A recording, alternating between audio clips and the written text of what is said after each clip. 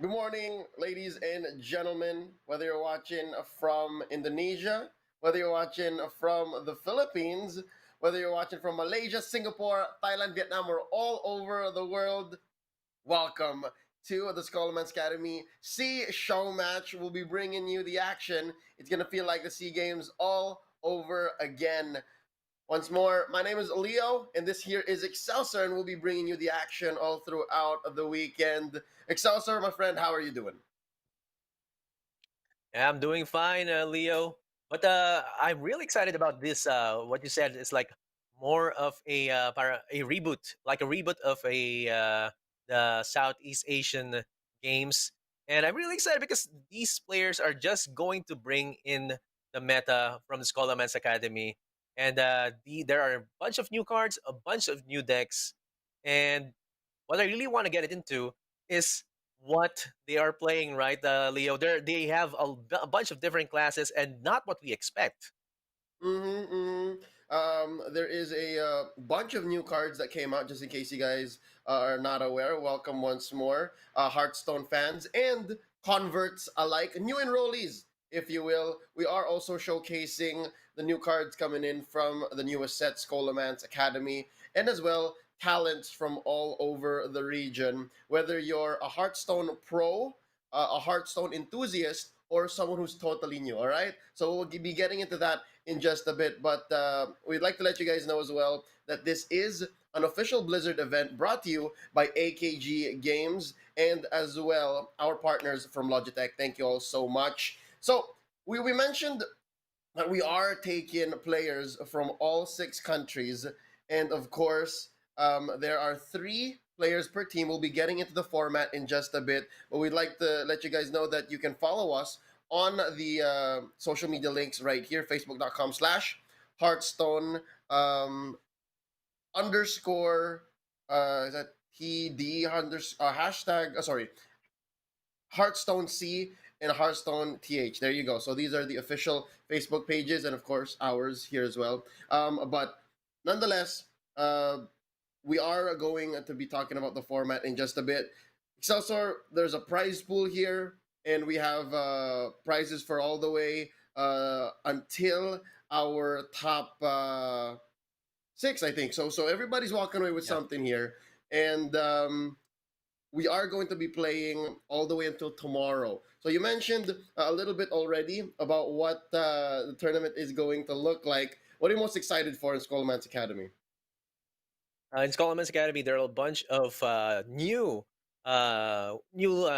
mechanics that we're going to deal with, like the spell burst keyword, the dual class cards, and of course, there are a bunch of surprising new legendaries that give advantages to some of our players right here, and I think they're going to use it in the next games that we're going to be seeing. So, Leo, uh, these mechanics are going to be game changing for this new age or this new season of Hearthstone, and this is going to be the start. This is going to be the meta defining tournament for our players right here.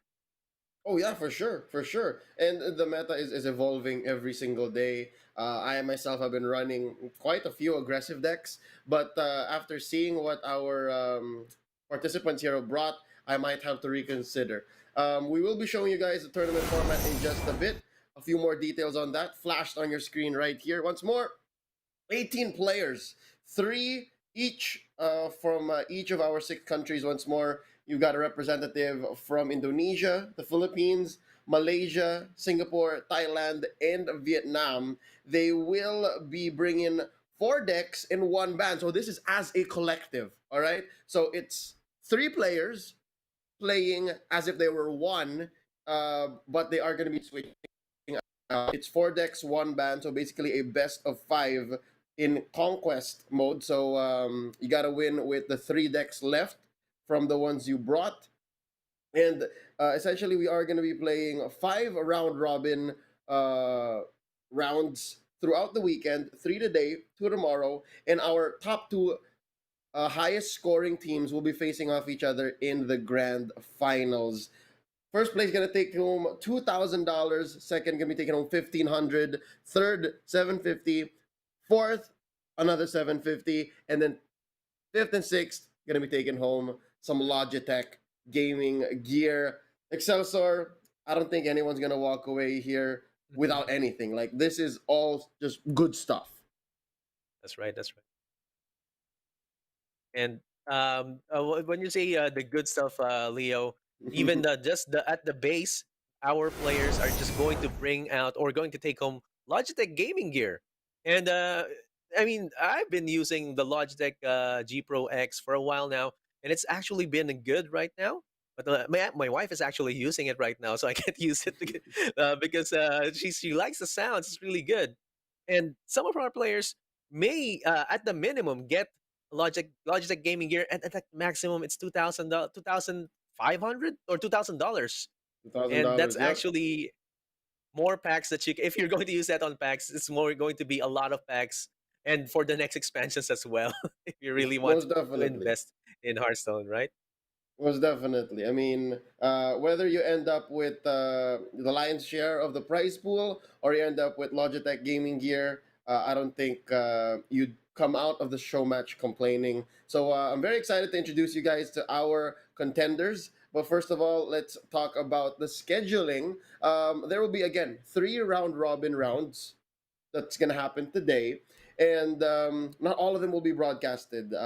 We wish we could, but that would take too much time. Essentially, what we're doing is every round we will be broadcasting one matchup. So the first one will be Singapore versus Vietnam, followed up by the Philippines versus Malaysia.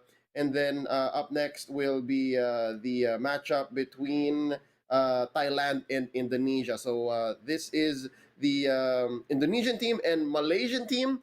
We have here Eduard.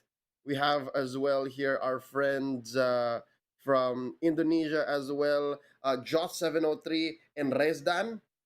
On the other side, you have the Malaysians represented here by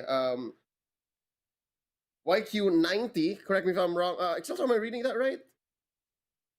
Yeah, I think it's Doctor Yu, the winner of the Southeast Asian Games.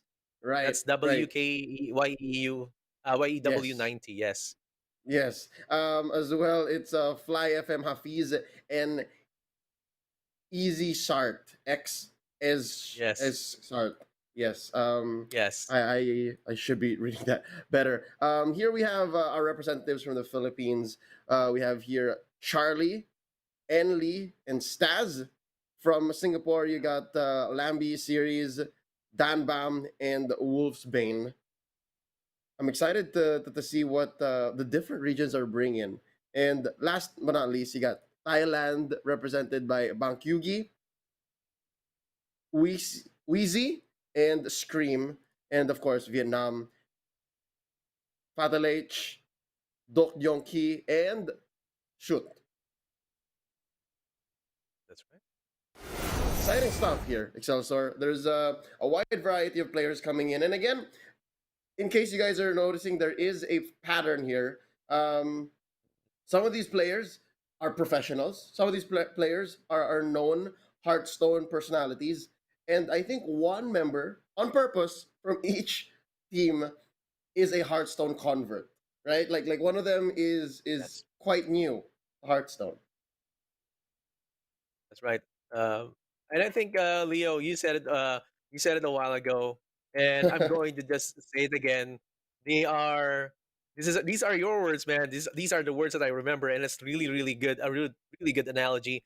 One is a senior, one is a junior, and one is a freshman. So this is like all in within the Scholomance Academy setting, because you already have a pro, you have a an influencer for Hearthstone, and you have one who just wants to play Hearthstone really bad, and who you should learn best is with the than with the junior or than with the pro and a seasoned player from the Hearthstone scene as well. So with Mm-hmm, that, mm-hmm. Leo, I was thinking which. decks or which classes the players would start first from each of their lineups in Yes. their countries. So Yes. yeah, I want to get into that. Yep, yep, yep. We are going to be jumping into discussions about decks in just a bit. But once more, we showed this to you earlier. But Yeah, again, we can only broadcast one match per round. So we'll start off with Singapore, Vietnam, Philippines versus Malaysia next, and then Thailand versus Indonesia to close off the day. Again, best of fives coming in from each. And yeah, we are going to be fielding one player per match, and it will be in that order. Again, prior to each match starting, they will be telling our league operations which player will be coming in first. So there now comes a dynamic. Which player will be piloting which deck and in which order? Because that's going to be very, very important and very interesting to see how these players interact with the decks that they brought. So, Excel, sir, you have any impressions so far, real quick? No specifics. How do you think they should be handling this? Where should the pro be? yeah. Where should the new enrollee, the Scholomance Academy, be placed? In that order. So yeah, in that order, as you said, Leo, there's going to be one player on the front line and two players in the back. And since this is more of a team effort regarding on how you play, I think these players just have to play really slowly. It doesn't matter if you're going to be on the front line, clicking the cards or making the plays, but make sure you have to consult your other teammates first before making the first move, because again this is a hive mind, or rather three brains are going to be playing within one match. So you really have to be slow, or you really have to consult your other players first if you think that's going to be the best line of play for you. So I think if you're they're already contacting each other on Discord, so this is going to be really easy for them to communicate with each other. But Mm-hmm. since we are now looking at the graphics right now, I want to discuss the decks that they're carrying, Leo. Um, we have here Singapore already banned. It's Rogue. I'm really surprised about this, that the Rogue is banned instead of the Bomb Warrior. Bomb Warrior seems to be the most logical logical ban as of the moment. Mm-hmm. But Mm-hmm. Rogue seems to be quite stable, even though it's not as expensive as the other decks. So there's also Control Demon Hunter. There's also a Highlander Priest, and again Yep. there's a Bomb Warrior right there at the last part of their decks for Singapore. Man, Leo, I'm really surprised at this. Yep, funny how the bomb warrior is the one that pulls through. And if you're looking at this rogue, this is stealth rogue. It's tempo stealth rogue. It can go out guns blazing. And yeah, I was about to ask you here, Excelsior, why do you think the warrior came through? I mean, this is Vietnam that banned out the rogue. So possibly, do you see why they let the warrior through? Is it something that they played out and they said, you know what, we figured this out, we'll let it through. We just don't want to deal with that rogue. Yeah, I think the reason why Vietnam banned the warrior right there is because they No, the know that rogue. their own banned the rogue right there. It's because they know that they can cancel out the bomb warrior with their own secret rogue. So it would be best if we see the what Singapore bans from Vietnam. It's possibly Bomb Warrior, but if it's Bomb Warrior, oh wow! Again, surprising guys. They have banned Priest. Okay, so they banned Mm-hmm. Priest, and that's the Galacron Priest variant. So Singapore Yep. just banned the Galacron Priest variant. Also, you can see Control DH right there. There's the Secret Rogue. So from the previous Singapore variant, that was the Tempo or Cut Rogue that they carried. It was banned, and Bomb Warrior still remains on their lineup. So this is surprising because not a lot of our players are really afraid of the Bomb Warrior, and we can see it on ladder getting the wins easily. But it seems they're not afraid of it, and they can counter it easily. So really, that's kind of surprising, and I want to see how this plays out on this tournament, Leo. Yep. And it kind of makes sense. I mean, at some point, it feels like it's Ashes of Outlands all over again, given how it's Bomb Warrior and Rogue. I mean, sorry, Warrior and Rogue making the rounds. And it is refreshing though to see that Demon Hunter is coming back and with a new flavor. I was excited to see some new Demon Hunter when Scholomance Academy was released, and now that it seems to have stabilized, we are seeing now Control Demon Hunter being quite reliable for a lot of our teams. Now, coming into this game, ladies and gentlemen, it's Vietnam fielding their Bomb Warrior, going up against Singapore's. This is the Galakron priest, right? Quickly. Yeah, yes, and I think the Bomb Warrior on top. That's Lambi series. They have switched their names. So on the bottom, that's Vietnam. On top, that's I see. Singapore. So on the bottom, we're seeing a Highlander priest. That's from It's Highlander Singapore. priest, right? Right. Yeah, Highlander priest from Singapore. On top, that's Bomb Warrior from Vietnam. So they're switched. Okay, so you can see right now it could be a good play for for the Zephyrs to be put down right now, just to gain control or gain a bit of tempo. But I think he's going to save it later to be more reactive. Your wish is my suggestion. So, ladies and gentlemen, you all might be wondering why our first players are coming up as such. There have been interesting developments prior to the start of the Show match, and all first games in each series participated in by Team Vietnam will have to be a round one loss. This is going to be interesting, given that they are starting each game at a deficit, but nonetheless, their deck lists, their deck choices might help them get out of that predicament. I do believe they can still give us a good show, and they might even win this whole thing. It's not impossible. So this is going to, instead of a best of 5, turn into a best of 3. Yeah, back to the action here. Excelsior, no one necessarily taken the beat down, and I do think it would be in the best interest of Team Vietnam to start going faster, right? Because if you try to go slow against Highlander Priest, that's a losing battle. And now it's weapon control all over the place, right? Check it out. Wow, that's actually a good card, Leo. You said that the Bomb Warrior will be on the down, but now look at Leokin already showing a bit of grin right there, because he stole the Wrench Caliber from Lambi series, and that's actually a good play right there, because if the Wrench Caliber doesn't get destroyed, that means the Horde Villager won't get activated. That means the Krasinov won't be able to upgrade it. Okay, so I think that's a good play right there, coming from Lambi series, and like Doc Diokin is actually really surprised that that's actually a kind of a tempo play right there.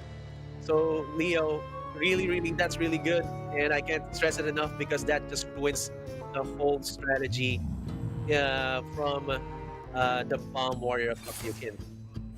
Yep, and the thing is, there's so many more weapon answers here for Lambi series. He's got total control here, and The future The is warrior? clear. Your demise be like one of the ways it can go fast is through its weapons, right? There's so many ways for it to recycle its weapons. I'm glad that it's taking it slow, and that Horde Villager really finds itself in an interesting position, because the Wrench Caliber didn't die on its watch. So very interesting how he can't just play the the Horde Villager here. Our Team Vietnam is in quite the predicament. Job done. And What That's right, Leo. The whole play of Team Vietnam is kind of put slowed down with that kind of play, and Dr. Krastenov has to be put down just to make sure that he's on tempo. And look at those cards coming from Lambie series' side. It's you can say that he's going to be a bit stable over the next few turns. He also has a Harrison Jones right there in case Yukin puts down a weapon. So if that happens, there's going to be there's going to be so much draw coming from the priest. And again, considering that Lambie series has 3 weapon removals and two weapon removals and 1 weapon stealing item minion right there. He's really that gives us a reason why they didn't ban Bomb Warrior. They can handle it. They had answers. So this is just Team Singapore being in control. I mean, you mentioned the Harrison Jones, and I do think, that could end up drawing him quite a few cards, but that's the least of his problems. He's got answers upon answers, and he can even take certain threats. But this Krastenov goes unchecked. He's gonna stay around. Well, at least for one more hit. I wonder. That's right, Leo, and we can see that that Krastenov is most likely going to be useful if you really have a weapon. So he's saving that upgrade right there for another wrench caliber that may be drawn out in the next few turns, and that's going to be the dormant's going to get active, and that has rush right there. And Kabbalah Acolyte, the new Scholomance card, has a spell burst that's a 2/6.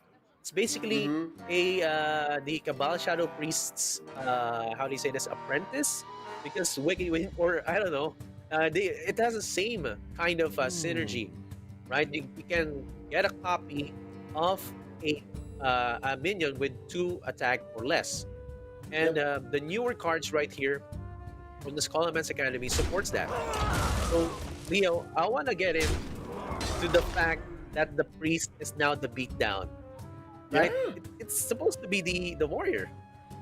But what's interesting is, yes, you're right. Right now, the board presence belongs to Lambie series. This is Team Singapore. They have a great grip. But the thing is, looking at Team Vietnam here, our friend here, Doc, Let me change. he also has a lot of removal. Like there's the mad aspect, got a couple of brawls. He's got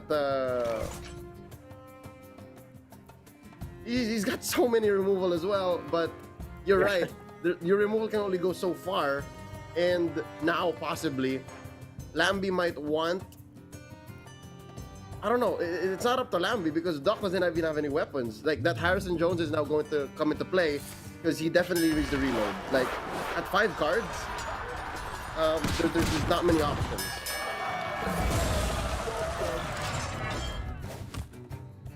Yeah, that's a good point that you pointed out right there, Leo. Because look at that. Look at the hand of Doc right now. It's a bunch of control. You have the brawl. You have the blade storm right there. Those are control pieces, and that's really one of the ways or one of the good factors of a bomb warrior. But now it's not working into his favor because he's going against another control variant right there, and it's not going to be efficient for him to use a blade storm to remove that 3/3 Kadarj right there. So or Kaarj, Mind Flayer Kaarj. So it's going to kind of force Vietnam to use their removal pieces just to increase the damage, and they need a draw card, and that's there you go. They get a shield block, and it's important to see. Oh no, just a course. So Hold up. You wouldn't slam Karj, right? yeah. You would not dare slam Karj because what's inside Karj? That is that's the Krastenov in there, right? yes, that's right. That's worse. That's infinitely worse. Like you don't want the Karj the Krastenov punching you. That's right. That's right. Instead of a 3-3, you get a 4-4, Yeah. Just and deal that with the 4-4 3-3 is for just going to be now. more damage. Yeah. Yeah, Oh and man, look wow, at that! Wow. Lambi series is just getting into the value. Oh, he's going all the way into the beatdown, and now Doc has to Yep. really deal with this now. Your Doc has mind no is choice. not so. Yeah, Oh, that's a that's big 5-9, and it's not going to be uh, removable by Bladestorm. Bladestorm will probably remove the 2-6 Acolyte right there. But Coerce, after the combo, could remove the Arch right there. But there's going to be, again, as you said, a Krasinov, Dr. Krasinov in that. And so let's see how he does this. oh, he just ends up punching both of them. All right. There's no point in click removal here, so A simple spell should he's gonna make some spells first. Let's see what he ends up with. Nice. Oh, Oh.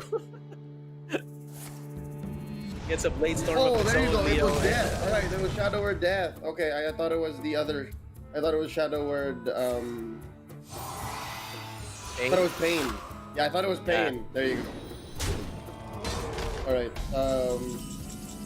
Cards look a little different from this far apart. All right, so that was And point and click. That's why he was feeling Yeah. confident about it. That's right, Leo. And again, looking at that that reaction, it just puts W in a very, very good position because he is able to remove all the cards from the side of Lambi series. And look at this, Leo. He drew another Horde Pillager, and that's not going to be useful if you don't have any weapons that were destroyed. So Yeah, and you can see Duck Diokin laughing right there because he's actually talking to his teammates on how he's going to play this out. yep, So- yep.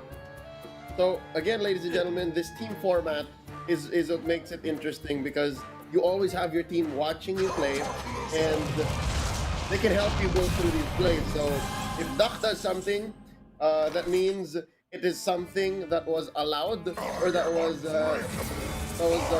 suggested by Sut in Fat LH. So looking at this, Lambi just plays the mad aspect into a free board. So he still wants to go into beatdown. Like he's telling Doc, if you can't deal with this, then it's gonna punch you in the face.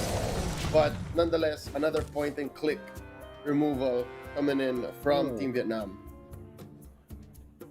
And that's right. And you can see there, Team Vietnam already getting the good removal with Galacron right there. And I think this is a good Galacron turn because you would want to get more pieces from the Invoke right there. You would get another Beast minion. Oh, that's a new one right there, Leo. And that converts any minion put down into a 4/4.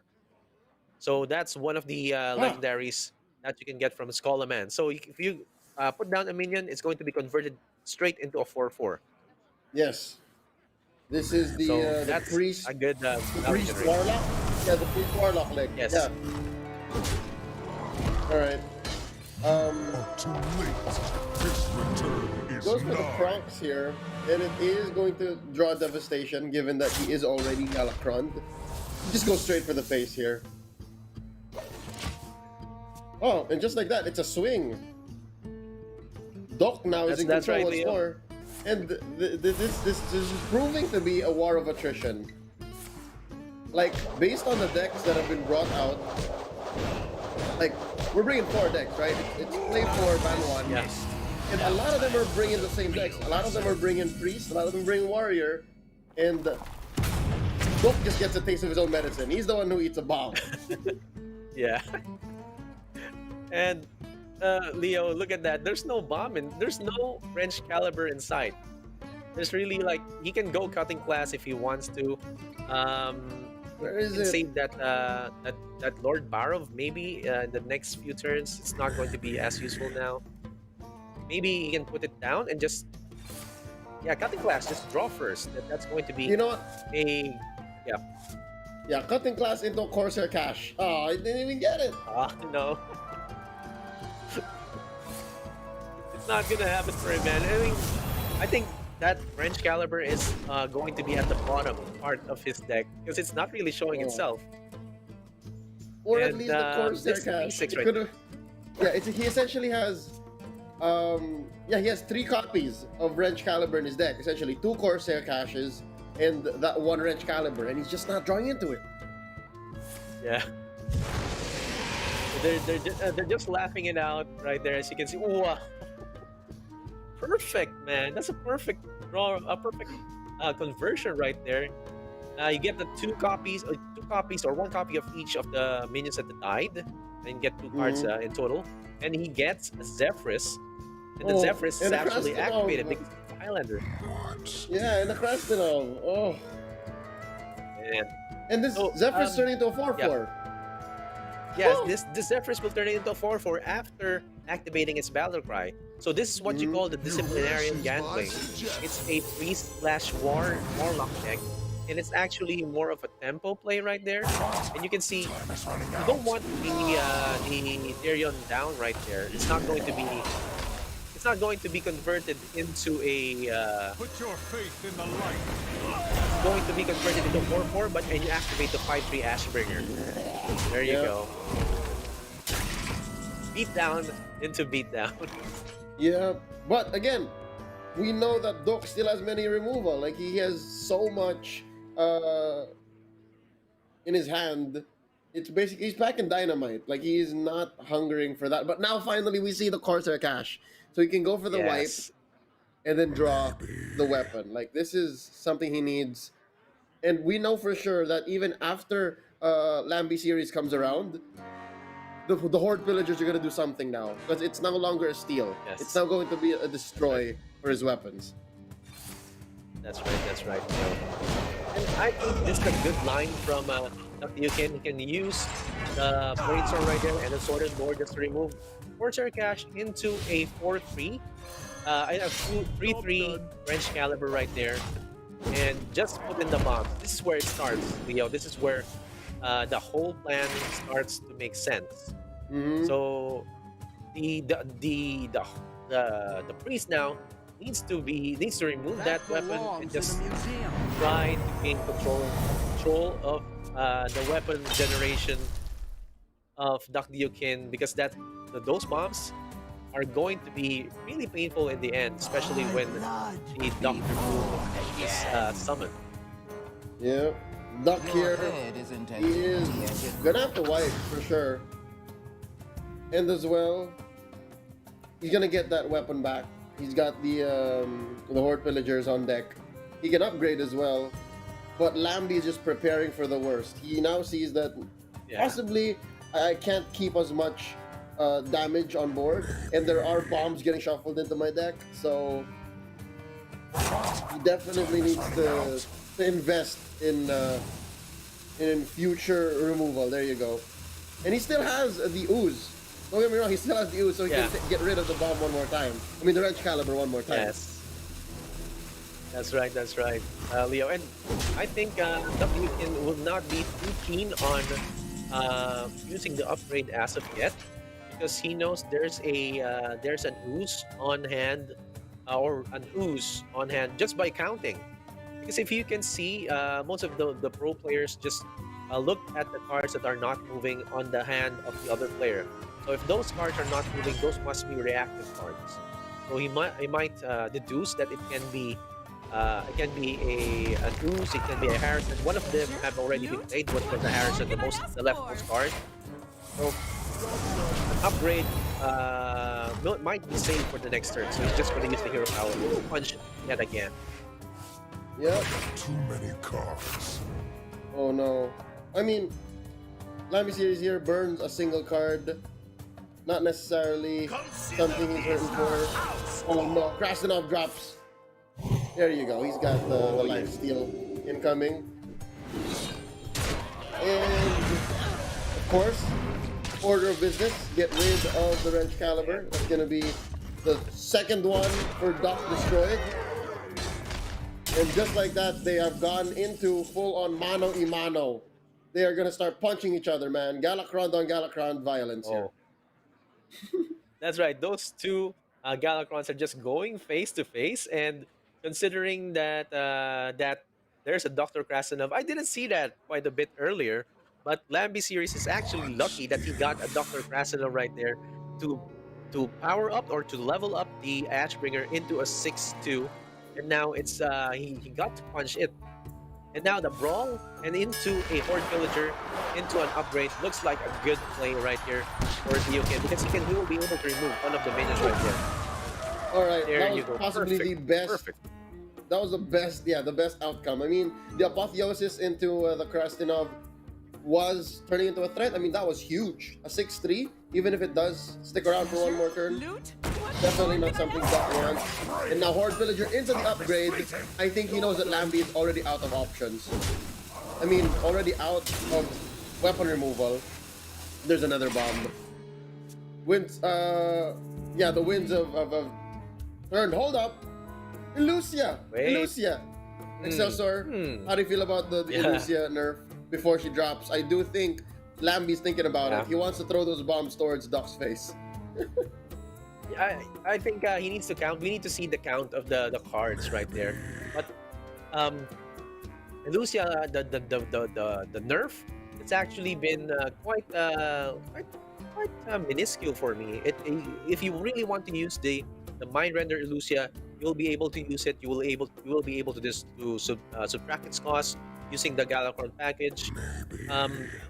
Right now, we might not be seeing the play as of the moment, but when you see Lambie series try to remove or try to empty out his hand, then we might see that mind render Lucia be used the next few turns. So I think this is going to be a Sounds Dragon play, so that an 8-8 would be better. Oh wow! Oh, he goes Just for it really already. wants to remove So, that. Okay. he's holding on for the bomb, the option for the bomb. All right, he's short man. run. Let's see. Doc, is he gonna walk to a bomb or just Oh Just no! not yet. not just yet? Woo. Wow, this is actually Oh. turning into a mind game right here, right, Yes. Leo? Yes. So now Doc is in a situation wherein he has to make sure he doesn't punch himself. Because if he does go for the wrench caliber, he is shuffling a bomb into Into his effectively own. his own deck. Yeah. Yes. Interesting dynamics here. So now Hmm. Doc really has to think about this. I'm sure in the background, Doc is asking, he's asking Joth, he's asking Fatal H, like, yo man, should I really do it? I mean, I'm pretty sure he can go for the blitz here. I'm not sure if he has the option. He has the answers though. That's 4, 4, 11. That's just 11 on board. I think, yeah, the Soul Mirror plus the Breath of the Infinite will be able to, or the Penance will be a good play right here, just to make sure that he has control over, but he doesn't need to punch. He doesn't need to punch. If he does punch, he's going to probably die. Because Yeah. looking at the deck right now, it's a bit thin, probably 5 or less Woo. cards. So this is because of the cutting class. Oh man, Oh, Horizon. wait. Oh wow. Yeah, Morazon. I mean, it's a full two or three. It's a full 2 turns until Morazon matters, Yeah. because that's when Doc would have like a better board. But at 4 health, what does one do? I was thinking earlier that he could have possibly gone for all the way, but yeah, his hand just wasn't stacked. Yeah. It wasn't there. Cutting class is safe now, right? Like, this is his deck. Yeah. Yeah. All right. Just Yeah, checking. it's safe now. And Leo, I'm thinking that a Murazon would not be useful as of the moment. Probably Yeah. he can go hero power and get something that could generate some of the damage. But right now he needs to remove all of those cards on the side of Diokin. Oh wow. Perfect. All right. Yeah, He's just and he building just back uses up. Infinite. Perfect. Yeah, I don't think Okay. I don't think Lambie is stressed out in the least. Like he's got quite a bit of a buffer on his health. 18. Mm. Duck here though. Um, got 5 damage. Could go for the refill. Out of cards. Oh no! Oh no. Hold up, hold up. Oh, He doesn't no. burn just yet. He doesn't burn just yet. Oh no. I'm kind of how do you say this? Worried about the board state of Dr. Yukin right now because if he removes that 4/5 Cabal Shadow Priest Leo, he's going to be one off lethal because next Mhm. turn it's going to be one damage for fatigue. So he needs to make sure that he removes his board arrow by using the coerce on it. Oh wow! He's There you got go. a And 6. he needs to use He's your got a 6 power. mana board. Yeah, he's got a 6 mana wipe. It worked out, and he's gonna take a while longer. He'll take his time. Down to 10. Here goes Lambie. Shuffles another bomb. 2 more charges on the caliber, Mm. and Okay. the Blastmaster Boom here. That is going to shuffle that's going to summon at least 4, right? Like there's at least 2 bombs in Lambie's deck. Yes. At least 2 bombs. At I least. think he got into maximum of 3, but Mhm. at least 2 bombs. So, Leo, the win condition right now looks a bit closer. It was kind of delayed, so the whole Galacron's wit might get him a. Oh man, this is good actually because Yeah. this is a taunt. So he's going to block some of the damage, but then again, 2 bombs, Leo, is going to be devastating for Lambie series. Ooh. Your Yeah. mind is Oh. not Even you know what? It's so close. It's so down the wire here that Doc has to really think about how he does this because his shield stam is dead, his Corsair Yeah. cash is dead. Blastmaster Boom is his only real play here, plus the hero power. Oh, He's gonna going to go pray, punch him. Leo. He's going All to right, pray. so he's just He's going to pray, Leo. He's going to pray for 2 bombs. 2 bombs. really One after his the only other. out, right? It's Here's his only where. out. Yeah, that's the only out. That's the only win. Oh, he's got it. It's a He's win. got it. All right. Yeah, Lambie just walks away with Oh, the win man. here. Doc is going to Right. just punch him. Ladies and gentlemen, that is going to be 1 towards Team Singapore, and Lambie gets that. That means Lambie is going to be sitting out. Up next, playing is Dan Bam, and yeah, Yeah. Vietnam here is on the edge. Right. They're on the edge right now, and Leo, what we saw a while ago, it was a bit delayed for Vietnam. It was because of the weapon stealing minion right there from Singapore. That's the reason why they didn't ban Bomb Warrior because they knew they had the pieces. They had the whole making to make it slower and to possibly gain board control and be the beatdown in the next few turns. And what happened right here is a game of pure skill coming from Lambie series, knowing that he would be able to they would be able to control the board and that Mind Render Lucia, I was corrected right there. He just played it right out just to slow Yeah. down the bombs being Yes. put into his own Yes. deck. That was a good Yep. It play was. right It there, Leo. was. It was less of I will take control of the game and more of I will just stop it right here. Like I know that in the end I can make more value, and even if you do borrow my hand for 1 turn, there's not much you're gonna get from that. So yeah, well played here from Lambie series, and of course the rest of Team Singapore. It's again all 3 players' brains and minds and hearts, I guess you can say, going into these games. So they are gonna be moving on to their next deck here. Could be the Demon Hunter. Again, it's Control Demon Hunter. Could be their own Bomb Warrior. It's a matter of time when we see this. But again, it is the sweep imminent here. Just 1 more away for Team Singapore to take this. Excelsior, that was an interesting turn of events. Again, it's because of the sticky finger. The Kobold Sticky Finger. That's the name Yeah, of that Sticky Finger. menace. That really Yes. just Yes. gave Doc a bad day. Like he started off weird. Like my horde pillagers, they do nothing.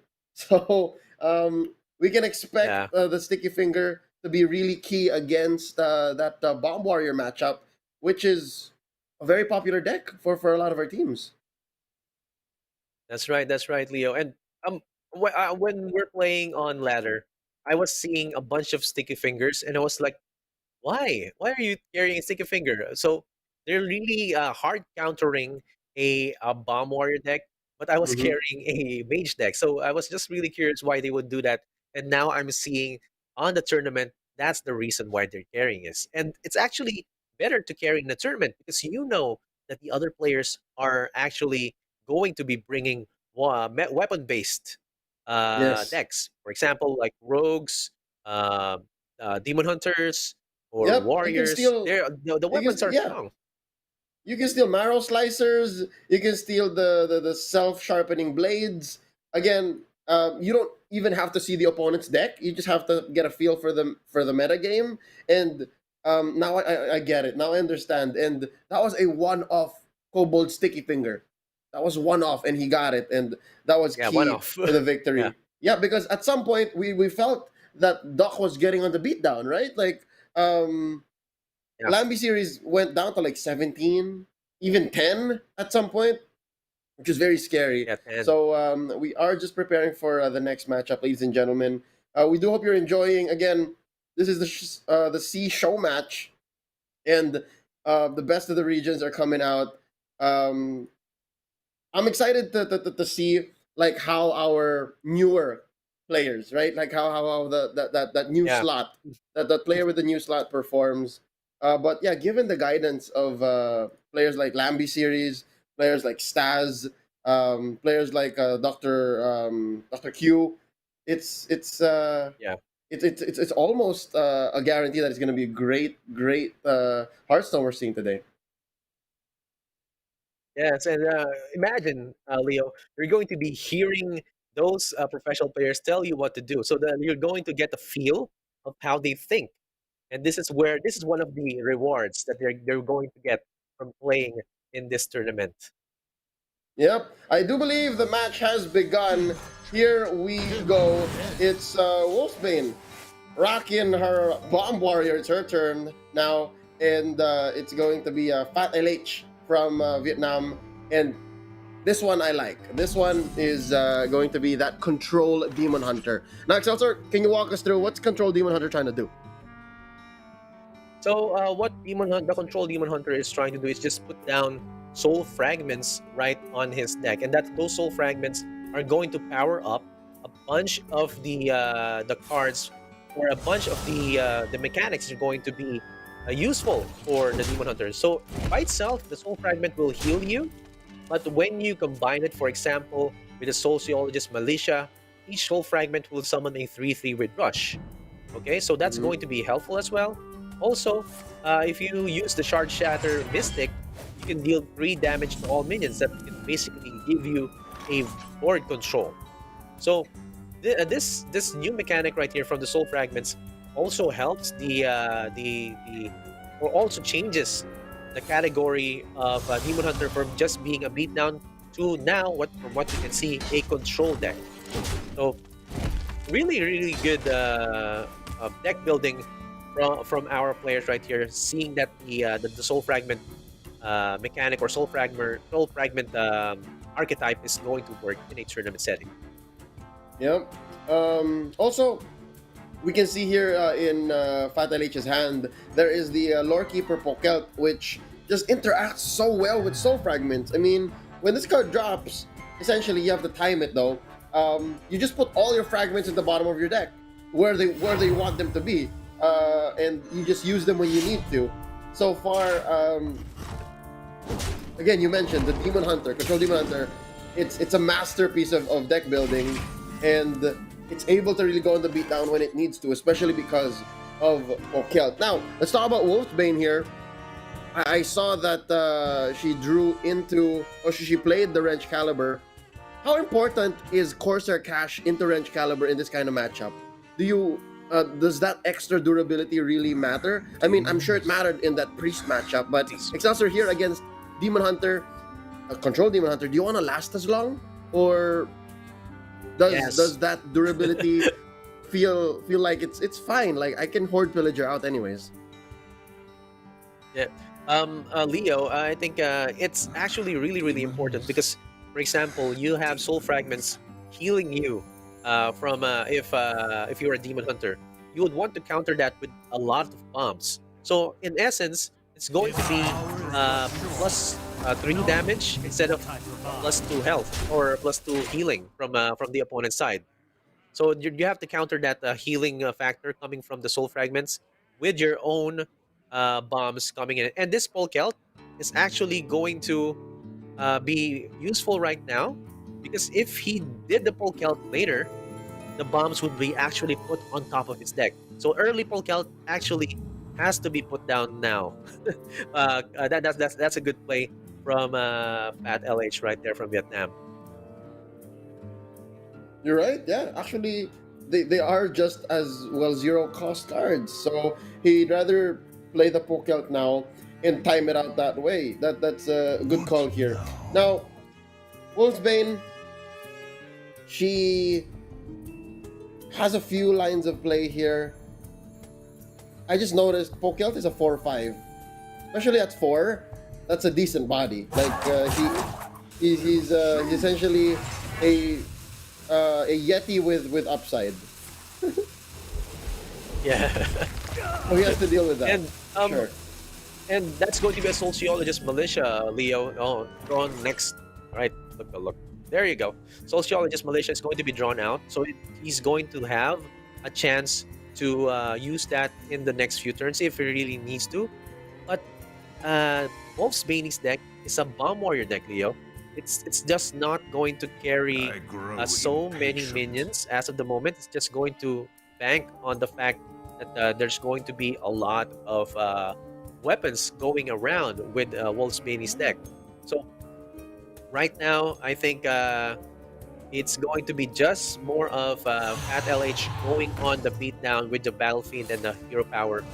And he's going to save those Shard Shatter Mystics just in case he gets bogged down with all of the minions that will be coming from Wolfsbane's side. Now that you mention it, that is true. Wolfsbane here. Actually, for both of them, I gotta say for both of them because they both are on paper somewhat control decks, and their removal can only do so much. I feel like Pat LH all the more. Like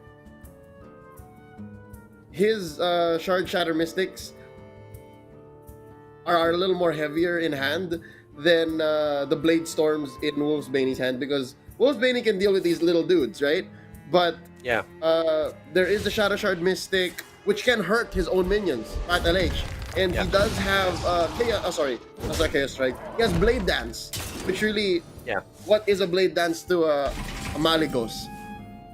So, to a Yeah. mad aspect. So, Deathwing, wow. sorry. These dragons, there's so many of them. But now Wolfsbane is just putting more bombs in. I do like the proactivity. How she just says, we're gonna start moving now. Pat, let's go. Yeah. Alas, That's right, that's right. warlock. And Leo, I just realized that the play 2 turns ago that Pat LH made was actually so that he would be able to use Outcast, the Skull of Gul'dan, Outcasted on the next 2 turns. It's actually a good play right there because you know that you would have the Skull of Gul'dan in the next 2 turns, and at turn 6 you would be able to use it so that you will be able to maximize it already. So very yeah. good play right there. Well, looking back, He timed it out.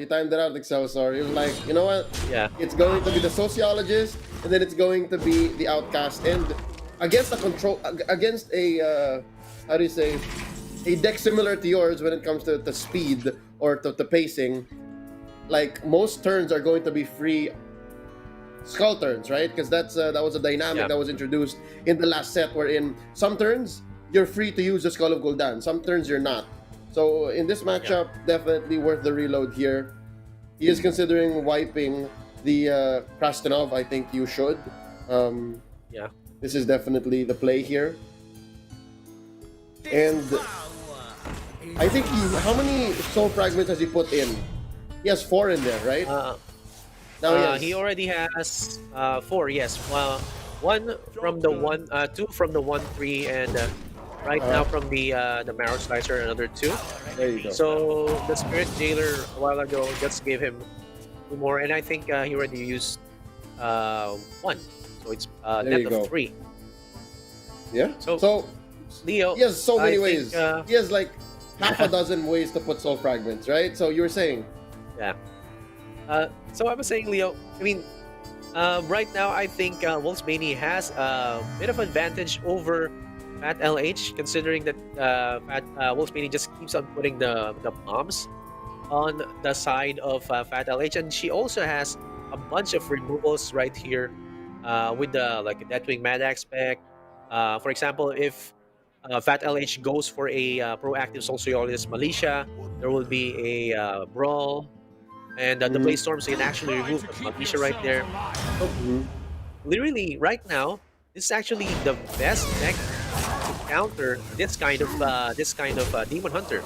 And personally, Leo, I've played a bunch of Demon Hunters using the Bomb Warrior deck, and it's really on the advantage.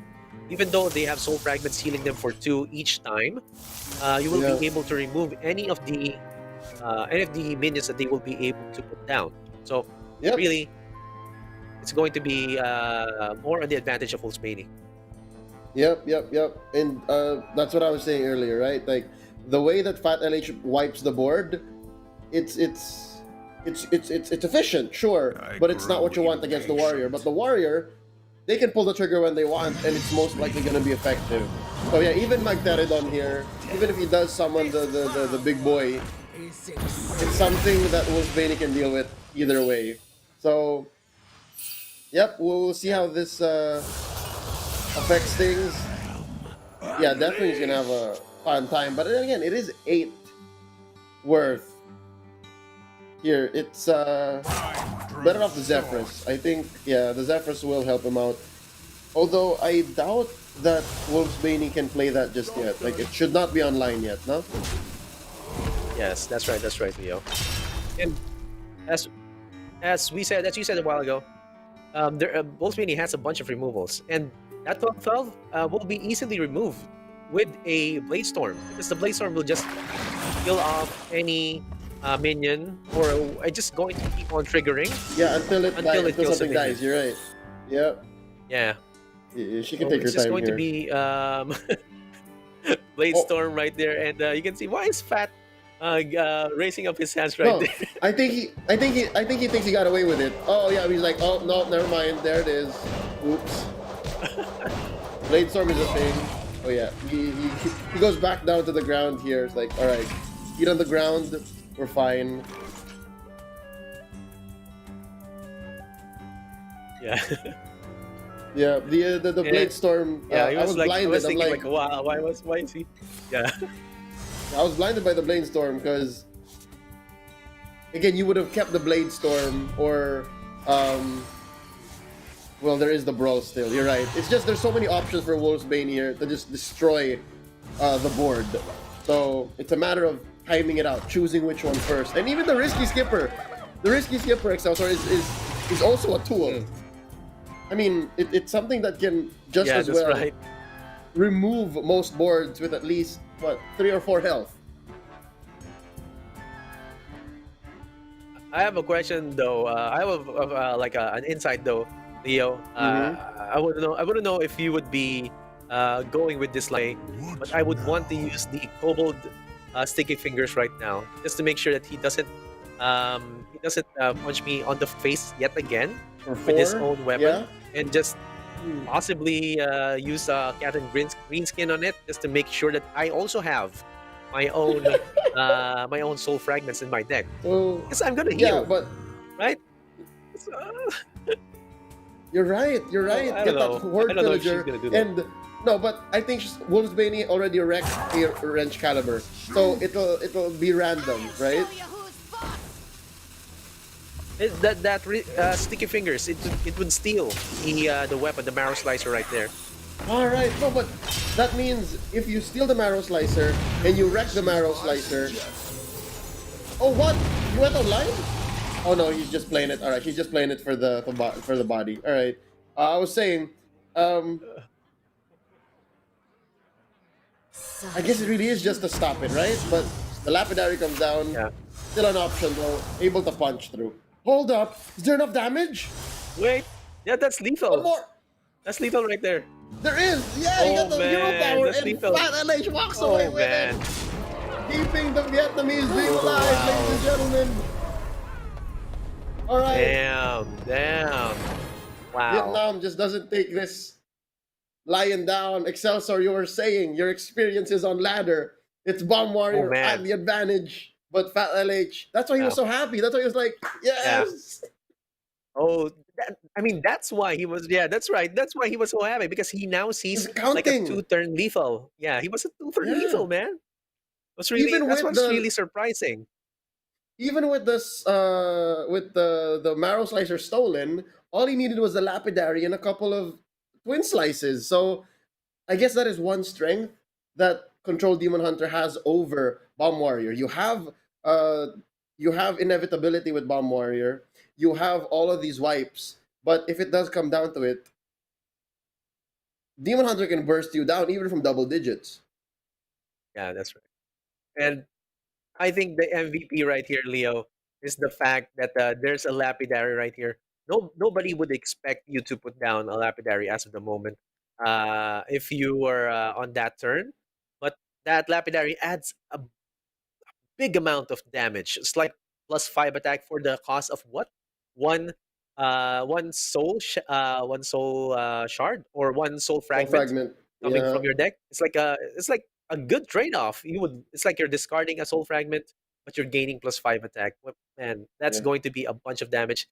And still, DH being being kind of a control version of it. It's feeling like more of a face demon hunter in that sense because of all the face damage that it's dealing from all the pieces that from all the cards that he has on this deck. I like it. I like it because it reminds me of that one hit KO Demon Hunter from the early days of Ashes of Outlands. Yeah, But it now introduces a more reliable way to wipe the board because that was one of the weaknesses of that deck, I remember. It was just so yeah, clunky, and you're like, are you going to punch me now? Because if you don't punch me now, I'm going to destroy you. So this deck can reliably do that and through many different ways because he could have done it with the Marrow Slicer, but it got stolen. So he did it with the Lapidary. And man, if we only knew what Fat LH was thinking. I'm not sure if we missed the lethal. We apologize if we did, or did he just draw into the twin slice? Because either way, it was quite the play. And again, keeping the Vietnamese dream alive. Again, ladies and gentlemen, despite that one game loss that they're starting with, they are putting up a good fight. So with that being said, they do have a few decks left here. Vietnam just won with their Demon Hunter, and they had their priest banned out. Yes. yes. Yeah, Okay. Vietnam So had their the secret rogue was banned. Secret rogue. oh, okay. Galacorn priest. It's Sorry, the Galacorn priest. Galacorn priest. Galacorn Galakan priest. priest. There you go. So I had that right the Yeah. first time. So they could be coming in with the warrior or the rogue. I'm hoping it's the rogue. Oh, so sorry. Yeah, I'm hoping it's Yeah. the rogue. Cross fingers. I'm hoping it's the rogue. So Yeah. we see something new here. And I think before the match starts, I gotta say, Rogue's newest MVP, Secret Passage. Excelsior, I gotta Yeah. ask you, how's that been for you? Have you seen Secret Passage wreck face? Yeah. Secret passage is just like really it's on a target. It's like on a chopping block for most of the players. Like, okay, secret passage. They're saying Blizzard, you have to nerf this. It's just too strong. And sometimes they get, or most of the time, rogues get the lethal from secret package. And I have one interaction, Leo, that I am really kind of irked out about the secret passage mechanic. If you use secrets passage and you're going against me as a bomb warrior, and you see the rogue using secret passage, he draws a bomb on his hand and it doesn't activate. So really, you see that you have a bomb on your hand and it's not really going to go off, but you know that you have a bomb on your hand as a rogue. So it's Mm-hmm. really a good card because it brings out the lethal from the rogue. So let's see. I really want to see that secret rogue again Embrace the being played chaos. from each of the from Vietnam side. Well, it's good that we talked about it because we're not gonna see it. So for now, it's going to be a warrior mirror. Sut versus Dan Bam here. Sut from Vietnam, Dan Bam from Singapore. Uh, it is going to be another fight to stay in it, and yeah, in the mirror here, Excelsior. Um, can you do you have some insight? Can you share with us like what kind of cards are we looking for, or how would you play? So the mirror right here is the bomb warrior, right? Bomb warrior mirror.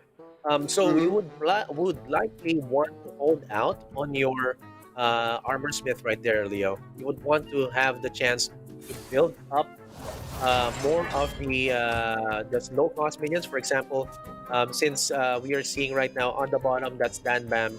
He has a bunch of frisky skippers. He's not going to be using that. He's going to use that maybe in the next uh, or in the later part of the game when he's going down on health. So See. Risky Skipper plus Armor Smith would gain you a bunch of health if you have enough mana on your side.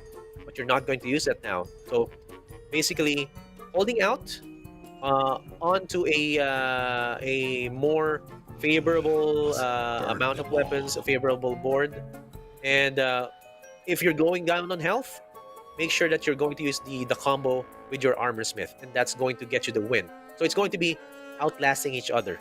You have, and the one who makes the combo right now with that kind of armor smith play is going to be winning the match.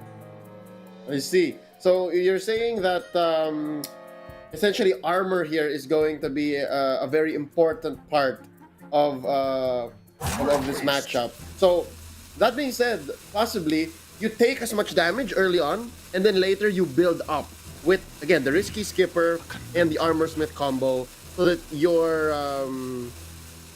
your shield slams still kind of make sense, right? Like in the late game, you want to have Yes. some shield slam activate ability, and I do agree. So we'll watch out for that. That's something for Dan Bam, right? Most definitely, especially with two risky skippers now. But how are you feeling about Sut's hand? Sut here, he has a smaller hand, no doubt, but he does have a Krastinov already. Doc is online, and the Wrench Caliber plus the Doc combo. Man, that's basically if the Doctor does not get answered, that's what almost infinite bombs. Yeah. That's a good combo right there, as you said, Leo. That with the Doctor Krasinov combo with the Wrench Caliber. But I think Sut just was not playing the Wrench Caliber right there because he knows there's a high chance that there might be a combo sticky finger on Dan Bam's side. Right. He's kind of a bit more how do you say this kind of a bit conservative in that sense. But He's you really have to he's put it down. apprehensive. Yeah. Yeah, you're right. Like most Yeah. definitely, as you mentioned it, Dan Bam drew into it. So how perfect is that? Speaking of the devil. So very scary. And now Dan Bam just goes for it immediately. He pulls the trigger, and that's just two triggers. He's now at 5 armor. And I think what Dan Bam is doing is he's baiting it out. He's like, all right, you're gonna have to play a weapon at some point, sir. And Yeah. here's an interesting situation. Excelsior, think about this. What if Wrench Caliber, Dan Bam answers with a Kobold Sticky Finger, and let me check Burn them on all. Vietnam's list. They don't have the Sticky Finger. Yeah. They can steal it Yeah, back. yeah. Oh no. Yeah, they can't. Oh, the Sticky Finger is so tech these It's going to days. be another situation, man. Ladies and gentlemen, Another the situation that Sticky they had Finger. with Durian a while ago. Yeah. Oh. So Leo, yeah, you're right. I was thinking that as well a while ago. If there was a sticky finger on the side of Vietnam, but they don't. It's only Singapore who carries that, and that's going to be really a heartbreaking play if that happens. So Yeah, that's a I think he just needs to Singaporean pull the tech. trigger, right? Yeah, Yeah, just go for it, right? Just go for it. But, yeah, ladies and gentlemen, off stream, again, there are some rounds happening. So, that is the Indonesian and Malaysian game happening with 1 point going over already to Malaysia. So, we will be updating these as the rounds go by. But, yeah, back to the action here. Two risky skippers sticking on board for Dan Bam. I don't think Doc is going to be a problem. Not much of a problem here, Doc. yeah. It's Dr. Krastenov is really not going to be much of a problem right here, Leo. It's just going to he just put it down just because he's thinking, okay, there might be a risky couple the sticky finger right there. But I am really thinking why he's putting it, why he's not really using it right now. Because he should be using it right now, even though he knows that there might be a sticky finger, because you'll also have another wrench caliber on your deck. Yeah.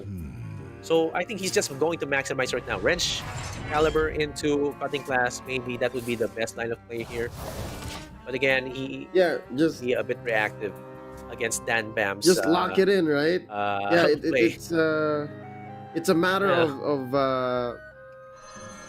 really whether you don't or you don't, you do or you don't.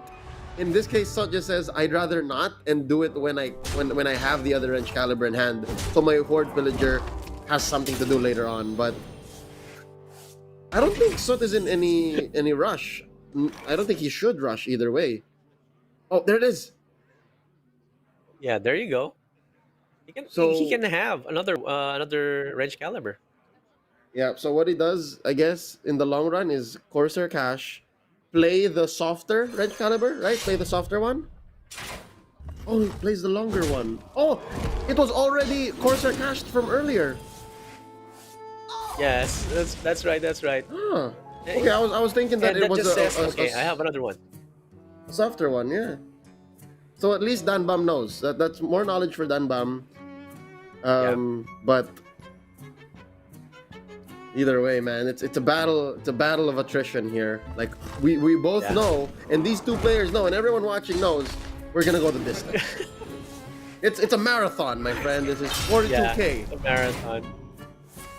Oh, that risky skipper is just so fun, Leo. I mean, I'm seeing it right now. It's just okay. I want to put a risky skipper in my deck. I usually just carry an ooze, and not even a Harrison because there's so many ways to draw out within my deck. But that risky skipper is just going to be possibly in most of the decks of our players, of our Hearthstone players moving forward.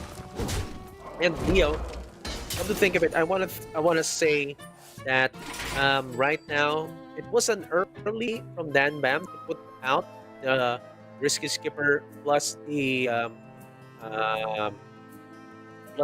armor smith. That was kind of Mhm. too early for me. I think he could have Yeah. waited it out. For example, maybe when you're low in health, and just possibly get the enemy's morale to a low because oh, he's getting low in health, but no, oh no, he's regaining again. So it's really going to be a tough hill to climb with that kind of play. Yeah. And No, Leo, what you can see right here. I agree. Yeah, I agree. It was a little early, but I think it was just his way of saying, "Sot, you gotta answer me. Sot, you gotta do something, because I'm gonna run your hand low." And somehow it paid off because Sot here did play some stuff, but Sot did not allow himself to be dictated on. Like he said, like I'll play my pace and you do you. But it led to this. It led to the Blastmaster coming in, and now, yeah, Sot just doesn't have a Blade Storm. His real answer in hand is the Brawl? A brawl. And Yeah. that's right, Leo. I think that the brawl is going to be the answer, but it's going to hit them so much on the face. Maximum of 4 gonna damage hurt. for each bump. It's gonna hurt. Oh man. Oh, And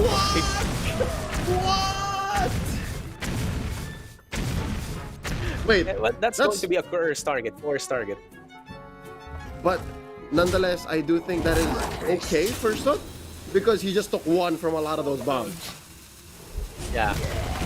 Like that was best case scenario given the worst case that happened with the brawl.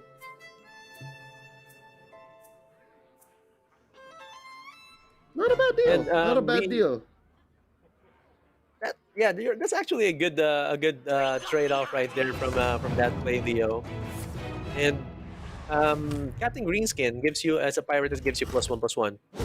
Some people don't carry a Dr. Krasinov because why carry Dr. Krasinov when you can go carry a Captain Greenskin, which gives you a plus one Mm-hmm. plus one? Because Krasinov needs to attack somebody Mm-hmm. with his rush activation, but you need to have somebody on the board, on the other side, for you to hit and get a plus one Yeah. plus one.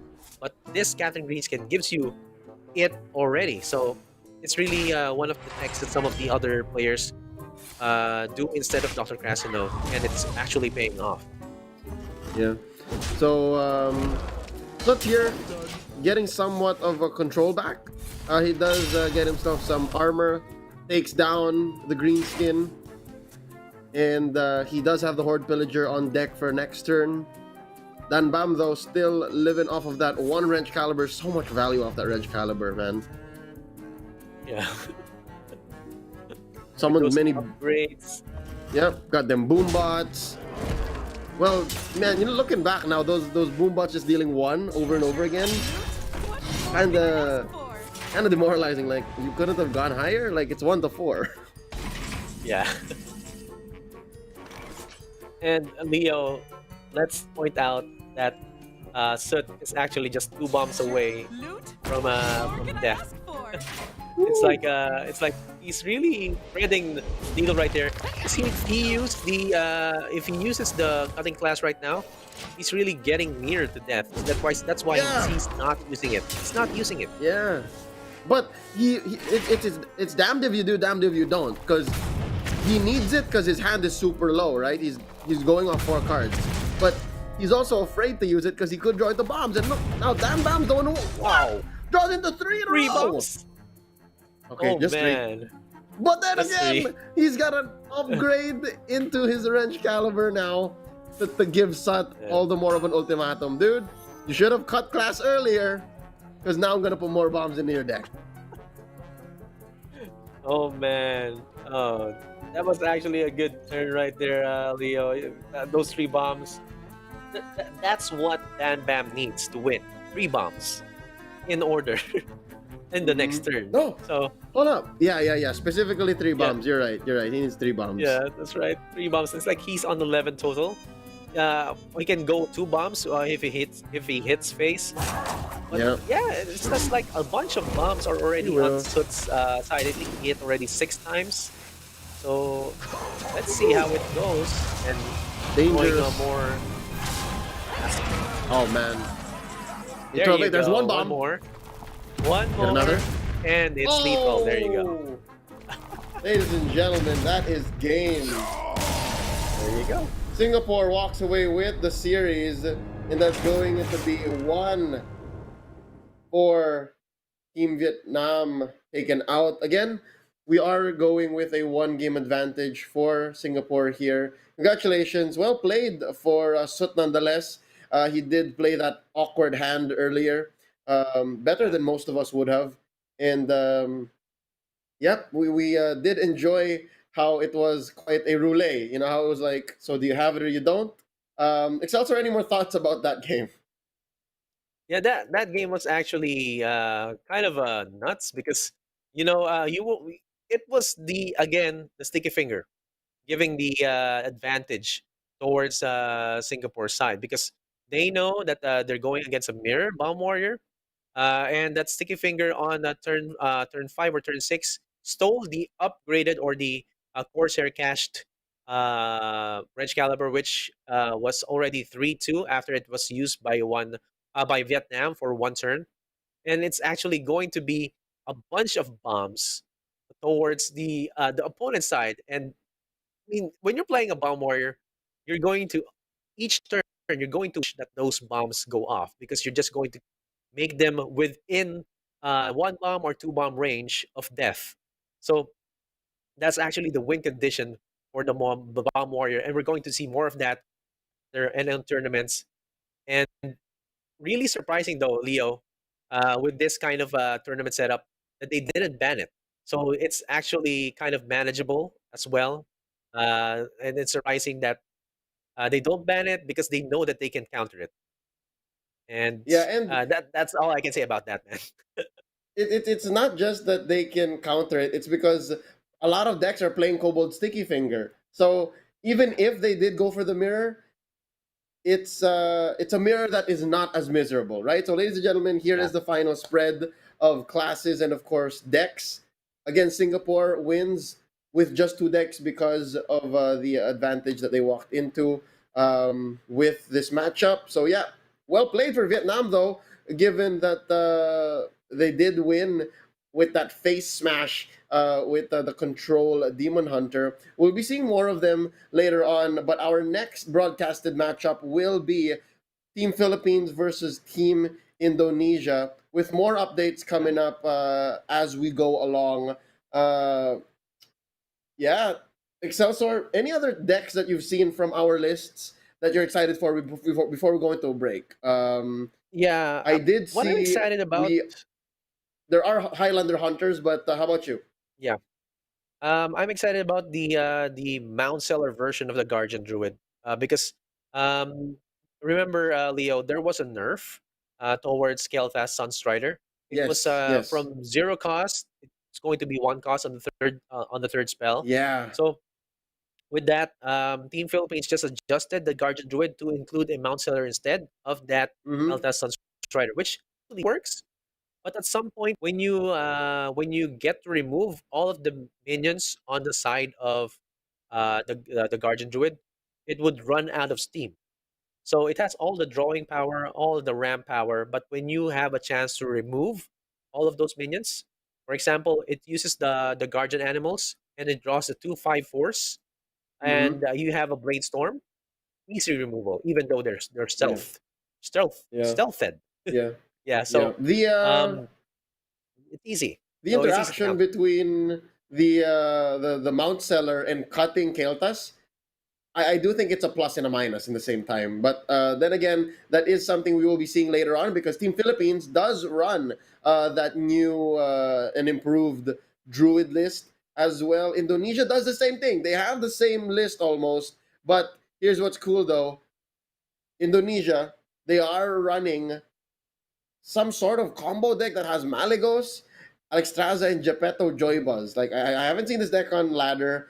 It doesn't show up for the most part on most meta lists. So this is definitely going to be a treat for us, ladies and gentlemen. This is going to be coming up after the break. We are going to show you the standings as well when they do show up because we are still finishing up some matches in round one. So watch out for that as well when we come back. And don't forget to follow us on social media. Those do flash here on the bottom and as well to the lower right side of the lower right side. There you go. Lower right side of the stream whenever matches happen. Ladies and gentlemen, you are watching the Scholomance Academy C Showmatch. Follow us on Facebook.com/Hearthstone_ID, Hearthstone C, and Hearthstone TH. There you go. Right there. Again, this is a Blizzard event organized by AKG Games with our partners from Logitech. Thank you so much for helping make this possible. Again, we got a great prize pool, 6 countries, 18 players coming all together to show you the best of the best that the community and this new set could bring once more. Scholomance Academy. Excelsior, did you see that philosophy bundle though? Definitely something we got Yeah, to pick up on. yeah. I think the philosophy bundle is really one thing that our players can get. $20. You are made sure that you have 2 legendaries and 20 packs. So if you haven't done so, just buy it out, and if you can get two legendaries closer to your Scholomance Academy collection. So I personally I got the Ras Frost Whisper and the weapon, the scepter, that gives you that draws out a card Yes, and makes you Sapiens. decide if you're going to put it to the bottom of the deck. So Scepter of Yep. Sapiens. right? Yeah, It's yep, like yep, a nice card. It's nice. It's a nice control piece. It's yep. also Very some important. I've yet to see it play in Very play. important in the what they call small spell mage that plays Mozaki, which again, yeah, spoiler alert, doesn't show up in today's decks, but nonetheless, could start taking names in other tournaments or at least on ladder. But nonetheless, we are gonna go in a quick break. Just wanted to bring up the philosophy bundle in case you guys haven't jumped in on that. Again, great $20 value. 10 packs from Ashes, 10 packs from the year, the Phoenix, and two legendaries, confirmed two legendaries from Scholomance Academy. Once more, my name is Leo, joined here by Excelsior. It's been great to be at your service. We do have another couple rounds coming in today. Once more, when we come back, you are going to be seeing Team Indonesia go up against Team Philippines. Stay with us. You're watching the Scholomance Academy See Showmatch. We'll be right back.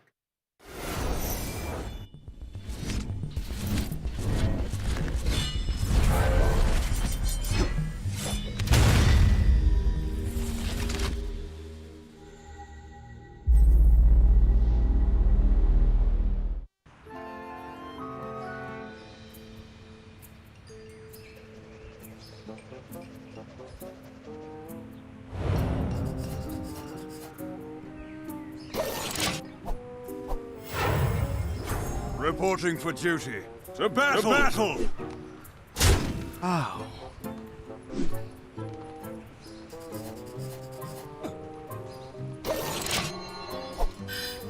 I will act as your scale, Dragon Lord.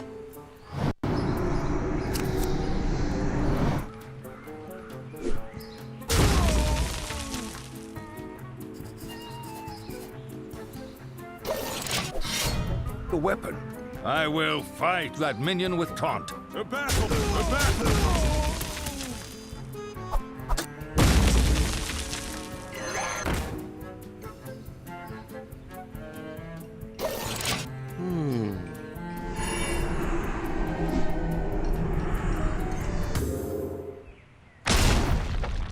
My madness will consume you all. Madness.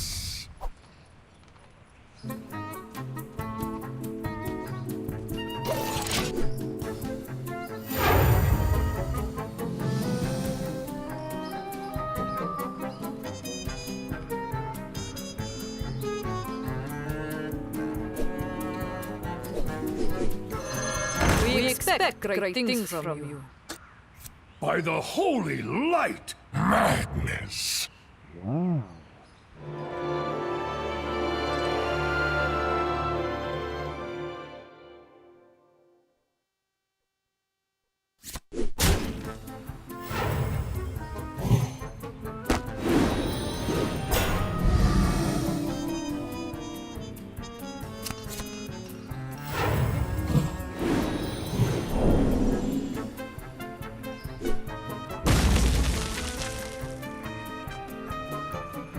We expect great things from you.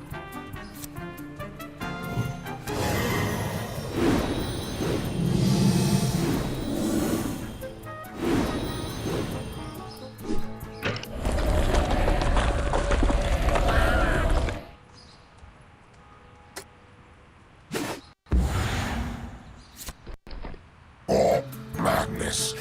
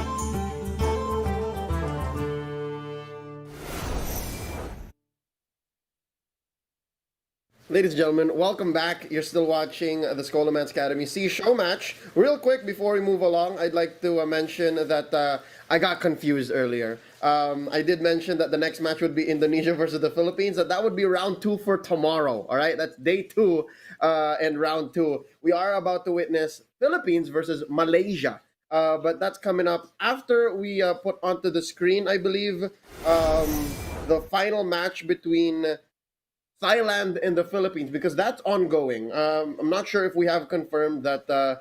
Yep, this is that match, and we just had it get started.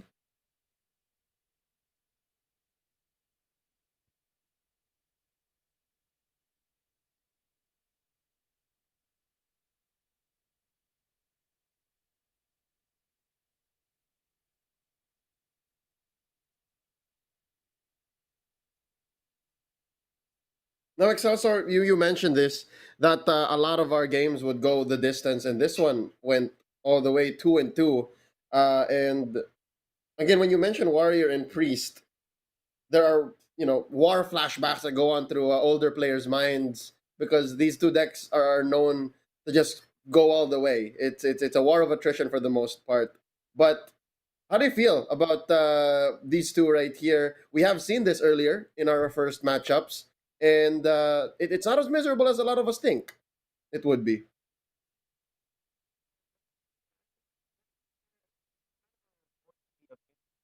Faster, considering that this is there are blood boil boots on the side of Bank Yuki's side. So this is now like, remember, Leo, there was a version of this before the Scholomance Academy expansion. Like it only gets this it only banks on the fact that most of the minions will be damaged from using the risky skipper, so they would be discounted. So let me count it off. We will be able to summon the Blood Boil Boots next turn. Yeah, he can use it now. Before even actually using the risky skippers. It's going to be. I'm thinking this is going to be a bit not too fast, but not too slow either. It's going to be take a while, but we're going to see an uptick in terms of the gameplay from especially coming from the Warrior, because the Warrior is going to be the beatdown in this matchup.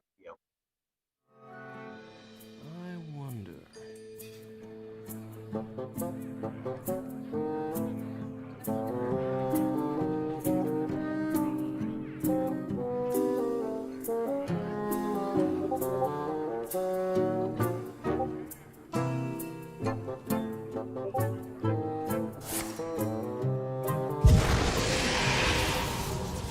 Your mind is not your own.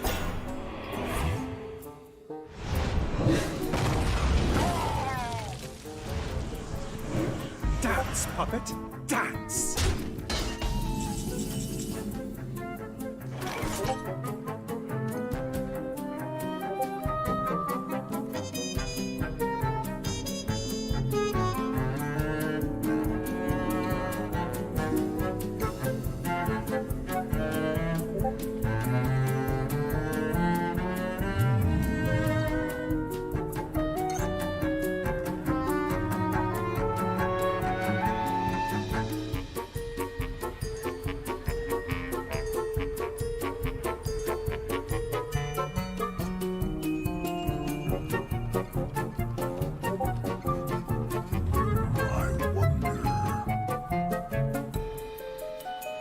Drink your blood! Eat your flesh!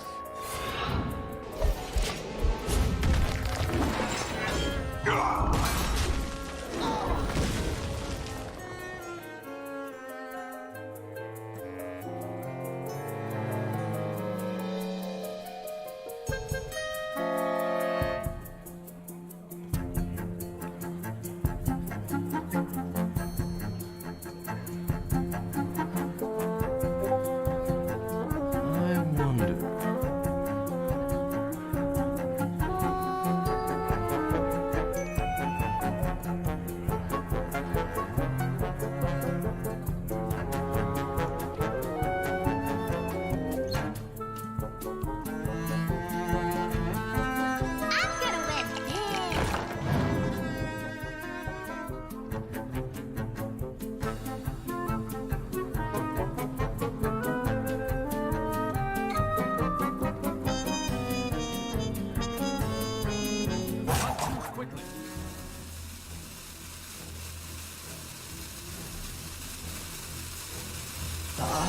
not be born again. You are a prisoner in your own body.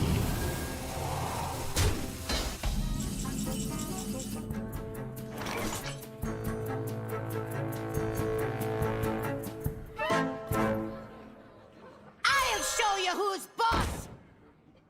This will break your bones.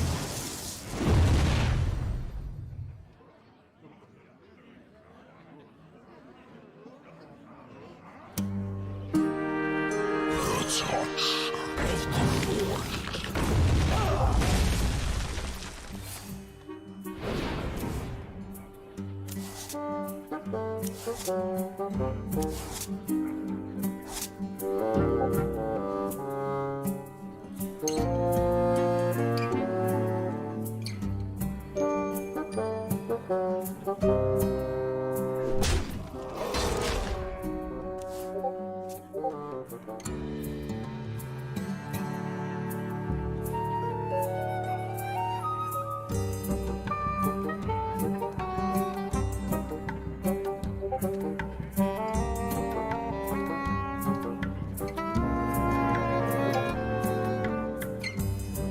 I must consider.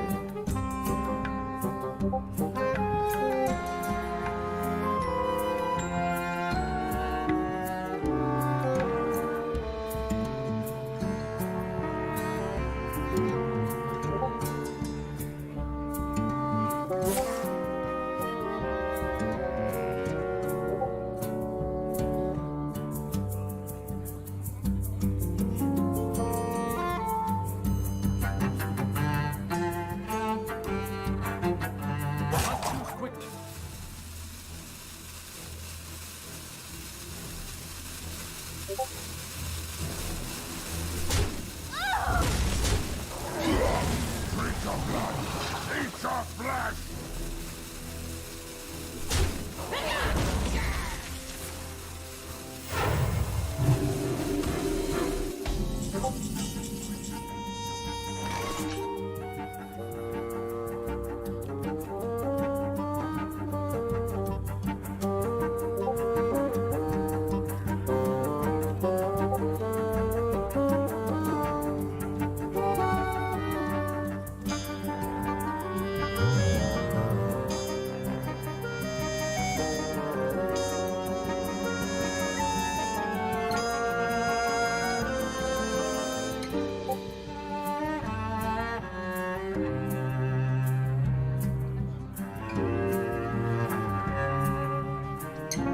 What now?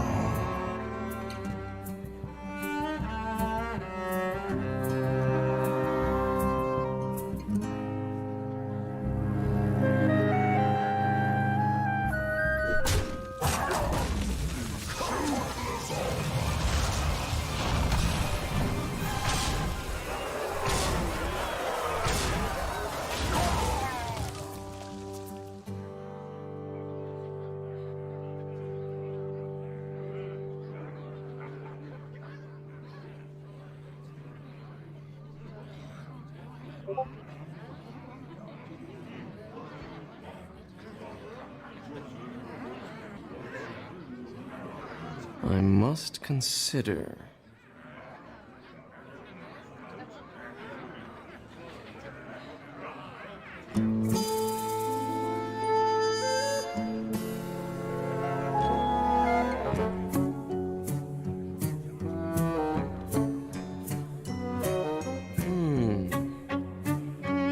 You are too late.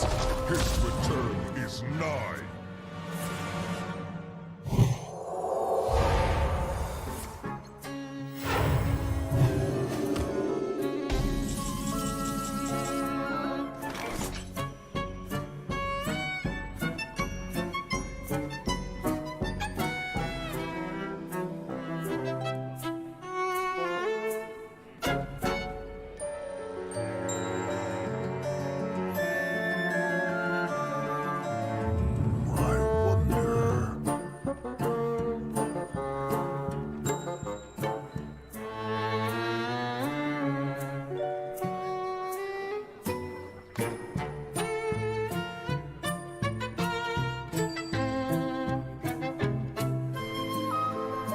What now?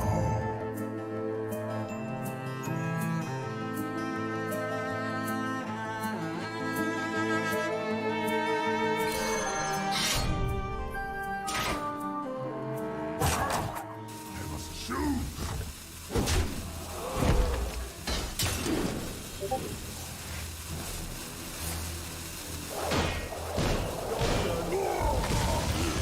Will break your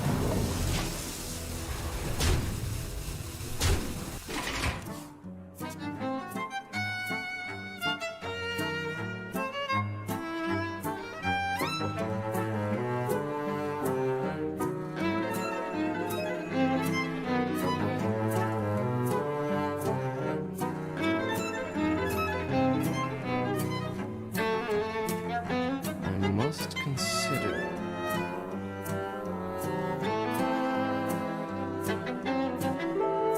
My stick now!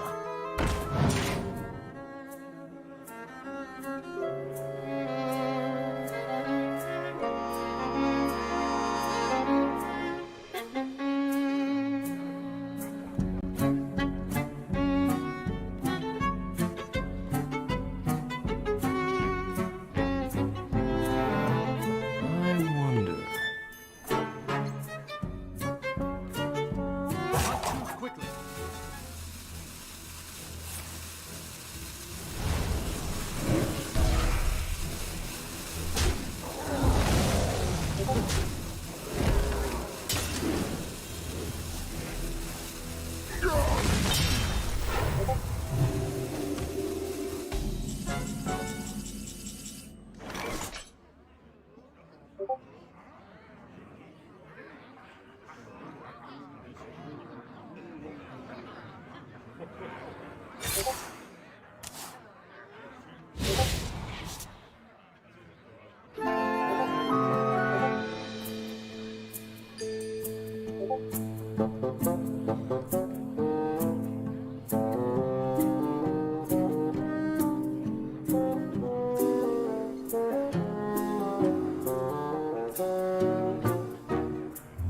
I wonder.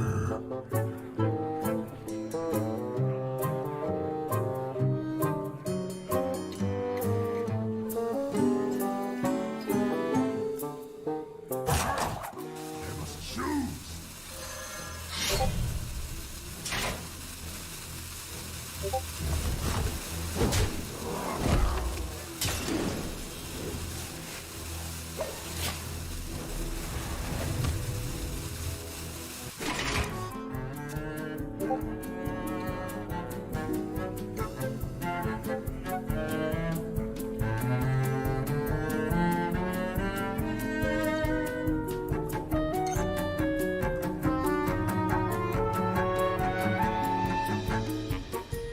Power into gets!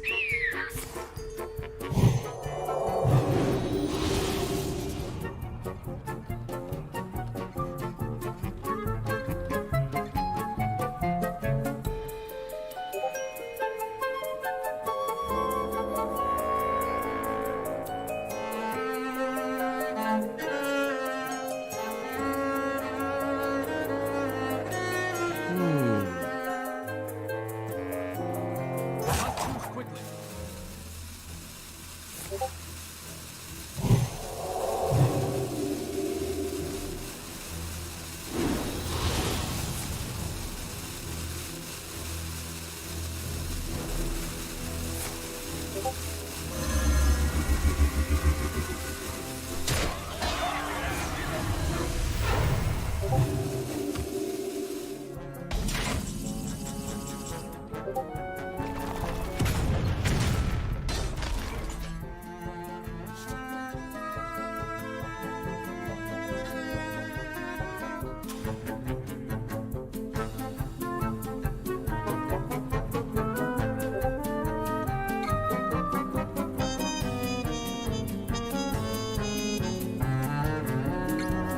What now?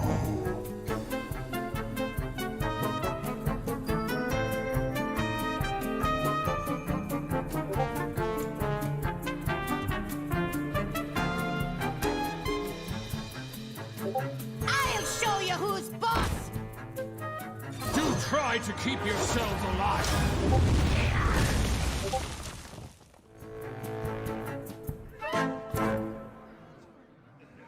I must choose.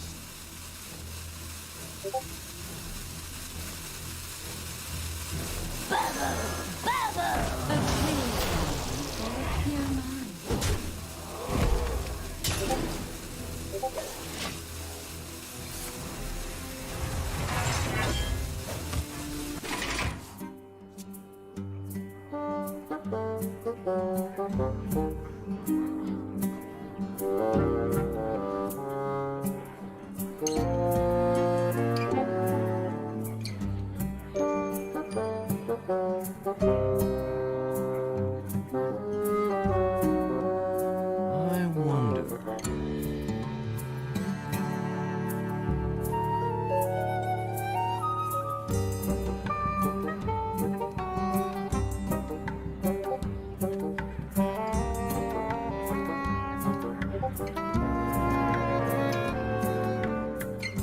I must consider.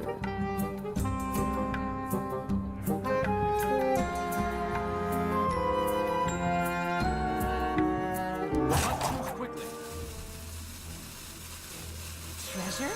Loot? What more can I ask for?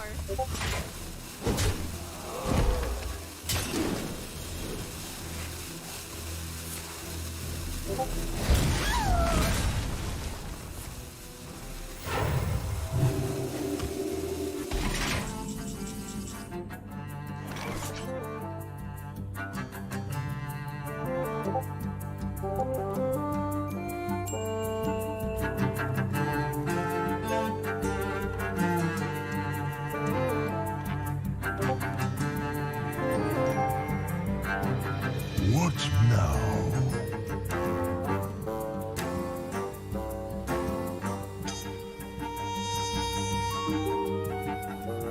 Consider this a house call.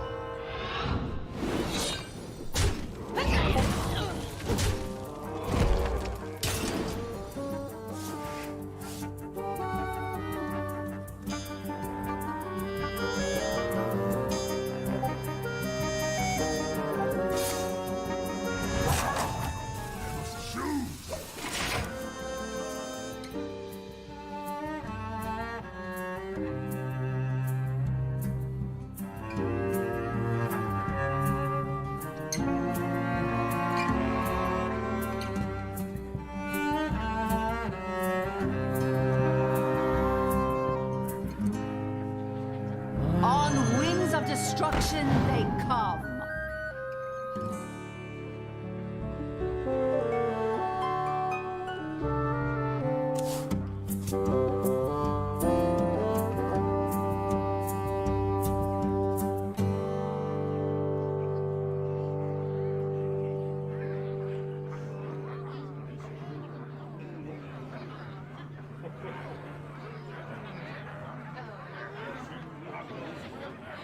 I must consider.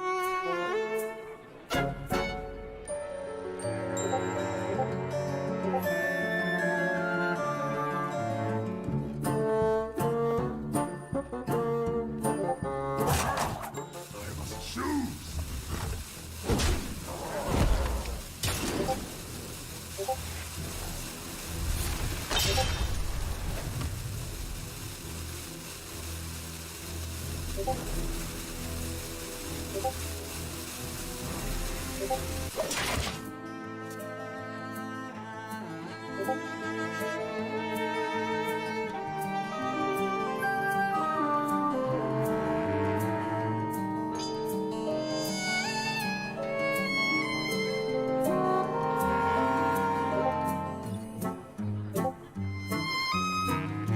must consider.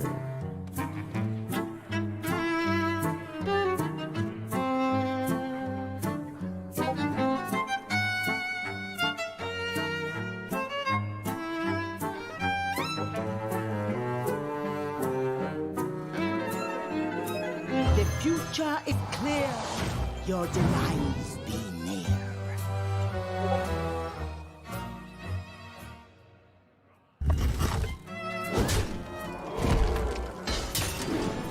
Not too quickly.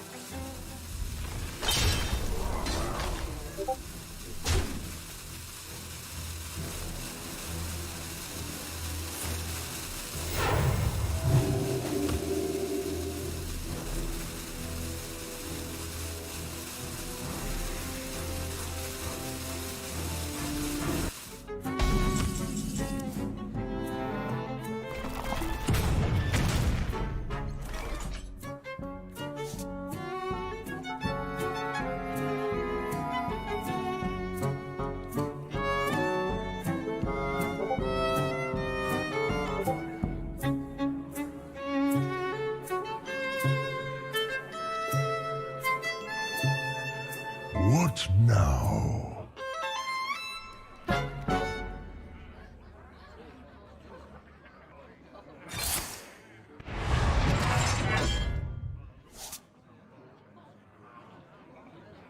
Treasure? Loot? What more can I ask for? Job's done.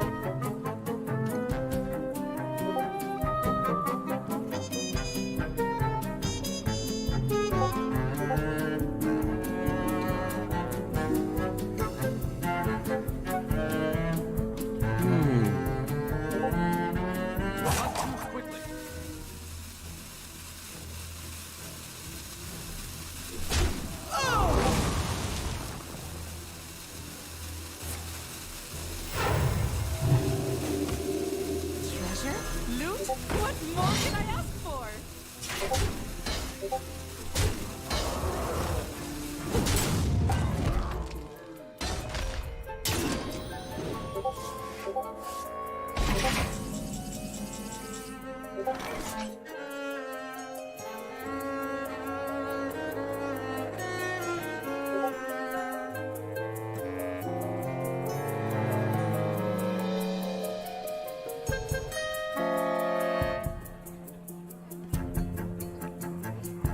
I wonder.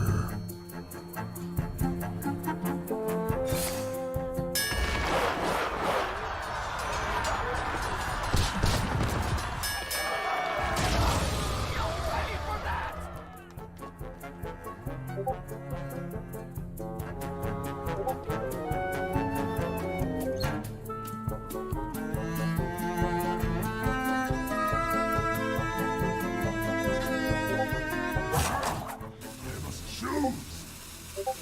What now?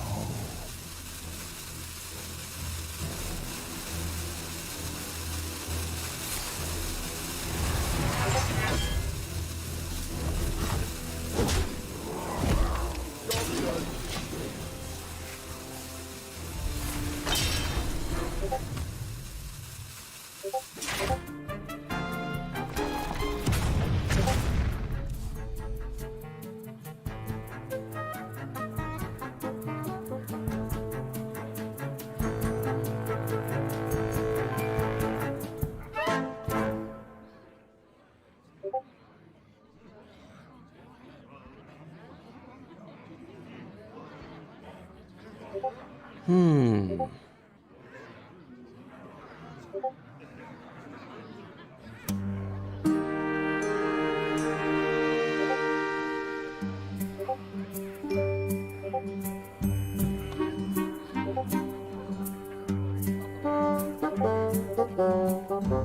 I must consider.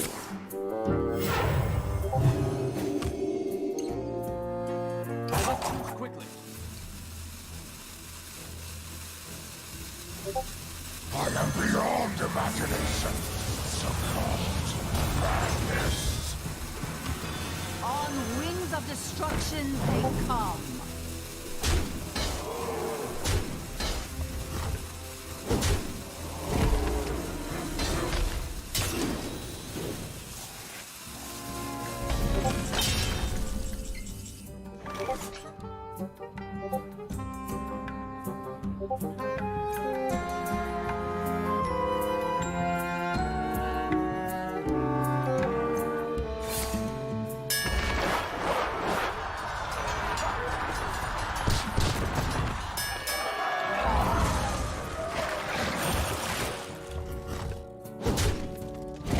Job done.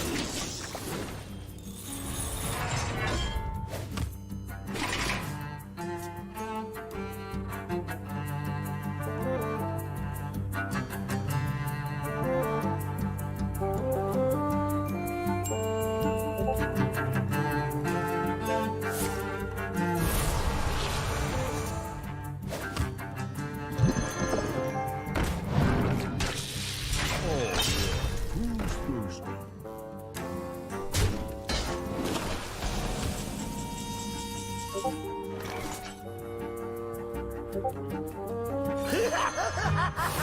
Let's blow this place.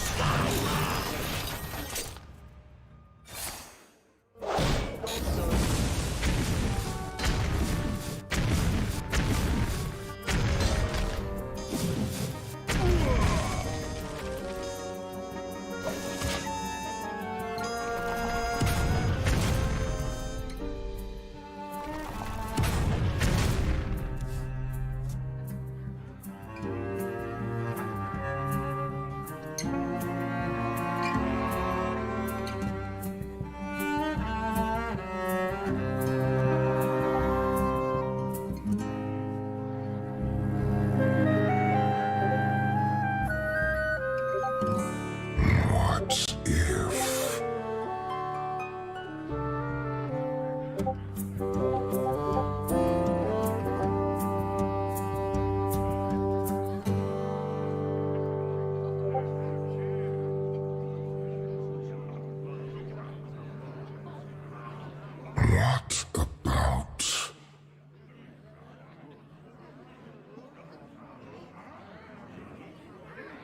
What about? Time is running out.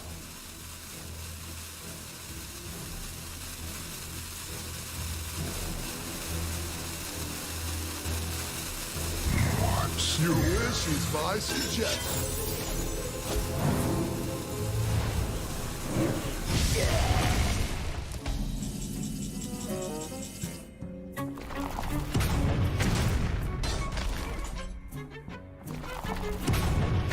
I'm almost done. Your wish is my suggestion.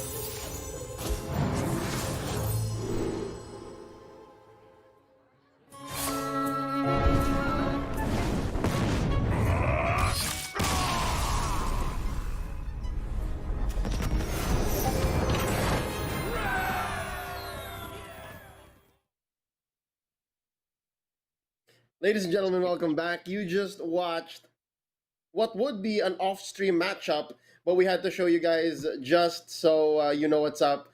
That was the last matchup between Philippines and Thailand. It was a priest and warrior match between Bankyugi and Staz. And whew, I gotta say, man, you were right when you mentioned that a lot of these matches would be close. I didn't think they would be that close. Once more, coming at you, you're watching the C show match for Scholomance Academy. My name is Leo. This here is Excelsior.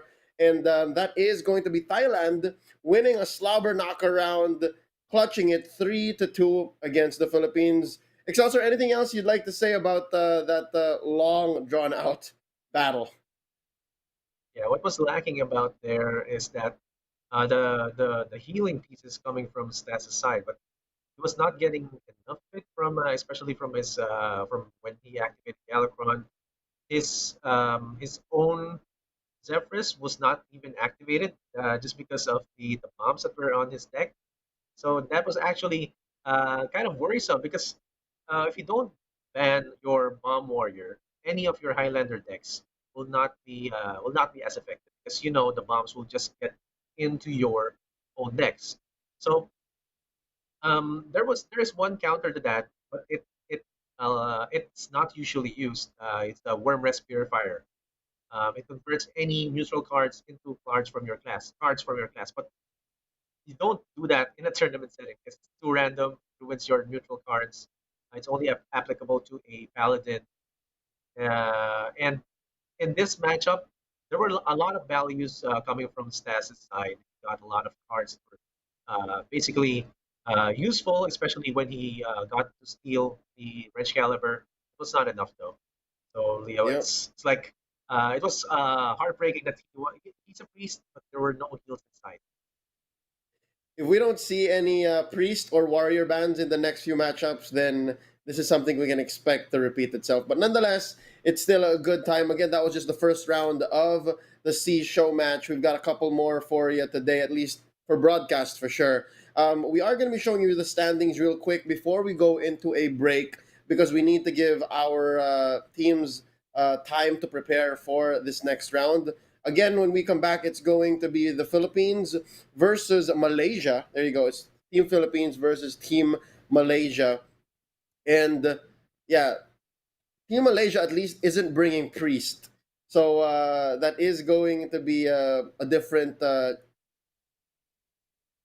approach to this meta here that we're building in the SEA show match.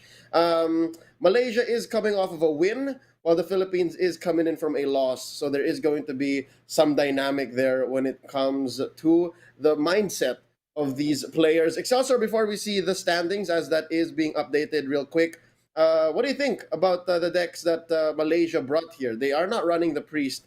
Instead, they do have what I think is Zoo Warlock. Oh no, this is just Dragon Warlock. It's just Control. It's just Galakrond Warlock. Huh.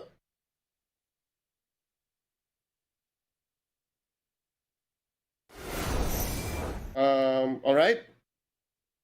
I do believe my partner here is gonna need some help connecting, but nonetheless, ladies and gentlemen, what flashed before your screens was the standings. Here we are so far: Malaysia, Singapore, and Thailand walking away with wins for the first round, while Indonesia, Philippines, and Vietnam will need to climb back up. Don't worry, this is just round one, and we'll have a few more throughout the weekend. And of course, this all leads into the grand finals between the top two scoring teams. So when we come back after a quick break, we are going to be seeing Team Philippines versus Team Malaysia, with Malaysia coming in strong with a win, and the Philippines trying to recover from this long, grueling bout against Thailand. Once more, my name is Leo. This here is Excelsior. We'll be back after a quick break. When we come back, it'll be round two, so stay with us. You're watching the CISO match.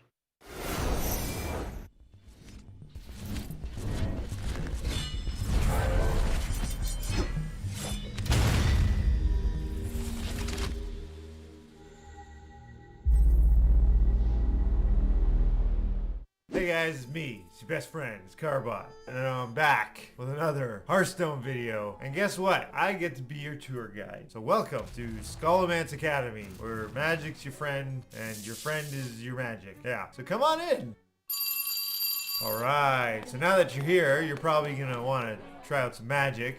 Hold off on that for just a second. Oh wow, look at this. Spell Burst is a new keyword in Scholomance Academy. So as long as this card stays in play, you'll get a powerful effect the next time you cast the spell. However, this effect only happens once, so use it wisely. Spellburst is super cool because it works with any spell that you have, and there are lots of different effects. And no, not all of them involve blowing stuff up with magic, so there's definitely other options to choose from. Alright, so let's keep it moving. So from what I hear is you gotta study to learn the magic. That's what the hipsters say, I don't know. Scholomance Academy has all sorts of different studies, pretty much for any type of magic you can think of. There's like stuff like nature studies, you know, like you cast cool druid stuff. And if you study really, really hard, you'll be able to discover a new spell. And the next spell that you cast will cost 1 less. Yay! But Mr. Carbot, what about the weird area over there? Oh, that's the more experimental education section of Scholomance Academy. Definitely not suitable for new students. I mean, we're passing by. We may as well go inside. Oh, I know this professor. Professor He Who Should Not Be Named. Back at it again, and he's... Don't worry, kids. He knows what he's... Okay, Professor, I think you've had one too many potions to drink today. Don't you think you're going a little bit overboard? No. Professor, stop! That card is for 2 classes? Oh, cool. Dual class cards are coming to Hearthstone. Dual class cards now available 2 different classes, allowing classes to use some of the unique mechanics from other classes. But you can't just be a slacker and expect to learn all these strange new magics. You should be more like the devout pupil, who has already mastered dual class magic. Devout pupil brings all the best of the priests and paladins and proves that studying hard really does pay off. Well, I think that's it for my And thus concludes the end of my presentation. Go home now. I mean, you're definitely on your way to becoming the best magic dealie there ever was. Thanks for watching. See you in the next lesson.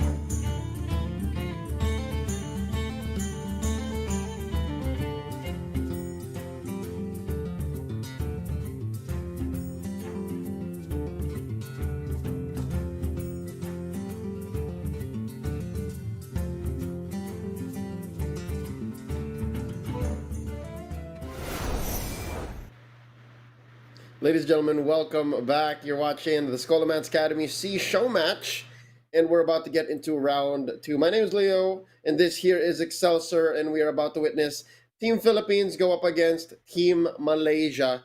Right before the break, we just concluded Team Philippines versus Thailand, so hopefully the 5 minutes and change that we gave them to prepare will be enough.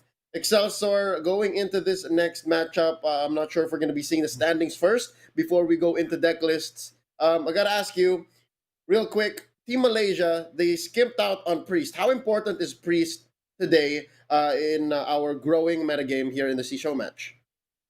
So I think Priest has a chance to be uh, kind of more proactive than just reactive, Leo. Considering that it has a lot of Galakrond pieces.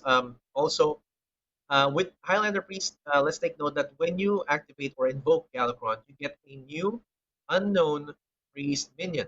So that can give you an advantage in the long run because most of the Priest pieces are actually useful. For example, you have the Acolyte. You can steal one minion with 2 or less attack. That may be useful for you because you're going to steal some of the minions. Rather, you may steal one of the bigger minions if you also decrease its attack one. So that might be one of the considerations. So it's kind of good in the sense that it's unpredictable in a sense, and you don't know when you should go all out or go with a wide board when you're going against priest because the priest might be able to actually just wipe the board one of else. Yep. And between the priest and the warrior, which is slowly becoming the two boogie people, essentially the titans of our metagame, it is just so happening that warrior a little more streamlined. It knows what it wants to do. It has the answers. Priest, again, you mentioned it is unpredictable. It has that factor wherein you think I have it, you think I don't, but most likely I do. So that is something that Malaysia is skimping out on in favor of something else, which I mentioned during the break. They are running Galakrond Warlock, which has been a while since we last saw. We have now the lineup of both teams, and we are going to start off with Enli as well as Hafiz. They will be playing the first matchup in this best of five. And the band decks we are going to be seeing in just a bit as well. Here we see the Philippines, they get their warrior band out. Excelsior, your thoughts? Yes, this bomb warrior ban is actually useful against useful for Malaysia because considering they have their own bomb warrior, and the Cobalt Sticky Finger on that side from the Philippines is going to counter that. So we're going to kind of softly counter that kind of setup from the Malaysia's side. Also, that the Guardian Druid that Malaysia is carrying is going to be also hard countered with the Bomb Warrior. So that's actually a good pick for them to ban that Bomb Warrior. And also, let's note that the Philippines is also carrying their own Guardian with the Mount Seller topper right there. That Mount Seller is just going to replace, or rather, be an alternative to a Kel'Thas Sunstrider. It's going to bring you some free cost beasts on your side. So it's going to be hard to counter, especially they're going to have a bunch of different health totals. So a Blade Storm will not help. Possibly a Brawl could help to remove that. The Priest, Highlander Priest, you've seen this, Leo. It works in the sense that it can be unpredictable, and the Rogue, Weapon Rogue, is really fast. But Leo, look at this. Mm-hmm. Demon Hunter we saw, Control Demon Hunter is still here. I'm really excited that this kind of meta is more comfortable with the Demon Hunter that's kind of control and at the same time yeah, it hits hard at the face. Yep, it is a deck that's similar to the Demon Hunter that we saw earlier. And there's quite a bit we missed there since there was a lot that we could talk about Team Philippines lists. But nonetheless, ladies and gentlemen, this is going to be a warrior still coming through. It was the Galakron Warlock that Team Philippines banned out. Now, you have any thoughts as to why that is, Excelsior? Why do you think Team Philippines took out the Galakron Warlock on the side of Team Malaysia? So the possible reason that this Galakron Warlock was removed right here is because it's there's a bunch of board refills that can come from a Galakron Warlock and also a bunch of removals. So when you have that kind of refill, board refill, and removals, it kind of gets tiring and kind of gets um, it kind of puts your hand or your deck in a position that you really have to use all of those removals each and every turn. You'll be kind of fighting for the board in that sense, and and that's going to be hard in the long run. You will eventually run out of pieces to counter the board, and when you run out of pieces, that's when the Galakron Warlock puts out his own Galakron and just bring out another four demons. So with that, I think they just said, okay, this is going to be hard to counter, and just ban it. And it's Yeah. possibly we don't have the data. Yeah. I think it's. I'll agree with you on that last point. It might be more of the fact that we don't know what this deck is like. It's been a while, even in the Ashes of Outland meta, since Galakron Warlock has shown its face. We're more used to Quest Warlock. So yeah, I think Team Philippines is just saying we'd rather deal with what we know and go that way, play well. I do have note that our first matchup is going to be Druid versus Warrior. Enli piloting the Druid and Hafiz piloting the Bomb Warrior. In this matchup, before it even starts, Excelsior, I gotta ask you, what are the odds here? Who's favored? Is it Guardian Druid with that small tweak with the Mount Seller, or is it this Bomb Warrior by Team Malaysia? So, in a sense, there might be a chance for Bomb Warrior to get back with this kind of matchup, especially with the Blade Storm. Especially, so example, if you put down two 5/4s, remember, there's also a 5/4 with stealth that draws cards, and if you don't, Twilight Runner. if you put Yeah. yeah, if you put those down, and from the Guardian animals, they can easily be removed with the Blade Storm, even though they are stealthed. Okay, so but considering that the Twilight Runners will be easily removed, but when you put down the exotic Mount Sailor, when you have 7 mana, that would bring out a bunch of different minions. So that's going to be the one that you're going to have to counter in the long run. And Lee has been comfortable with using the Isera Unleashed in this deck. So he's going to bank on the dragons on the from the dream portals that are going to be coming out on his board.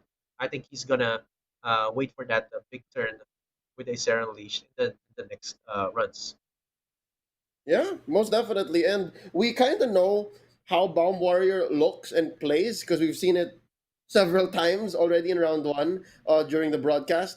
But I am excited to see how this new form of Guardian Druid coming in from the wake of that nerf on Kael'thas will perform. I do believe it has enough answers. I mean, sure, you mentioned how the Twilight Runners could be wiped, or how the Guardians could be countered again by most of the answers in or the answers inside the Bomb Warriors deck. But what about let's talk about what if the survival of the fittest comes into play? What if you get that 10 cost spell played? I'm pretty sure the +4/+4 will throw a wrench into Bomb Warriors' plans, no pun intended, right? Like that Yeah. +4/+4 buff onto everything could possibly be a problem. But come to think of it, Blade Storm still answers most of these things. Yeah. Blade Storm will still destroy no matter how big it is, right? That's right. That's right. No matter how big it is, but the problem is if there are different healths. For example, you have a 7/9 taunt minion, and you have a Mm-hmm. 2/1 owl right there. That's becomes a +4/+4 6/5. Right? That guy dies, and a bunch of the other guys It's over. survives. Yeah. Right? So that Blaze will be nullified in the sense. But they only carry one of the survival of fittest, so one off. So one off. I am kind of curious here, Leo, that they only carry one nature's pet. it's one of the best taunts in the Scholomance Academy Mm-hmm. Guardian Druid package because it gives out Mm-hmm. a. So I think they might have something there. They might have a different strategy on why they didn't bring two of those feature spells. Yeah, and looking at some of the cards in the Druids list, going up against Bomb Warrior, knowing how very few minions it actually plays, or how the early game isn't as much affected.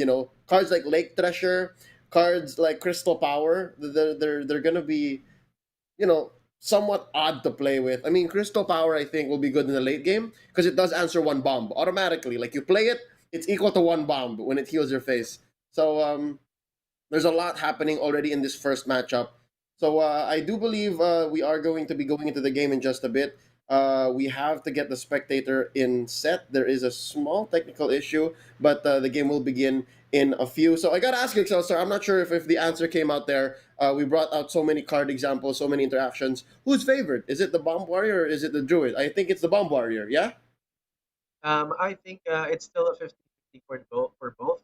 If you are 50-50. using a 50-50, because the reason why I put it at this odds, because if the Bomb Warrior will not be able to remove the guardian animals that will be put down, then he will be at a disadvantage. Also, if the Bomb Warrior will not be able to remove the exotic counselor minions, they would that would be also a problem.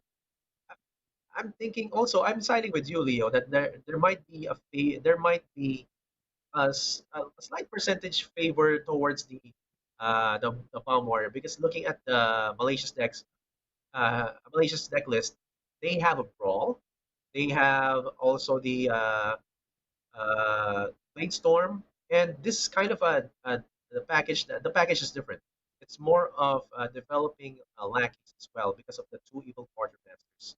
So there's a kind Mm-hmm. of unknown factor in that sense that can give you the advantage. Yep. And well, there is one dead card. Oh wait, no. This is Malaysia. They are not running the the hard counter. They're not running the finger. The this what's his name? The kobold sticky finger. Yeah, Yeah, they're not playing the sticky finger, so they don't have a dead card. So this is good. yeah, I think they are running the ramming speed, which is good for even survival of the fittest boards. So yeah, yes, I think the Bomb Warrior is somewhat favored, given that it can go faster, or the way it can go faster is a little more reliable. And I don't know, man. Like again, there's the brawls, there's the survival of the fittest, there's Lord Barov. There's just so many answers coming in from yes, the Warrior that it's hard to see how it runs out of answers because the druid needs to do two things, right? The druid needs to be able to ramp up and then put out its threats.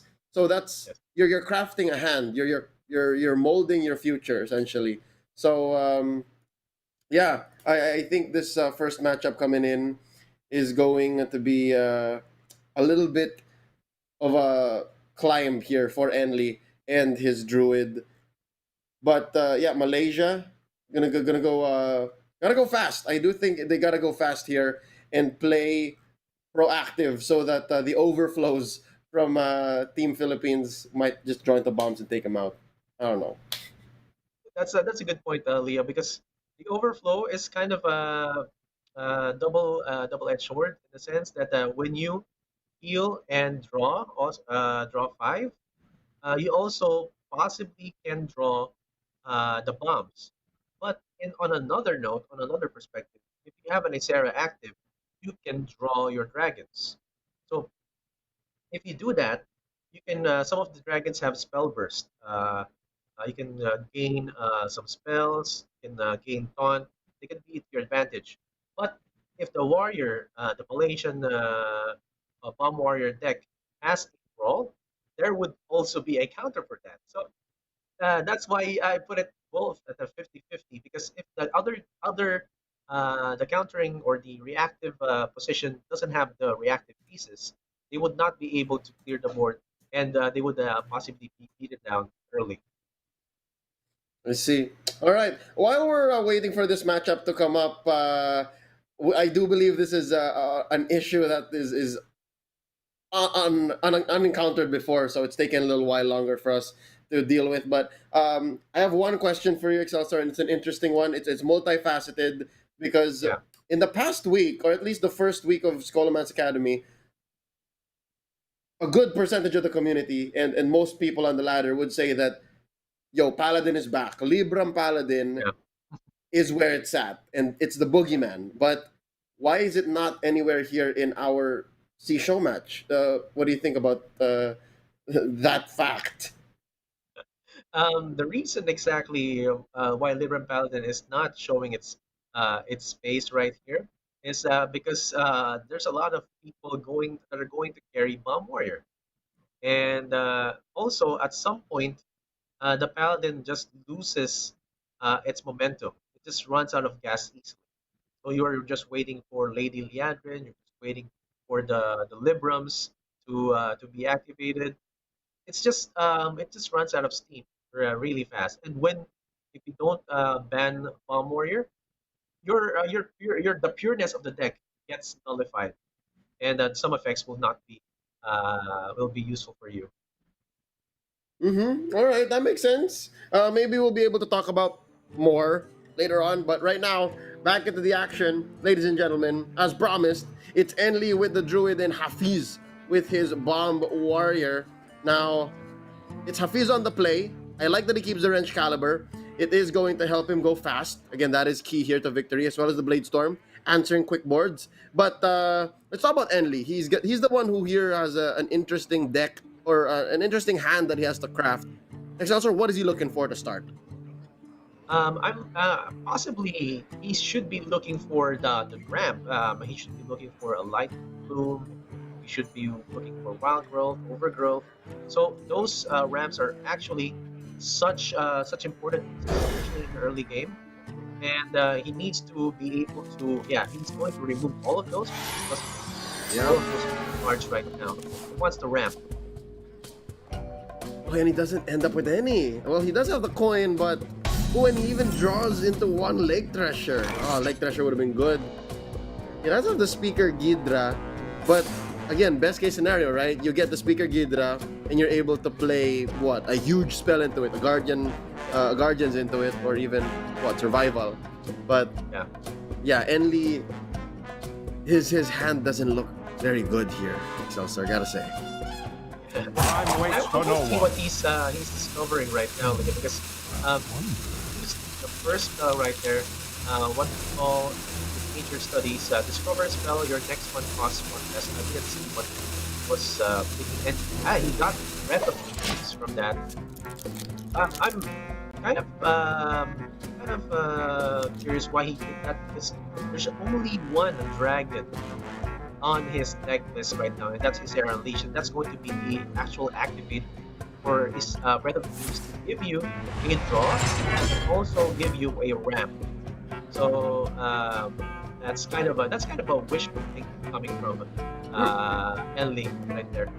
But Excelsior, it does draw a card regardless.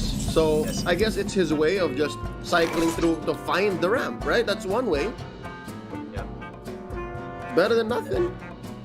That's right. That's actually a good insight, Leo. Because if you are able to cycle through it easily without having to get punished early in the game, you would actually get your ramp, and that's actually a good insight. Because one way to get the advantage of this deck is to get ramp. So you will be left behind. He decides to let it sit. He'll just go for the hero power here and get some armor, punch Hafiz in the face, and then move along. Interesting, huh? I would have cycled though, right? Like, I mean, we brought it up anyways. That's one way for him to get into his deck much faster, possibly draw into one of his ramps. Huh. What now? That's right. I don't think he feels the pressure. No. I think he'll just wait it out. He'll just wait it out. Yeah, that's right, Lee. I think he's gonna wait it out. I think he just wants to maximize it, especially with his Era present on his hand. But I wanna see I want to say that there you go. There's an evil quartermaster right there. That's a good player, especially on going on turn 3. You want to get the random lackey towards your side. So you want to see you want to get the randomness, or rather, an unexpected on the side of on the side of Malaysia. Yeah. I like it. I love it. This is exactly what Hafiz needs. Oh my God! Do you see that? Enli, the biggest smile on his face. He walks into the perfect card. It pays off. Oh no! It pays off. He said, you know what? I am a patient man. I will sit it out. I believe in the heart of the cards. This deck will give me what I need. And he sits it out. And look at that. A 3-mana ramp. It was supposed to be a 4-mana ramp, but oh, look at that. I was about to say, but back to Hafiz, right? This evil quartermaster is exactly what he needs to start building the board. He gets a lackey, he gets a 2/3, gets some armor, and man, this card is so good. At 3, with 2/3, again, it gives you so much, but nonetheless, the bombs are gonna start planting. That's right. And that ramp, as we said, Leo, is going to be really important because he can now point out guardian animals, and wait, he didn't the guardian animals. Okay, so he can now actually just have more options when you're going as a you would want to have more mana so that you would have more options, and you would want your Bog Beam and your Iron Bark to be 0 cost, right? Free, yeah. But now I think it's going to go Speaker Guidra in Nature Iron Bark. speaks through us. Or maybe. Oh, that is a quick Bark. Ysera. Oh man. That's a turn 6 Ysera. Wait, he just activated it. It did! It worked! It worked! What? Hold up! It worked! Oh, that's why Ellie was laughing. That's why Ellie was laughing. I mean, Leo. yeah, Wow. It took us 2 seconds to make sense of it, and like, why are they free now? Wow! Yeah. What? He activated That's that Enli! What was that? 2 or 3 turns in a row where he just drew into the right thing. This is something else. Excelsior, what's going on? Enli can't believe it himself. What? Yeah, I think Andy's just comfortable using that Ysera Unleash it. That's his element right there. And right now, I think this turn coming from Abdi is I go and get another bench caliber from his side. It's going to be difficult for him in the next few turns with this setup because Andy already has the right there. Yes, Ysera Unleashed that can be upgraded with an Iron Bark. So that's a 412 that will become, I think, a plus 1, plus 2, if I remember correctly, Leo. And so that's That'll going be huge. to be 5. Dream is your nightmare. Well, regardless, it could be Bladestorm for sure, or even beat down by Deathwing, another mean dragon. But nonetheless, Hafiz is still keeping up the aggression despite Enli ramping up and drawing the right cards. You know, Hafiz went for the Red Caliber plus Village Hoarder, so let's see where this goes. Oh, he did Iron Bark it. Interesting. I think Enli Leo just is saving the Iron Bark for another card because he knows that there might be a Play Storm. Is there's only 1 minion on the board, and that's actually an activator for a Play Storm. Yeah, and he can just, I don't know, save it up for overflow, and then a turn after get a Mount Cellar and then build a board again. I think, yeah, that is very important. That's key here because he knows that Hafiz can just wipe whatever he brings, right? So What now? Enli's just, not overcommitting, not just yet. And Leo, let's note that actually, if you use Iron Bark, on this 412, it becomes 555. That's actually baiting a full Earth for a Brainstorm, and that's what's actually done.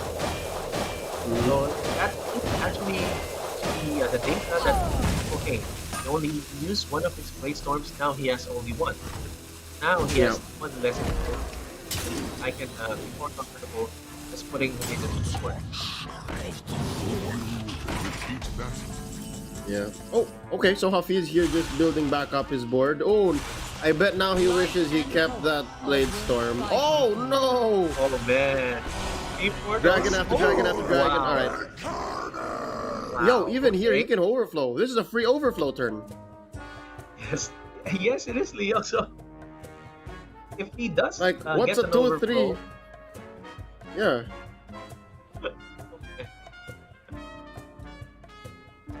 What's a 2-3 and a 1-1 gonna do? Like, I'm not sure if that's where he's going, but yeah, it's as free as it gets. Oh wow! But, Just like that, Hafiz Leo, has to consider how he moves again. But Leo, let's take note that Hafiz have any other control pieces right here? No brawl, Mm-hmm. no blade storm. So basically, Ellie is going to have to be more comfortable in going aggro in this kind of turn. Mm-hmm. Because he knows there's not a big chance that there's a control piece on the side of that. So he's just going to go save those iron bars for that exotic counter and just wait for another control piece to come out from a face. Oh no! All right, so you're right, and I gotta say, Hafiz here, he's caught up in an interesting situation. Again, there's only so much you can do with 7 mana, and when you're staring down an 8/8, a 12/12, and a druid with a full grip like this. Again, he has the exotic Mount Seller combo on deck. You know, it's the Mount Seller into the free spells, even into the Lightning Bloom, into the it's just he's got a board in a can. So even if Hafiz does wipe this out, it's gonna be quite difficult. Oh, he's 1 mana short of the Deathwing too. I mean, he's fine. I think he can survive 1 more turn from a 20 swing, I guess.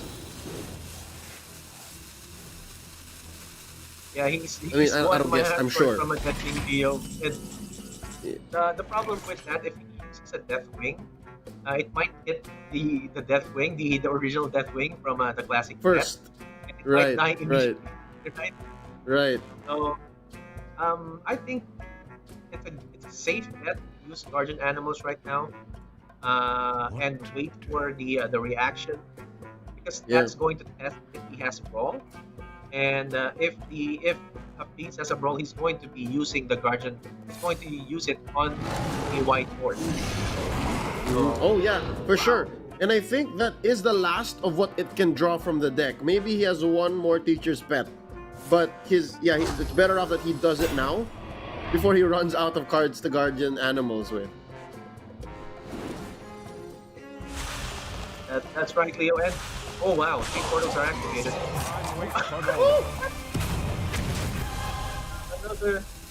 Another Deathwing coming from the side. Oh, check yourself. Okay, he's fine. Oh no, this is dangerous. He's fine. Oh no, Hafiz is in trouble here. Ladies and gentlemen, 9 health. It's gonna be thrown over to him. He doesn't draw the Brawl. It's the Brawl that'll save him here. And he puts his hands together to his face, and he's counting, man. He's looking for something.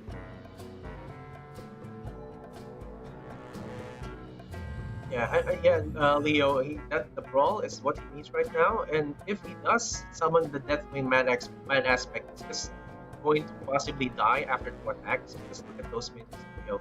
6 attack, 8 attack, 4 attack. It's not going to be as helpful, and he doesn't even use the Galathron. He's not going to survive. So let's see. if he gets locked on his side and gets 3 bombs activated. Yeah. Here we go. This is. Well, what outs does he have? I mean, Just 3 consecutive bombs. You know, 3 consecutive bombs. That's going yeah, to this be is it. I think that, yeah, you just need to play it out. And that's game. Yep, Enly here gonna go in hard bomb. with. Nope, that's it. No. Close. Woo! And that is Team Philippines taking game number 1 here against Malaysia. So it did not go as far as we thought it would, and that was because of how Enly perfectly drew into what he needed. That was ridiculous, Excelsior. Turn after turn. Who'd have thunk? Man, as I said, Enli is actually very comfortable with this druid deck. He really has the luck and the nasty of using Isera Unleashed. And man, that Breath of Dreams drawing into an Isera Unleashed actually activates the mana ramp. I've seen this a lot of times before, Leo. If you draw into a dragon, the ramp gets activated because that's how the card works. Draw, then if you have a dragon on hand, you get 1 extra empty mana crystal. So really, really important play right there. It's actually a bit of you as we said, we only want to draw, but he got a bit more reward from that play, and Yep. that actually gets him in an advantage by being the beatdown instead of the reactive position.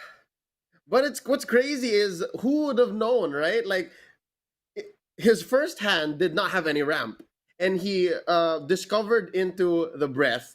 And really, the logical choice would have been, okay, I need to draw into my ramp. Let me play this draw and get into my ramp faster. But instead, it was like, I am going to draw into ramp. I do not worry. And then he does draw into the ramp.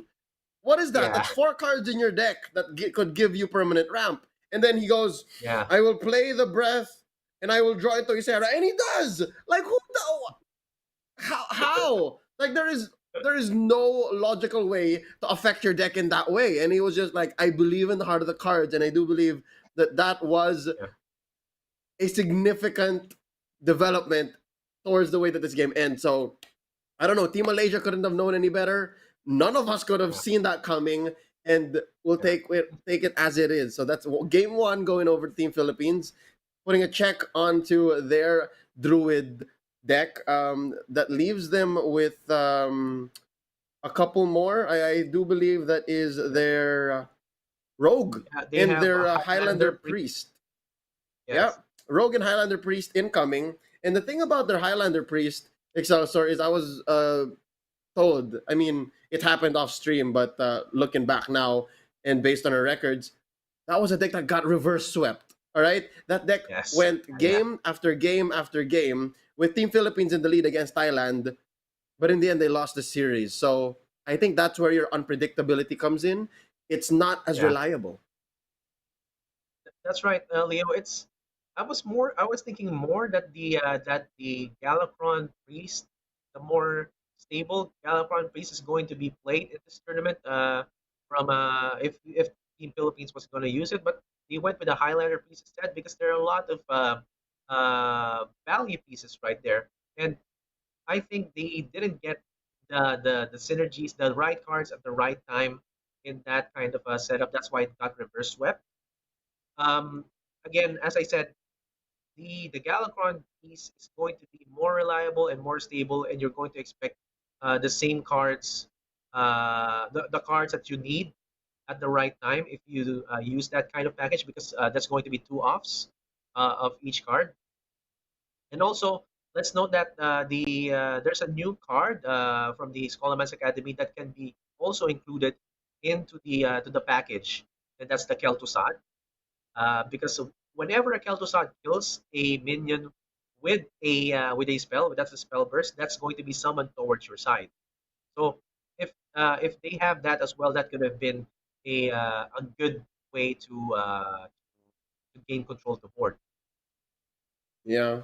But we might have to hold off on that priest list for later because I have Yeah. gotten word that coming up next it's going to be the rogue list from the Philippines and Malaysia fielding their warrior list. They're sticking to the bomb warrior. Yeah.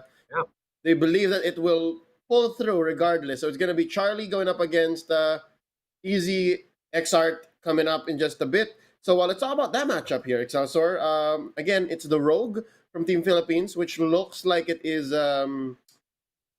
Stealth Rogue. It's not Secret Rogue, it's Stealth Rogue going up against Malaysia's Bomb Warrior. So what's that matchup like?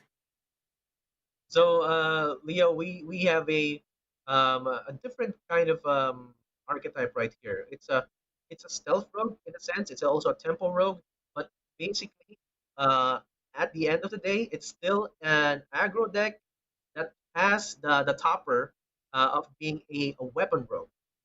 It's Mm-hmm. those stealth minions are really not the star of this deck right here. It's the weapon is actually the star because it gives you enough damage right there. You have a bunch of weapons right here, and as we can see, we have the self-sharpening sword.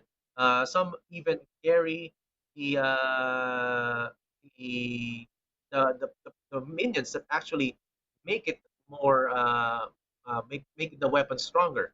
For example, there's also a spell called the Deadly Poison that's a classic card. It makes it stronger, and also these guys carry Doctor Krasinov, and Doctor Krasinov buffs up your weapon by +1/+1 for each Oh, rush and yeah. attack. So Right. and Okay. So also I called it Stout yeah Rogue because I was yeah staring at the Greyheart Sage, and it yeah seems like that's the main difference from the other rogues we see in the show matches. Like a lot of them are either secret package because of the Hanar, or here it's a Sage. But you're right. This is a weapon rogue. I stand corrected. But it doesn't run the combo sword. It doesn't run the combo sword.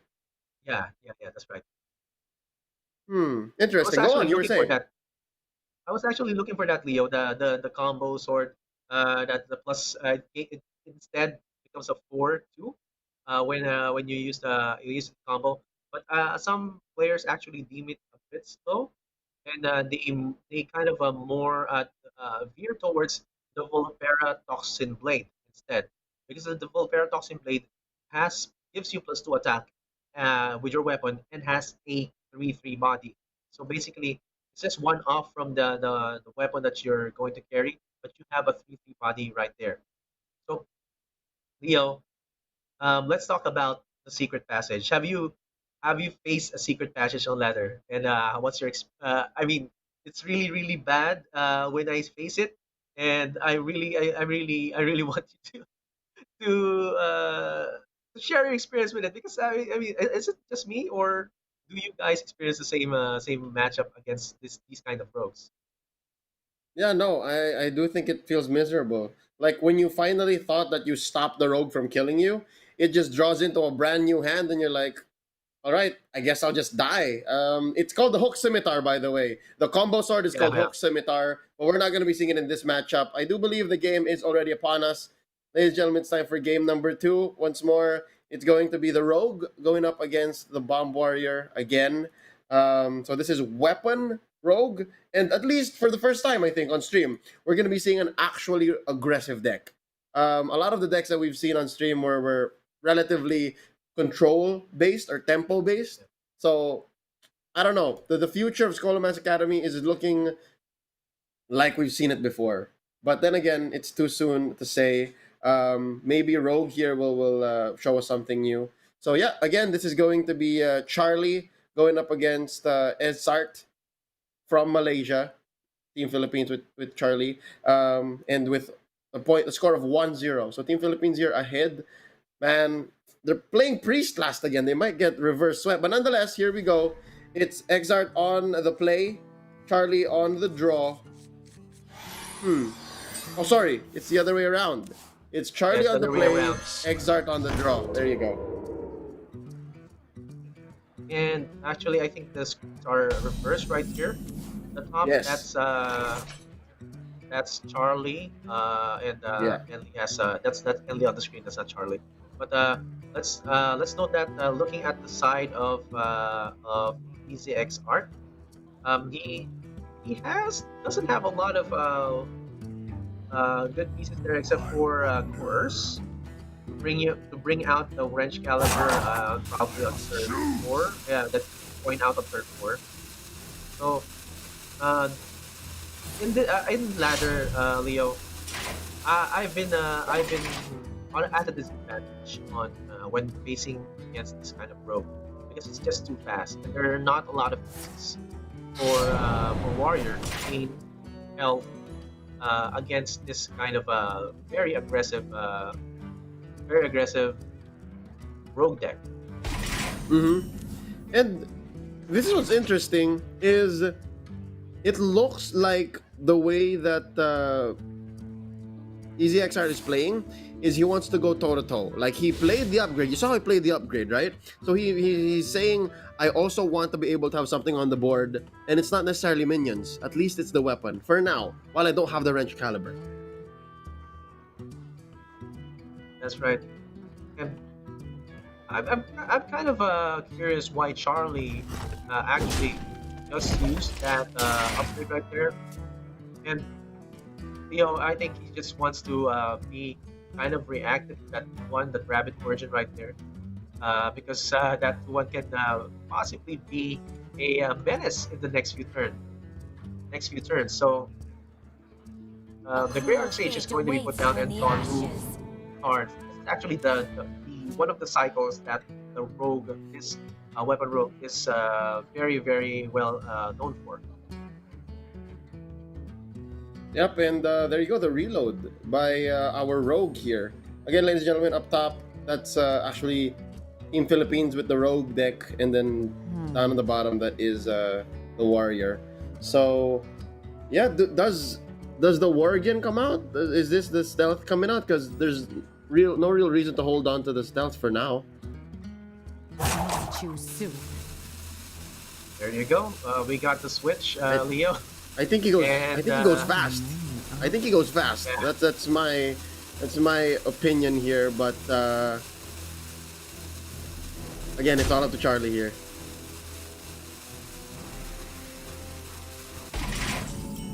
And he's gonna save Leo that attack right there. I think he's planning on something big. For example, a deadly poison right there, and possibly an eviscerate just in case there's a minion on the board from the side of EZXR.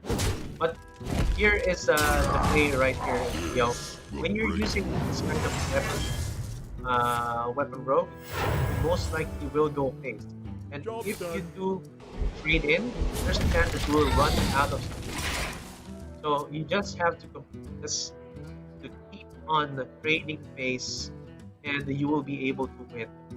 You will be able to bog down the enemy's health down lethal range and just complete it off with a secret passage. Yep, and that's the interesting part here about this matchup is since it is the warrior, it's not just the health you're looking at. You're looking at how they also have armor. You're looking at how they could also clear your board and punch you back since your minions aren't exactly the largest. Although the Steel Dancer does give you a huge board if you get that self-sharpening blade. So yeah, he does lock in the deadly poison and he gets a free Corsair. So yeah, another thorn to the side of Exart here. And Leo, I think you've seen the online shopping or the TV shopping channels. The self-sharpening blade is actually akin to one of those blades that are sold online or on the TV. Yep. Oh, this blade is I can't help it, self-sharpening. man. Well, even that. Whenever I watch those things, it's just like I need that. Like I don't have enough knives in my life. Like I need that. And Hearthstone gives it to you, man. You can actually craft it. And it's so Instead of good. buying Like it you see how on- we put the poison on it?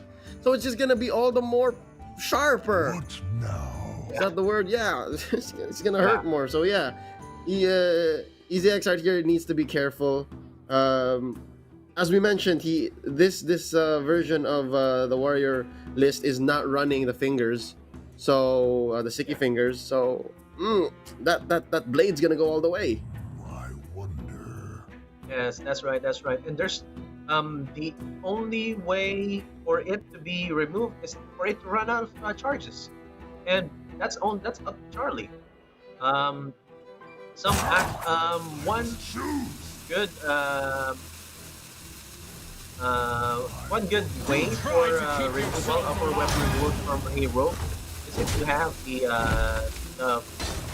plague of poison or poison plague, if I'm correct, if I remember correctly.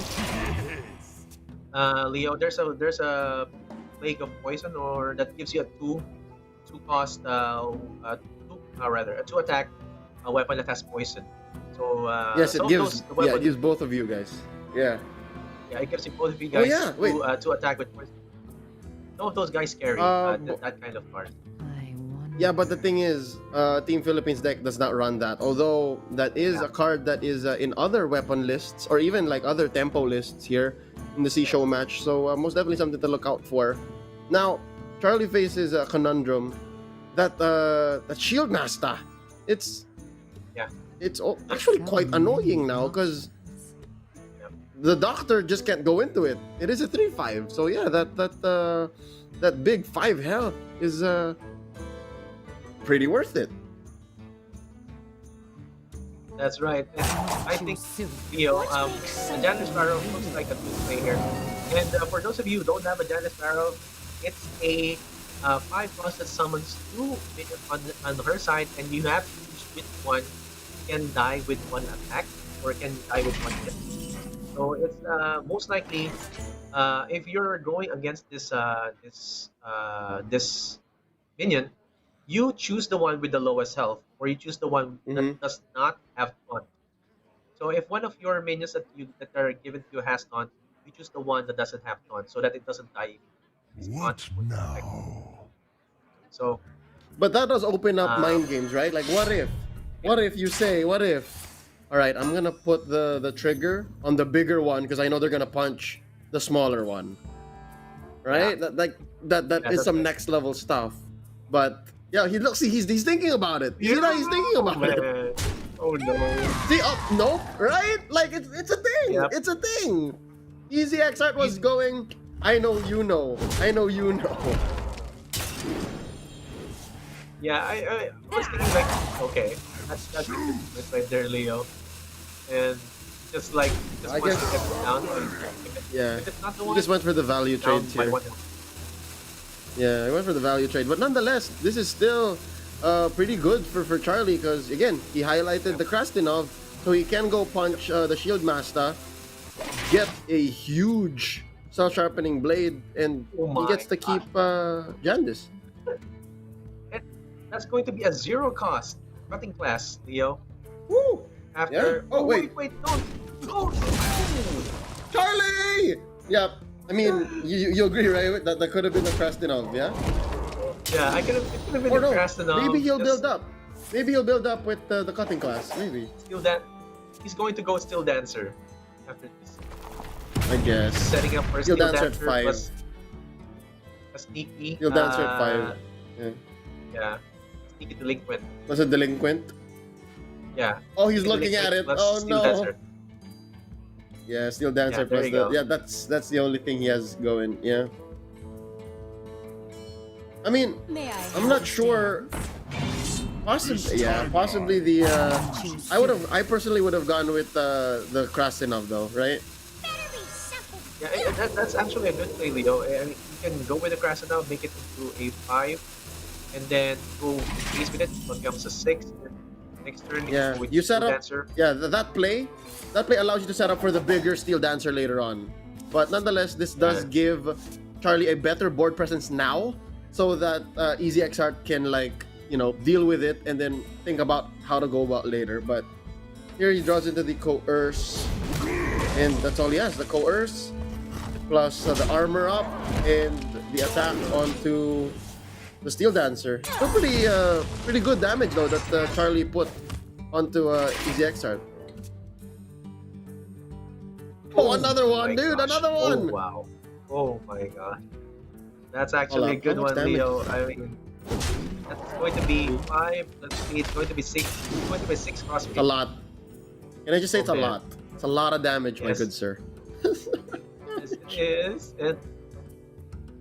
And EZXR can actually go with Bronx next turn. He's going to be up to 15 total if he doesn't get damage here with the liquid right there. But the Bronx liquid or is Galakron? Bronx or Galakron? Galakron, yeah. Ooh, Yeah, Galakron. what? Look at Oh. that auctioneer! Oh, Does he go man. for the eviscerate here? I think he Yes, does. yes, he yeah, does. he just He draws does. the cards. Yeah. Oh The no! lead in the heart of the cards, man. Oh man, look at that. Does he overcommit though? I think he's gonna use the backstab, Leo. He's gonna use it there. He's gonna look for damage, or he's going to look for another eviscerate or some other spell. Oh no! Can you imagine this? Can you imagine this? This is Staz and Enly in his ears, man, and he just decides to Yeah. sit it out. I think he should have dropped the Spy Mistress though. Right? That would He be- should have dropped the look Spy at- Mistress. Give EZX another problem.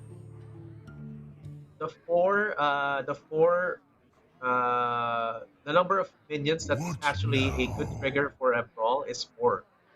So if he puts down a spy Hmm. mistress, it's actually misleading the misleading EZXR into using it early, and that would leave him open to a hit on the face instead of just instead of itself. I So wonder. Yeah. it'd be really nice. But yeah, either way, I think the backstab would have been good too. Like at least to draw up, Yeah. and he knows that this auctioneer will not survive, so might as well, right? Like turn it into another card. I choose death. Yeah. Oh, easy X-Art That's knows. even. All right. All right, that's it. That is game number 2. Going over to Rogue. See the smile on Charlie's face. Yep. Congratulations to Team Philippines. Now, this is another interesting situation we find ourselves in. We did mention that earlier. Oh, no. The priest was reverse swept. Team Philippines Yes. Highlander priest deck was reverse swept, and it's going to be fielded here, while Team Malaysia still has all of their decks. They have every single list that they can bring in. So Excelsior, while we're waiting for that, let's talk about the possibilities. What is Team Malaysia's best bet against the only deck left for Team Philippines? When you're going up against Highlander priest, which of these 3 would you bring in? You would start first with your control DH, then you would go with Guardian Druid and finish it off with Bomb Warrior. That's I think that's what happen. That's what's gonna happen because you would want to make sure your Bomb Warrior is going to be the last one because that's the best win rate right there. Start first with your other 2 because you would want to be sure that you win with those 2 first, with your control DH and your Guardian Druid, and then finish it off with the Bomb Warrior because that the last match that we saw that Philippines played, the Highlander priest just fell off a little bit because there were so many bombs and the Highlander activation of Zephyrus was not really going to be possible. Yeah, and even if it does have the sticky finger, yeah, the bombs do stop the Highlander effects. So yeah, don't you think Yeah. it should be Warrior first to really be safe? Like just to make sure that we've seen it happen. They were defeated by Thailand with this Bomb Warrior list. So let's do that first and then climb from there. Either way, I do think the Philippines is going to be in an interesting situation. Depends on who's going to be playing. And here, oh no, hold up, wait. We've got confirmation. It's going to be a battle of pros, man. Like Malaysia's fielding WQ, and the Philippines is going to be fielding Staz. So it's going to be a good one. It's going to be a main event.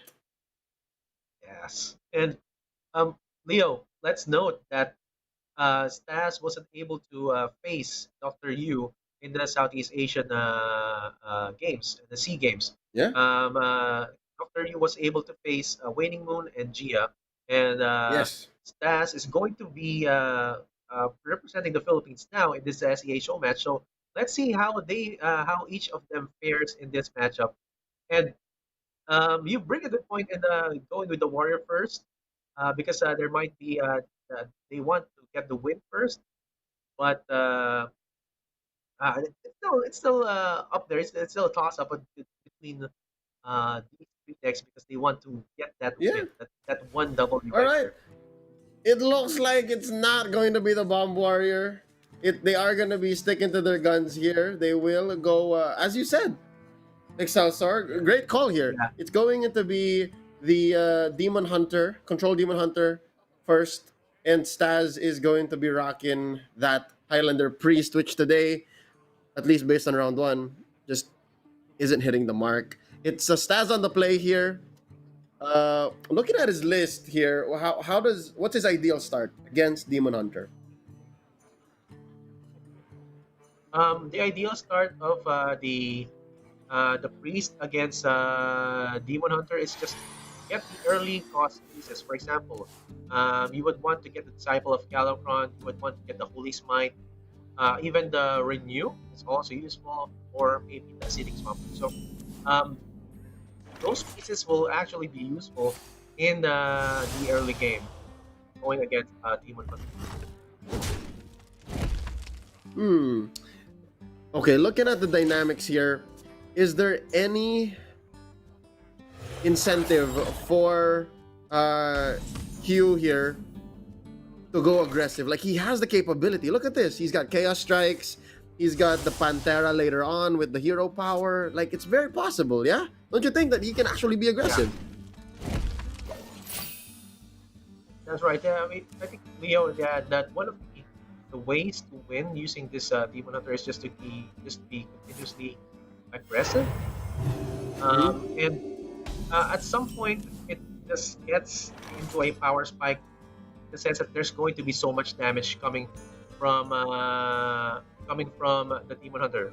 As we have seen a while ago, it's because of the new cards coming from Scholomance Academy. Soul Shard Lapidary gives you +5 attack turn.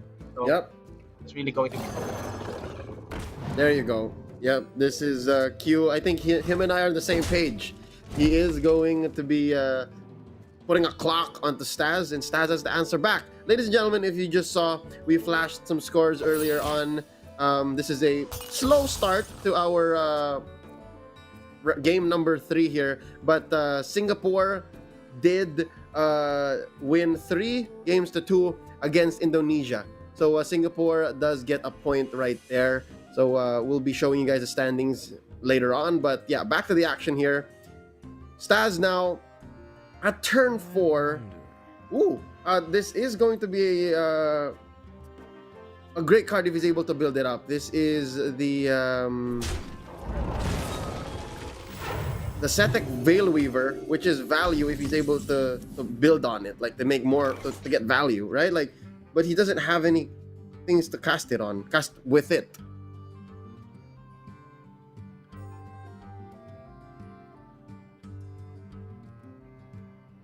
Yeah, like nothing to target, because there's nothing on board for Q either. I grow impatient.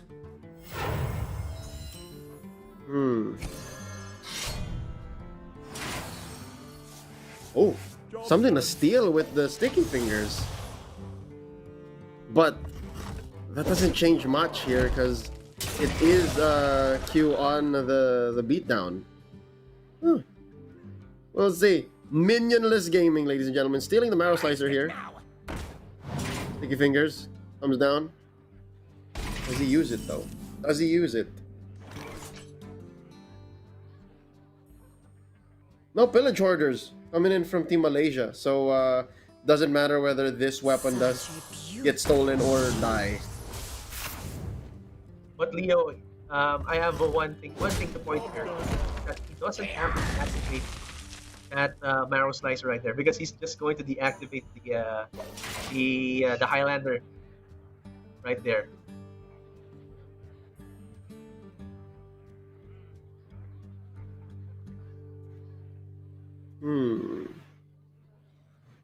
Yeah, so far, like it's clear what these two players are doing, and I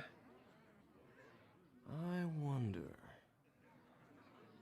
it's interesting seeing what cards come up for Staz, right? Like he's obviously the one that's reacting, and there's a reason he's holding on to the marrow slicer. He knows that somewhere somehow his deck just might not give him what he needs, so that 4 damage is gonna be key later on. Consider. And that's right, Leo. And it's kind of a gamble right here. Going to get there you go. Going to use the Static File Weaver to get the extra speed right there, but that's not going to help him a bit because that 4 cost spell is going to silence and get the duplicate. So you're probably gonna want to use that.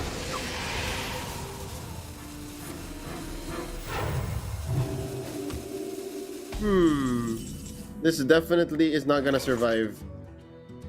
Not gonna let that happen. Oh. So here you are at a crossroads.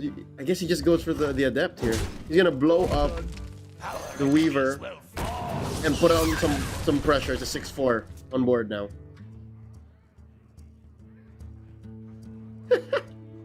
Soul Mirror. Save it for later though.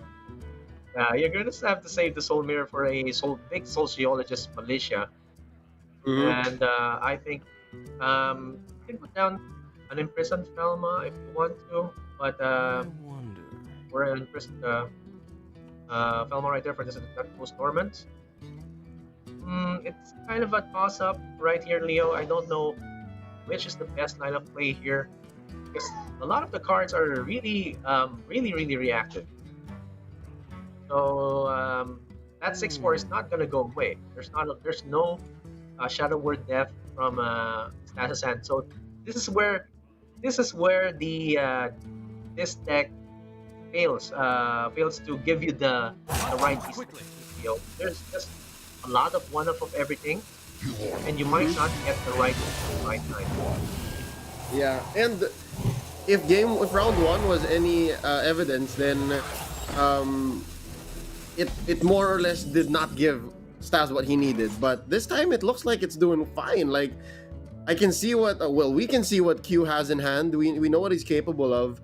But Staz, despite his small hand size right now, that's what 5 cards.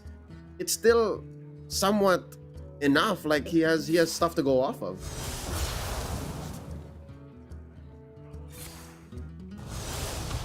Yeah, that's right. Oh, he's got another glaive bound. Oh, he's gonna kill them, but that's going to become a 6-4, and there's going to be a glaive bound adept.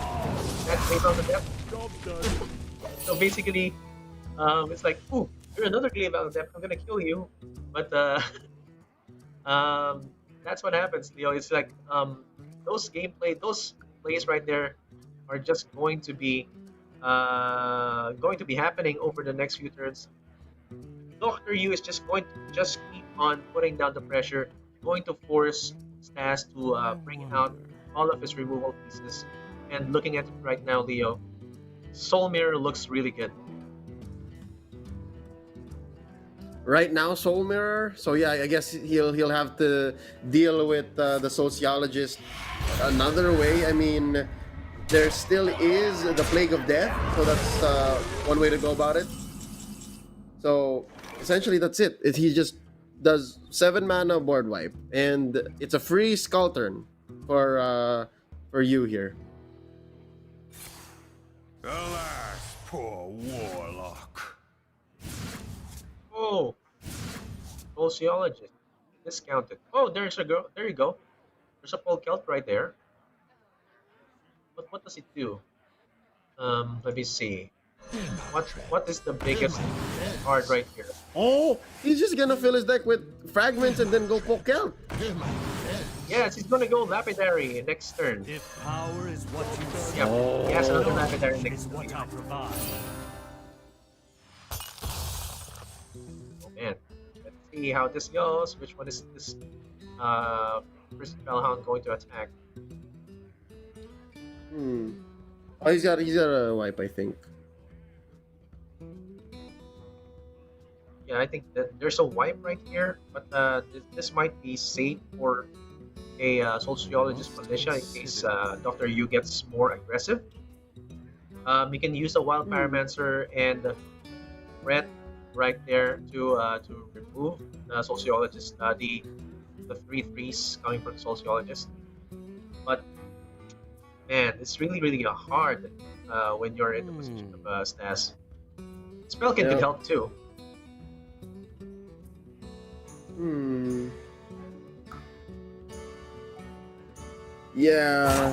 Quickly. This the how did he end up with that? Oh, that was generated. Okay, I'm like, why is he playing the silence clone? So I guess he's gonna do it here. Like, okay, so now he's Oh, nice. he's prepped up.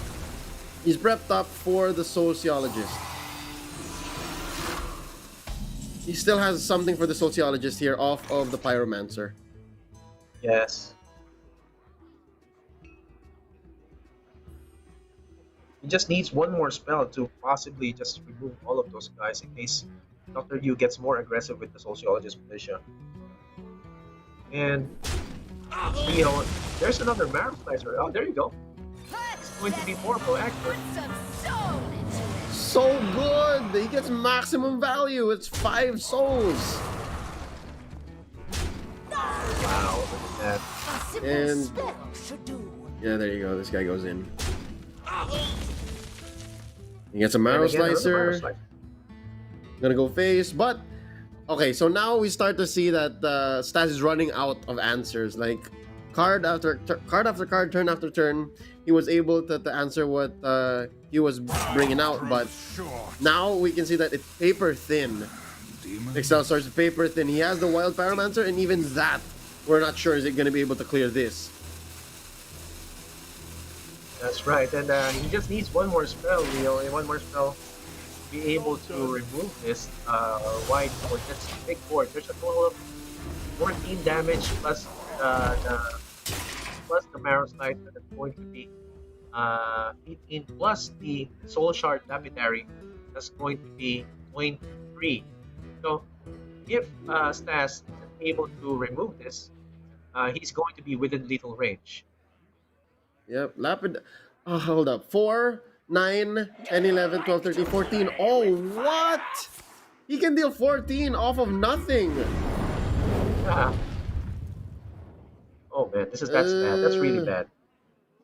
Okay, let's see what he pulls Holy off of Nova. the scoundrel. Holy Nova. Leo, Oh, the Nova that's would gonna be help good. him. The Nova would be good, but I don't know if there's enough mana. There is, right? That's Holy Nova's a 4-drop. Yeah. Let's see. Nope. Oh man, Shadow Madness. Hmm. Quickly. Shadow Madness punch into the soul? Punch into the... Yeah, another soul. Yeah, no, but he's... Or the sociologist Malaysia. Oh, he's going for a new. Oh, let's go. Oh! Oh, Wait, he goes here, for another here, one! Here. He's going for the wipe. Okay. I see where it's going. Nice. Oh, but there's still a 5-er. 5-er on the board, so that's 5, 6, 7, 8, 9, 10, 11, 12, 13, 14, 15. He's at 15. Am I counting that correctly? 5, 6, 7, 8, 9, 10, 11, 12, 13, 14, 15. Yep, that's 15 on board. Yep. Let's see if we can end up with more, right? Is there another Twin Slice in his deck? Yes. Yeah. But it's not. Oh my Oh! gosh. That's it! Oh man. That's it! Wait. 5, 6. This is 5. That's, yeah. 2 plus 5, 7. 5, Plus 6. 5, How much is that gonna be? 5, 14, 15, 16, 17, 18, 19. I think he's got it. He's got it. Oh man, 9. That's 18. 18, damage 18. He's at total. 18. Yeah. There you GG, go. man. And you stands up. He's like, I'm done with this. All right? Good job. Congratulations. Very good. Malaysia walks away with one more win.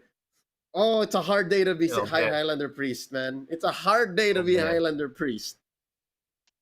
That's really a really bad matchup right there, Leo. I mean, you see that at the start, the Demon Hunter can be a bit slow, and at some point at turn 5, you can get the enough pieces that you need with the lapidary right there with the clay bound adept, and it's just going to be exponential. The damage is going to be exponential after turn 5, especially if you put down your Polkel, because then you would know that you would be bringing out all those higher cost pieces at the right time.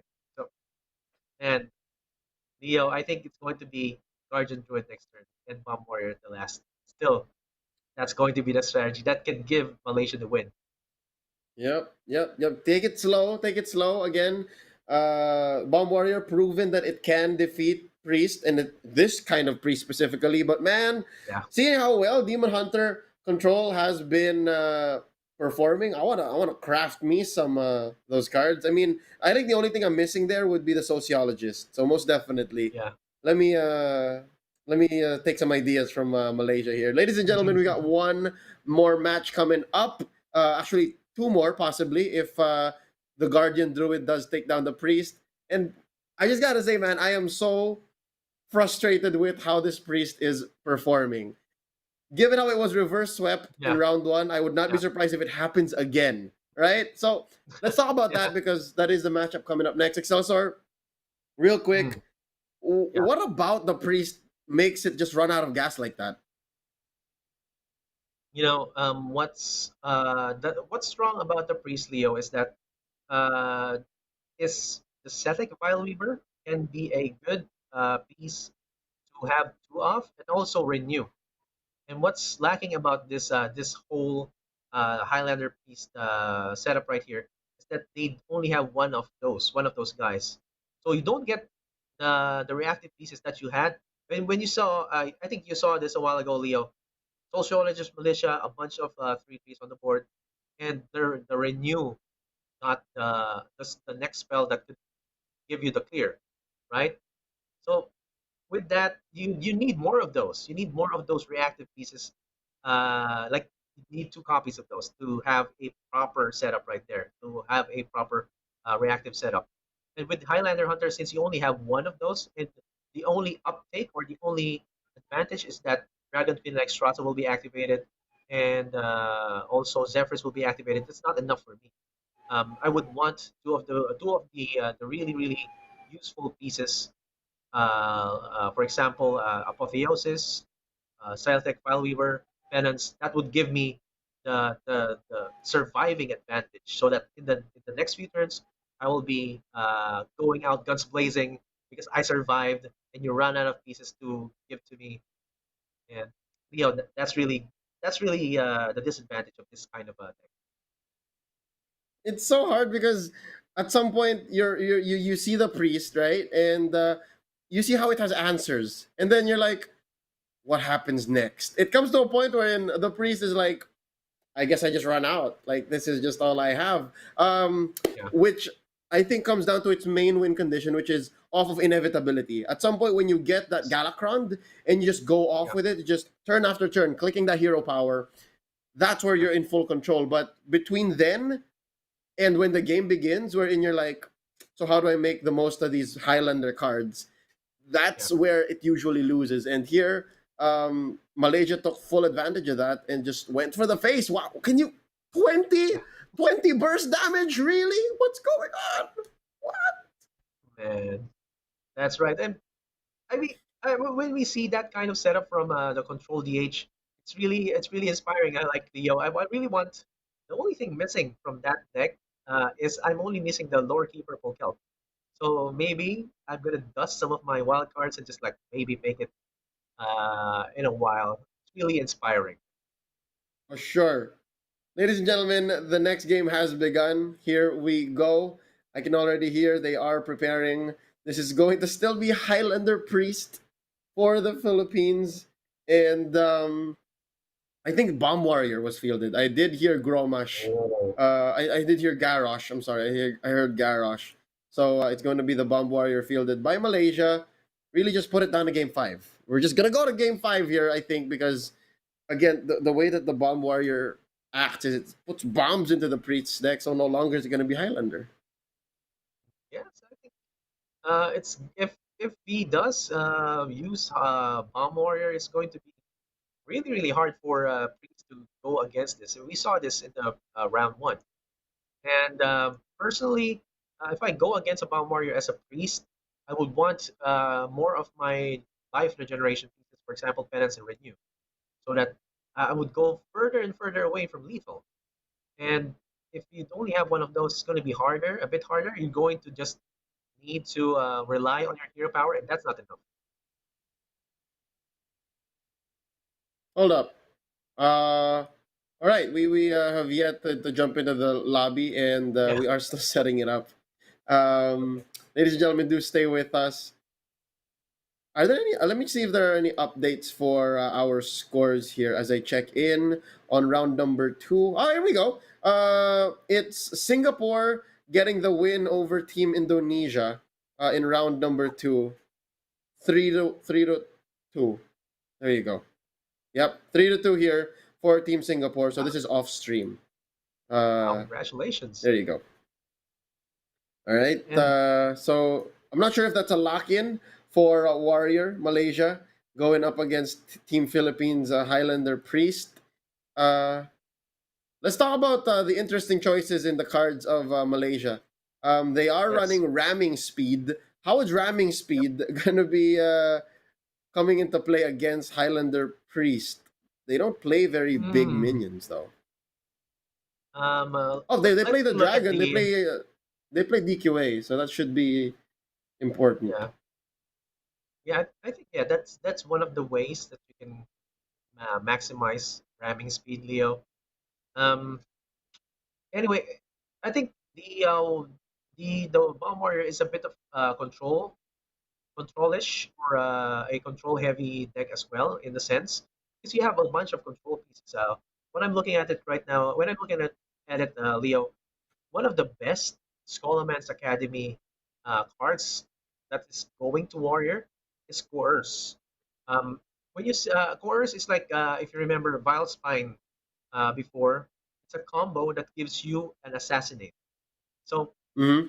and it's 3 costs, man. 3 costs is really, how do you say this, cheap for a remove one minion For from the sure. game or from the Yeah. board.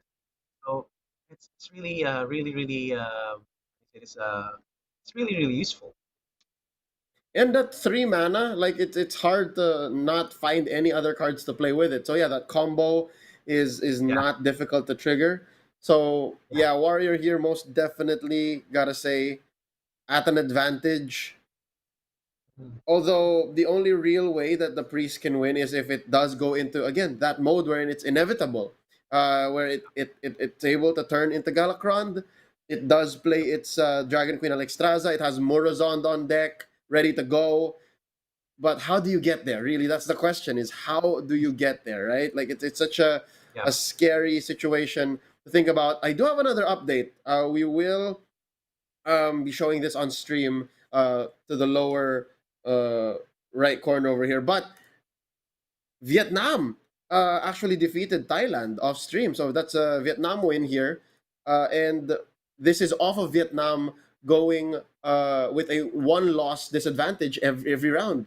So that shows that even if you have that, if you play well and you bring the right decks, you can get your win. So congratulations to Team Vietnam. We will see how far they get through our round robins. But yeah, Excelsior again. Before this match, I mentioned earlier Paladin. I'm not sure if you went into detail as to why we're not seeing any Paladin now. You mentioned how it's a kind of deck that is easily shut down by what's strong here yeah, today, especially Bomb yeah. Warrior. But I think it. Correct me if I'm wrong. Let me look at the stats here. I think it is favored against Yeah. Druid. Mm. Yeah, in a sense, it's favored, considering that you go early with your Aldor, sorry, Root Seeker and the 1/3 Libram Mm-hmm. deduction. So early on the game, as long as you remain pure in your deck, uh, you can you can actually just put down minions, turn one, 1-3, upgraded turn two by the hand of Adal. Then you can go turn three, put down the 4-2 with Divine Shield.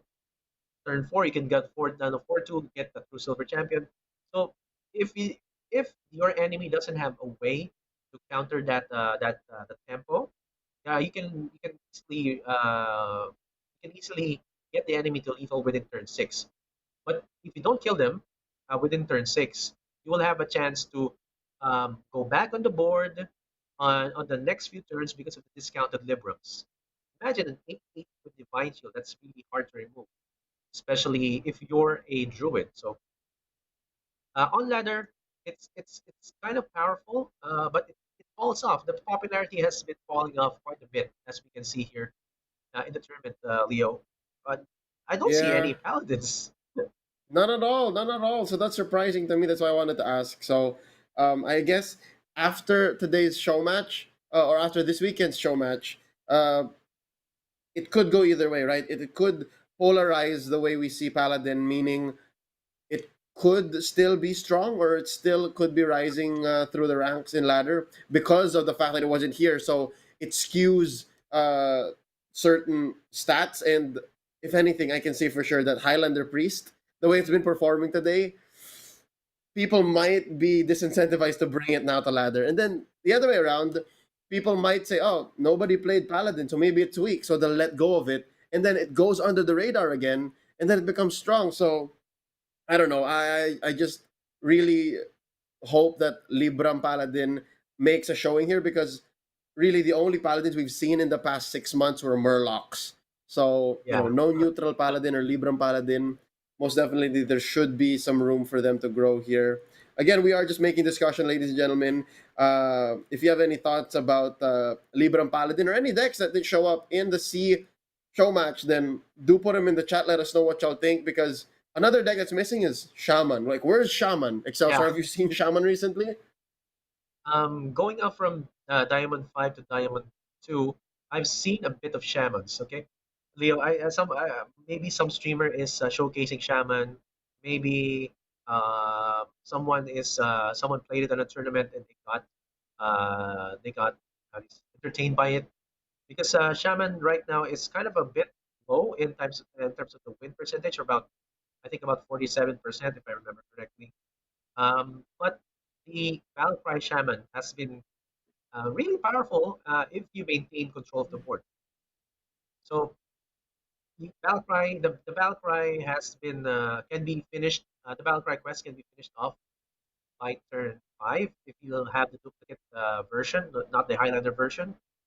For the Highlander version, you can finish it off probably turn 7. Um, but this is because there's a new spell coming from the shaman that gives you lifesteal, 3 damage to all minions and lifesteal. So basically, that gives you a refresh, or rather, it's like a healing rain, but better, Leo, Mm-hmm. in terms of There's damage, because there's damage uh, involved. Yeah. yeah, damage of course. Yeah, that's right. So yeah, it's falling off a bit because not a lot of people have the quest. Because for you to be able to use the Valkyrie Shaman, you have to have you can maximize it in the quest. And also, Leo, I haven't Okay. seen the Totem Shaman. Totem Shaman has been popular for a while. Yeah, it has a huge swing turn at turn 3 and turn 4, but now it's nowhere to be seen. That's what I was gonna say. Like, between Battlecry Shaman and Totem Shaman, I have been seeing more Totem Shaman because of how fast it can go. Again, you've got the cloning, and then you can just like bloodlust out of nowhere to really just steal the game from out of no from underneath. But here we go, leaving again the theory crafting, and now back into the game. We have finally figured out how to get into the game. Ladies and gentlemen, it's time for Highlander Priest going up against Bomb Warrior once more. It's easy. Exart from Malaysia going up against Staz, with Okay. you still here, um, guiding Easy X Art to go into game number 5. Oh, look at Yeah. this. Staz keeps the sticky finger. Gonna be key here. Excelsior, gonna be key. Oh, man. And Leo, let's note that he gets another imprisoned vial feed. Oh wow, this is a good hand. This is a good hand coming from Stas. He has a turn to imprison vial feed. He has a penance just in case ECXR comes down. And also he has a Cabal Acolyte. Okay, this is pretty good. He can, like I said a while ago, he can survive for the long run. But as we have seen in this match in round 1, he is kind of at a disadvantage with this kind of setup. Yeah, he could get bombs planted into him. And yeah, again, just like most decks, minions are not an issue for Warrior here. And he just passes Exart back in the driver's seat here. Plays the Wrench Caliber with no hesitation. I think he's counting it out. He understands that, yo, Sticky Finger's not dropping until turn 5, so I can just Wrench Caliber right here. That's right, Leo. I was about to say that that he just coined it out because he knows that the Sticky Fingers is going to be turn 5. He will be able to destroy it at the next turn by attacking that turn. So that would be a good play from CXR. And let's note that the whole Malaysian team is in one room right now. They're like, okay, they're right there in the room, and they're going to tell you right off the bat what's going to go on. Dr. Yu is right there beside CXR. And Stas is just going to put down the Acolyte just to block off some damage. Yep, I think Stas is counting on the Blade Storm, so he just does not want to walk into the Blade Storm. Apotheosis was definitely an option there, but he knows that, again, it's no problem for the Warrior to shut that down, single minion, going tall strategies. So yeah, easy Exart here. He is at a crossroads, thinking about it. I mean, it would be in his best interest here to not keep the Wrench Caliber, right? Because he knows that possibly the Sticky Fingers might come out turn 5. That's I mean, Leo, I'm seeing Easy Egg Art just using the burst right now, just to top off the board of Stas. He knows that Stas is going to win or has winning if he has minions on board. And he just wants to like block that off coming out from Stas' side so that he will be able to get the advantage. Your demise be near. Ooh, interesting. This is, again, Lazul giving so much control over to Stas here. All these cards are valid choices, right? Cutting Class for the reload, Shield Block for the reload, and some heal. Blade Storm for the wipe. He goes for the Shield Block. Celso, your thoughts on that? Yeah, I was thinking it's either the Shield Block or the Cutting Class, because either way, you would want to draw out. As we have said a while ago, Leo, one of the problems or one of the hurdles of using a Highlander Hunter, a Highlander Priest, that don't have enough pieces when you need them. So using those draw pieces, for example, the shield block right there, that would draw out the pieces that I think he's going to use Apotheosis too, just to bring out one of the removal pieces coming from CXR. Possibly. Here we go. As mentioned earlier, while Stas is mulling over his turn, Vietnam has gone up with the win against Team Thailand, 3-2 so far. 3 points for Vietnam, and they get 1 win there. Treasure? Thank Loot? you. What more can I ask for?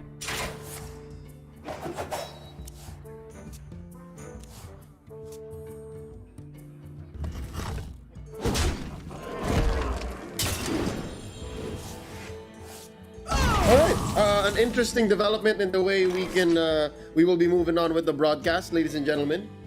So, moving along, this is still, the situation for Staz here. Oh, I think there's an update to our icons that is Highlander Priest. So, yeah, Excelsior. The Horde Villager coming down. Sticky Finger finally coming, denying any board presence from Easy Art. That's a good movement right there. And Leo, we're going to see the Galahad. So Leo, from this point on, going to be continuous hero power. Just push that button right there. Hero power, just go face. Either with a weapon or just with the hero power. Just make sure that the enemy just goes down on health. So eventually, you'll rely on the bombs on the next few turns to just destroy them. I wonder.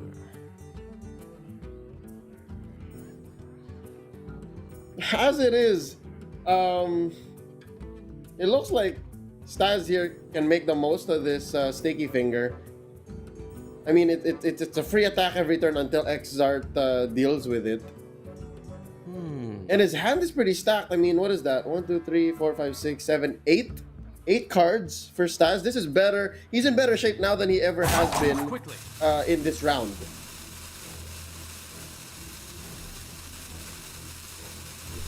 Yeah, I think that's right, Leo.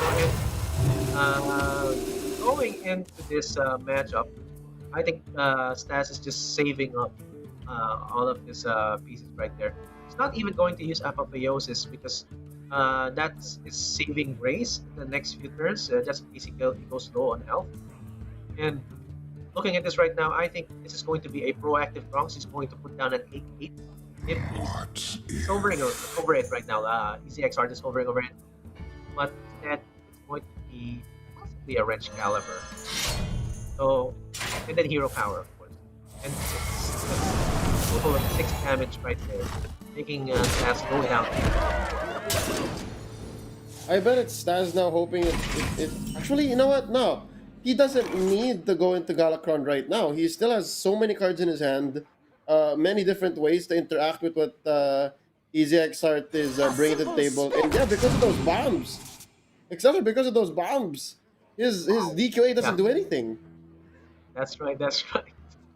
Well, it's a body for sure, but yeah. Again, how do you suss out the bombs from your deck? You have to just take it to the face. Yeah, you just don't. He doesn't have the pieces right here to remove that. As I said a while ago, the only minion that can remove the bombs as of the moment is the Worm Rest Purifier. It removes any neutrals into cards from your class. But look at it right here. That's got 2 Radiances. And that's actually going to be really, really useful in the next few turns because that's 5 health. That's a total of 10 health. Right there. That's security right there. Yeah. And he's got the Kronks online. He has a lot of access here to the different tools. And now discovering you'd like the Shield Slam. Thank you so much. Gets the Coerce. He can keep his other removal. He can keep his Blade Storm. He can keep his Shield Slam again. Brawl on that too. Easy Xart is in good shape. Like even if he does go down to 15, well 18 now effectively, he's not sweating it at all. That's right, Leo. It's like he's in a safe position as of the moment. And Stas has 1 removal right there. And he will be using Forbidden Words just in case he doesn't gain enough of the cards. But he has to use the Hero Power first. And trade off that 1/1 or just go face with it. Just to maximize the mana. Because yeah, there you go. He's going to use the Forbidden Words. Just remove that 1/1 right there. Yeah, you want to use the Forbidden Words in the 6/7, and 1/1 is going to activate it. I want to destroy it by the Wild Arrow. Alright, even if that even if this does feel a little miserable for Staz, I gotta say, he is keeping up. Like, he is keeping up at a pace wherein earlier, at this point, he did. So Easy Exart here, going for the shield slam on to Spellkin, and the red calibers just keep coming. Excelsior, the red calibers, he's got infinite red calibers right now. And Leo, that's right, infinite red calibers plus infinite extra 3 damage. Right there. But let's not worry because Leo, as you can see, there are 2 radiances.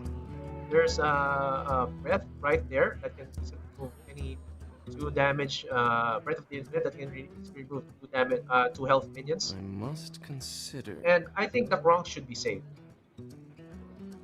You can put a 9/9 body right there, a 9 or a 8/8 body for the Alex Raza just to pull out the Blade Storm or the Curse. Right? I think Easy Exart already used 2 curses, right? He used 1 for sure, but he has Blades, so that's something else for. So hold up. Did he just? All right, there you go. Too late. Return is So go for the cross. So the Blade Storm is still a threat. I see. I mean, the Blade Storm still has to go through things. Nice. All right, so this is how you put it, Excelsior. He did protect the Kronks with another minion. But it looks like he has different plans here. Shield block. Okay. But still has many different options available. Leo, I think he can go with, if he really wants to destroy that Bronx right there, the big Bronx, you can actually just go ramming speed into the Blade Storm. Yeah. Yeah. Despite the ramming speed is going to destroy one of those minions in this Blade Storm, and it's going to be a full clear. And Blade Storm, he right. might even use the hero power. No. He might even just punch the face of the priest right there of Stas. Yeah, put him to 14, and then... Yeah, go ahead. Okay, let me go into this. We are seeing the Galacron, the Infinite right there. This on status side. That's the Galacron, and that's going to be the how do you say this? The swing turn that Stas needs, because he's going to generate value turn after turn. Woo! You got 3 renews. So he's not running out of options. Yeah, if anything, he's running out of cards. I mean, no, he's running out of time, because there's just more and more that Easy Exart is putting on the table here. He still has a battle of there. Kronks hasn't dropped any devastations yet, and I don't know, man. Counting how many bombs, I think he's at least at 3.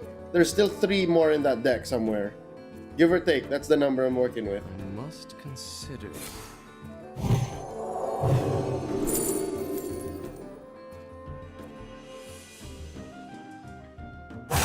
Quickly. And I think still needs to use that Galacron right now. Saving it up for possibly a big minion. You know, I think saving up for a big, for example, an 8 it's on coming from Easy Exart. So I think it's going to be something to watch out for, or maybe even a Deathwing. Yeah, I think that's what Staz is counting on. Like, he's counting on bigger kills with his Galacron. So that's fine. And again, he puts himself up to 21. I am counting maybe possibly 3 bombs left in his deck. So he's somewhat healthy. I mean, Easy Exart can threaten the punch again with another weapon and his hero power now, which gives him +3 attack. So there's a few ways this can go. But I'm still feeling quite confident for Staz here. He's in a much better place than the last time we saw this matchup between the priest and the bomb warrior.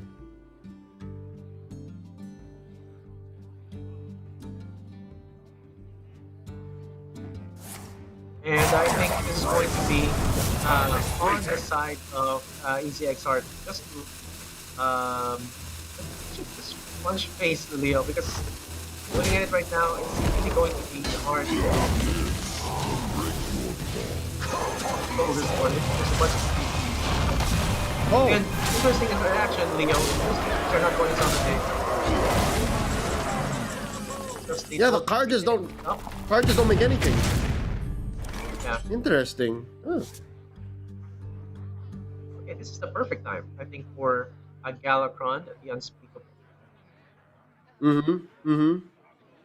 I mean, it's not nothing. Earlier, it would have been nothing, but now it's at least it takes something, and then you completely turn into Galakron, and you go into full inevitability mode.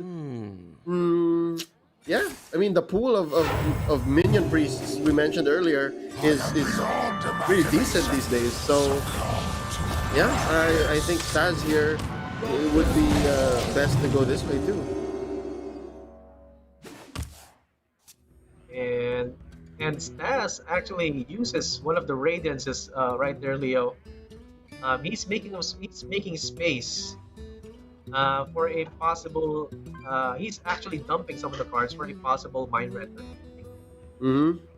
Yeah, a possible mind render right here, because you're running out of. That's actually the best time for you to use mind render. Like for example, this DQA is not even going to be activated, but it can be activated on the side of EZXR. Possibly, so if he does yeah. use that, Leo, the Soul Mirror can actually counter it. So yeah, it's a possible future setup right here coming from Stars. Yeah, EZXR just goes straight to the face, heals himself too, and now makes somewhat of a board that Staz has to answer. Because again, 20 health. I don't know how many bombs now. I lost kind of count. Maybe 2? Because he did trigger another bomb earlier. But again, the priest value train keeps rolling. The priest value train, man, on the way to Value Town. The mayor is Staz right now. He just has so many options to go off. Many choices. He can still just also hero power and go from there, but that puts him at 8 mana. What about? And so at least 2 bombs, right? For sure there's at least 2 bombs, because the Dragon Queen Alexstrasza is not yet ready. And yeah, Elusia is somewhere in there. Elusia is in his deck somewhere. Yeah, I think it's going to be really hard turn for Stas right here. There are a lot of ways you can approach it. You can go hero power, get a random minion, but that leaves you, as you said, Leo, with 8 mana to work with. And Vulpera Shadow can give you a spell. The best one now is Shadow Word Death. And none of the removal pieces show up. Also, Shadow Word Ruin can also remove that 6. So I don't know how it's going to work out here, Leo. Ooh. Oh no, running out of time. Oh. Interesting. Hold up. It's not going to do much. The Kronk survives, so there's at least a 6-2 on both sides. Yep. Wow, ramming speed. A singleton copy doing exactly its job. The trade. So EZXR continues to keep the pressure. Again, some cards in his hand are dead.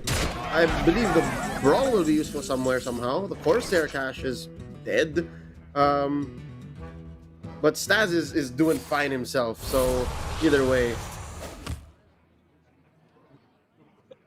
Ooh. Oh wow. And Leo, I think EZXR was actually clapping his hand there, because he knows he will be able to maximize his copy of Random Speed. That is like, there's only 1 copy. And Sketch Clan's Shadeville has a huge health right there, but downside, it gives the enemy minion, the enemy's health +5 if it dies. Yeah. So, but it actually seems like it's enough right now. Oh wow, look at this. He doesn't even need Lord Barov just yet. He's like, yep, got a sword and board into the shield slam. And but at least this is a free turn for Stas. I gotta say, ooh, that's gonna hurt. Put him down to 7. But there's still two bombs in there, dude. There's still 2 bombs. Oh, this is really hard. This is really hard to look at. If he uses the race dead right there, he's going to get hit for 3, Leo. Yep. Put him at 4. And, Still very dangerous. Very, very dangerous. That's lethal. That's dead. He doesn't even need a bomb to get hit. He can just get punched by Exart. Oh. Yeah. Uh, So I think there's a bunch of bombs up to, as you said. That's the strategy of a bomb warrior. Get it.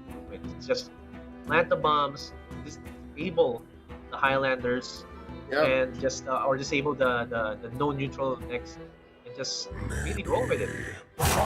it's a different kind of inevitability that bomb warrior comes in with. Despite not having as many options or as diverse of a pool of options from priest, it has just this kind of pressure that it puts on you.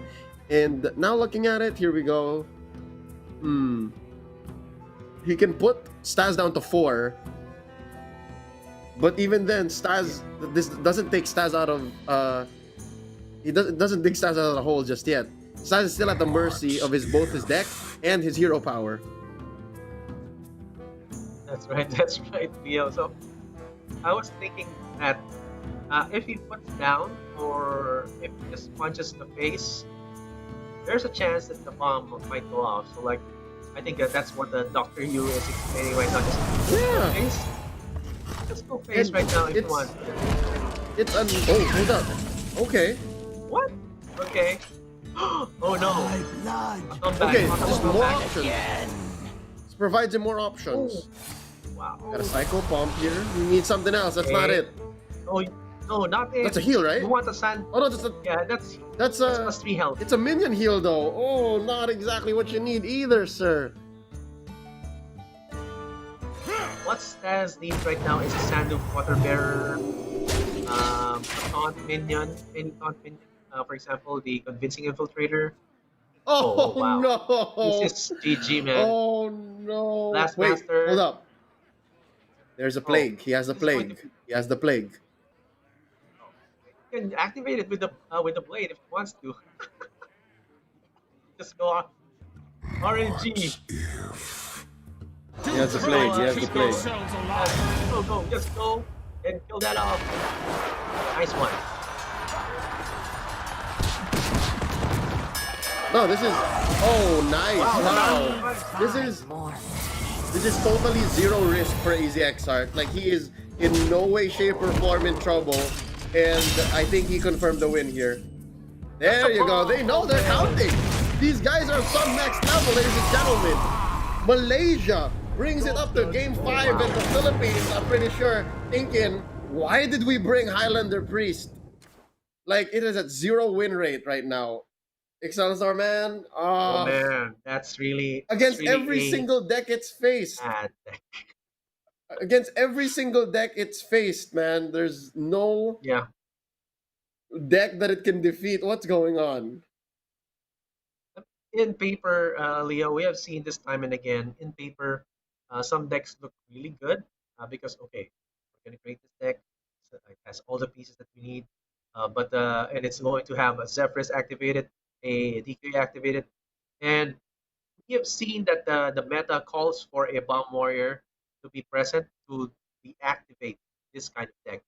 And if you put a Bomb Warrior into a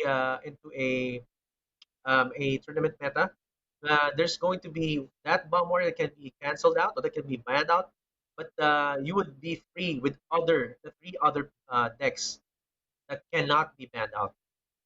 So part of the strategy is that you would expect that there's one bait deck, for example, the Rogue or the Bomb Warrior, and that's the other 3 decks you're sure that you're going to be playing, and you're sure that they're going to have a good win rate over the other decks. So the priest right now looks good on paper. If you look at it, the deck list, but it's not really performing.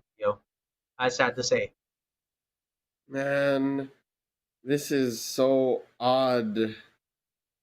I don't know how to feel about the way that this deck right now is at 100% lose rate. But nonetheless, again, it comes down to what comes out of your hero power. And here, at least, we saw that he turned into Galakrond, but the inevitability of the bombs and how Team Malaysia was just able to count up and say, you know what, this is it. After this turn, bombs are gonna take him down.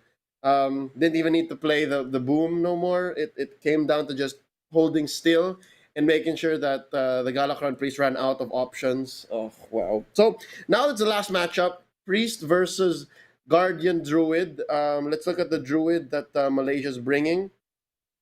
It is most exactly the same. But it is, instead of running a Singleton Lake Treasure, it has a Singleton Teacher's Pet. Hello, I wasn't able to catch that, Leo. What were you saying? Hi, welcome back. So instead of a Singleton Lake Treasure, it Yeah. it has a Singleton Teacher's Pet and a Singleton animated broomstick, which is an amazing card. How did this come through? It gives all your minions rush.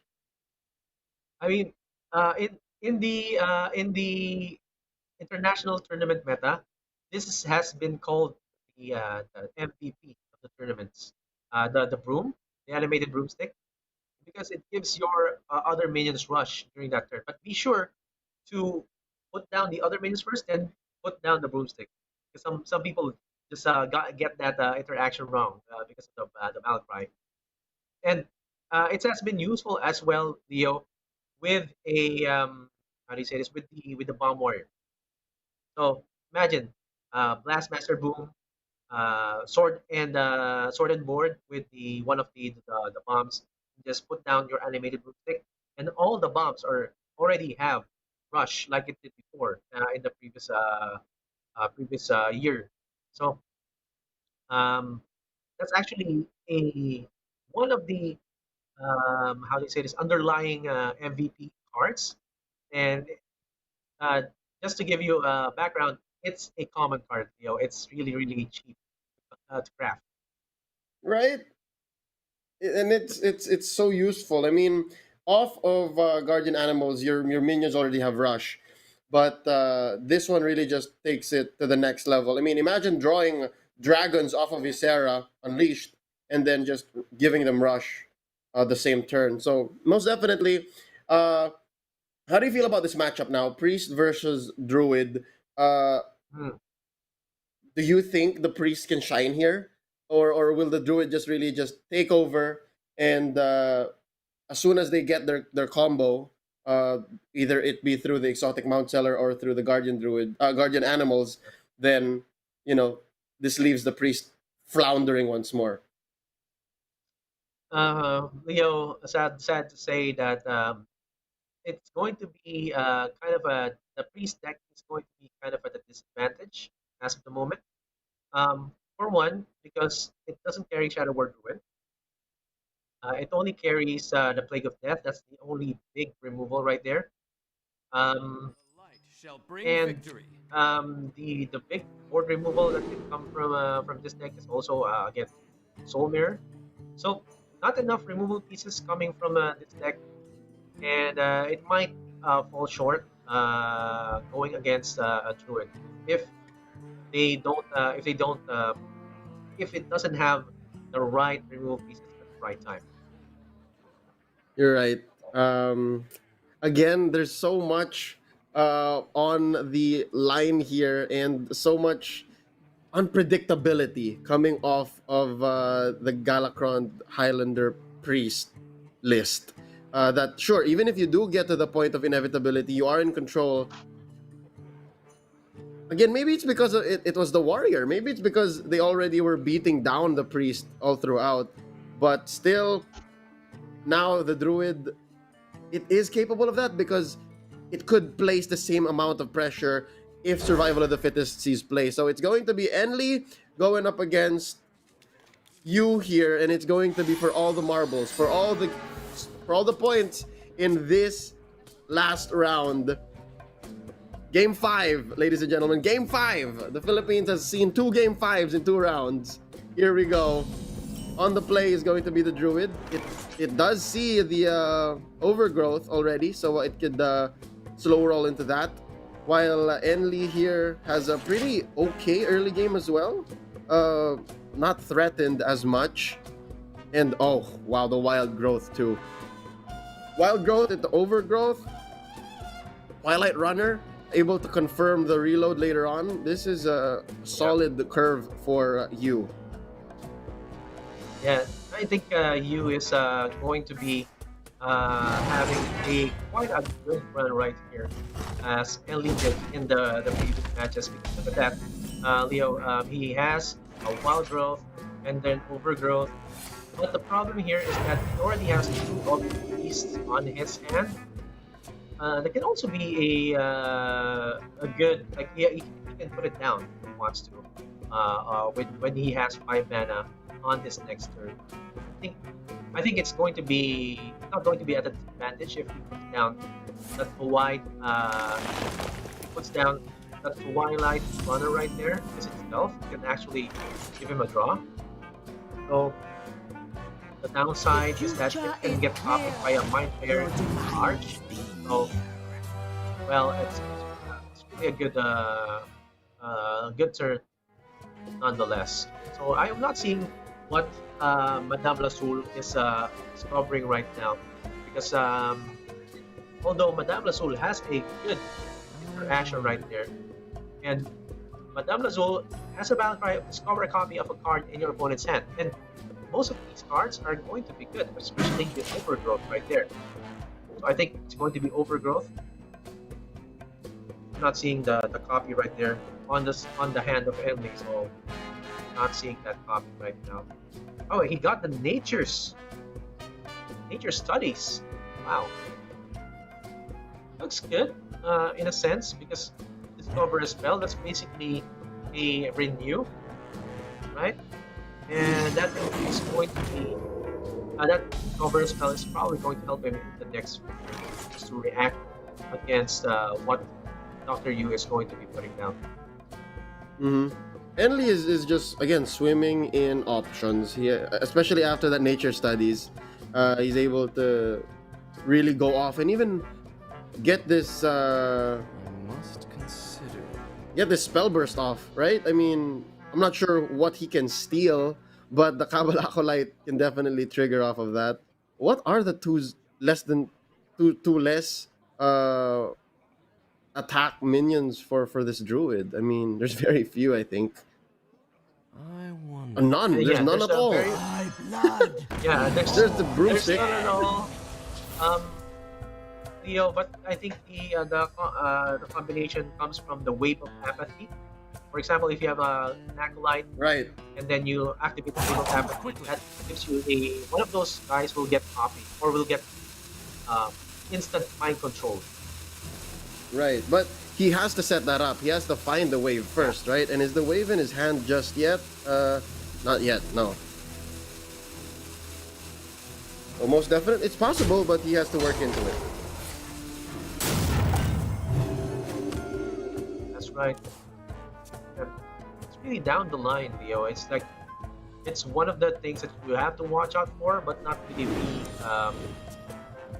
be afraid of, because again, there's only one off. So, if you're playing Hearthstone, one of the best advices that I heard is that play according to your own board, but not according to the reaction of the other guys. The reaction of the other guys is going to decrease their number of pieces of their other pieces in their tools. So decrease their tools in their deck. So just keep on putting down threats. And the reactions are going to be coming from your opponent. So yeah, good call here by the doctor. He goes and picks up the Glowfly Swarm, because at least it's another way for him to push some pressure, force out the removal from the priest. while building a board if Enli doesn't have the answer. But Enli does. Like, we can see it. Enli has the answer. Yeah. And yep, he's kind of C1 off. No, it's a full clear. It's a full clear, Leo. Yeah, you can use this mine towards that Twilight Runner and go with the Breath of the Infinite. But I think he's going to copy the Mind Flayer Catarge. So good turn, good output right there. If he wants to do that.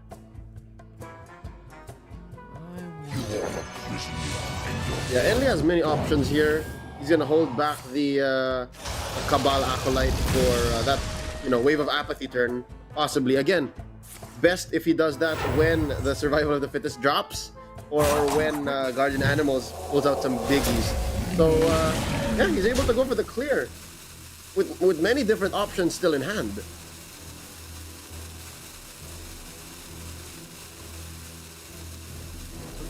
That's right, Leo, and I think he's still saving up a bit on his side right there. Looking at the Galacron right there, that's going to be possibly useful. The next few turns, of course. Also, imagine this scenario, Leo. Imagine the Druid doing Survival of the Fittest, and and you also putting down your Murazon the Infinite and doing Survival of the Fittest. So how good would that not be, right? Because at that point, though, at that point, 8 mana, counting.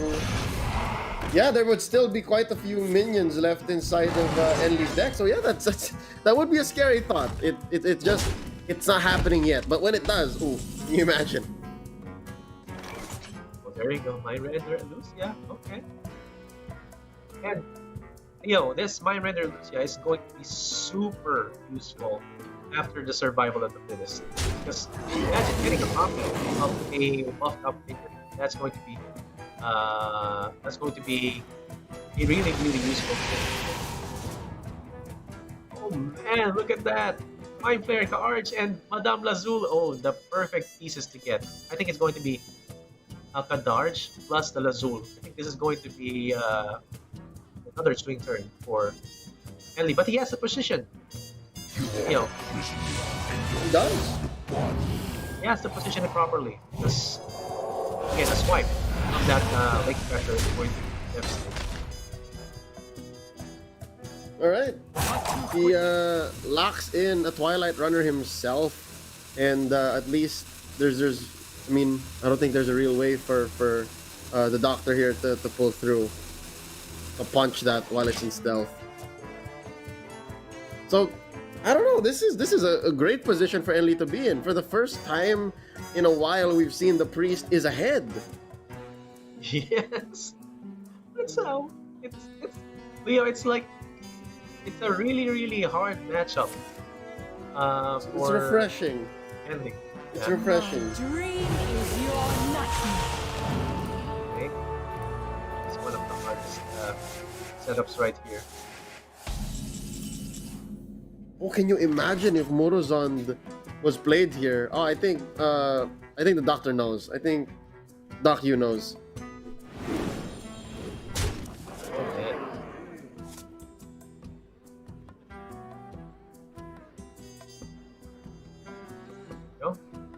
Or the Galacron will be removing that single portal, and now Enli is on the takedown. Leo going to just keep on dealing damage while drawing. So if Dr. Yu will not be able to remove that. Okay. Go. Yeah, and the thing is, he has quite the full grip. He's sitting at 29, and it looks like it's the Druid that's running out of gas.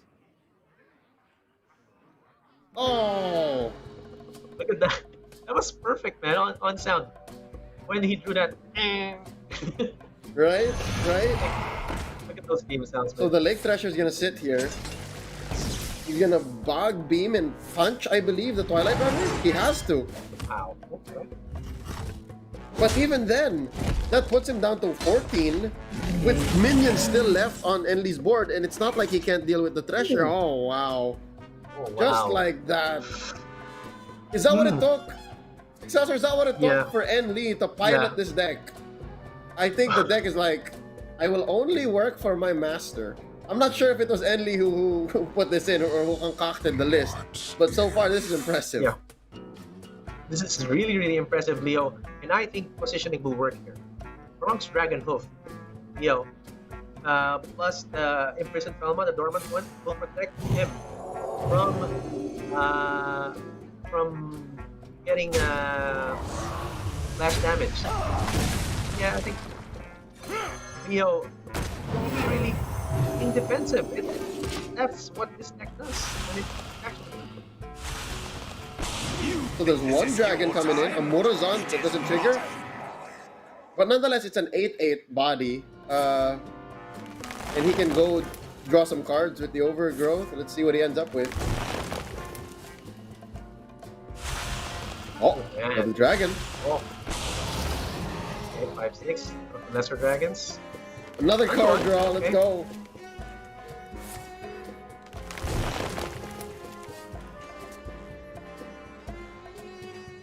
Actually, Enli can bank on this, yo. Oh, what did he draw? Horizon next turn. Oh, there it is. Oh, there's the blue stick. Oh, perfect. Exactly what he needed.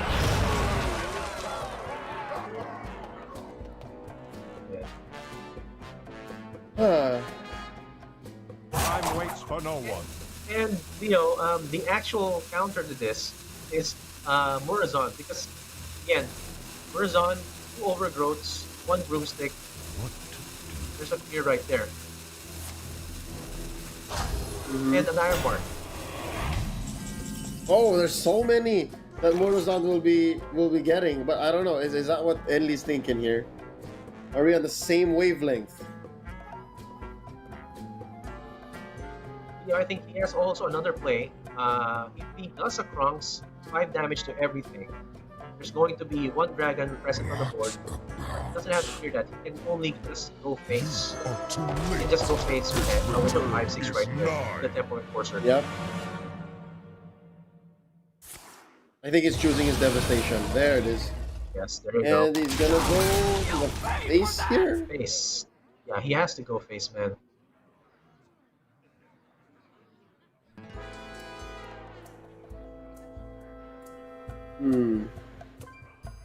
The future is clear. Okay, goes for a Lazul. What can he see? What does he see though? Oh, survival? No.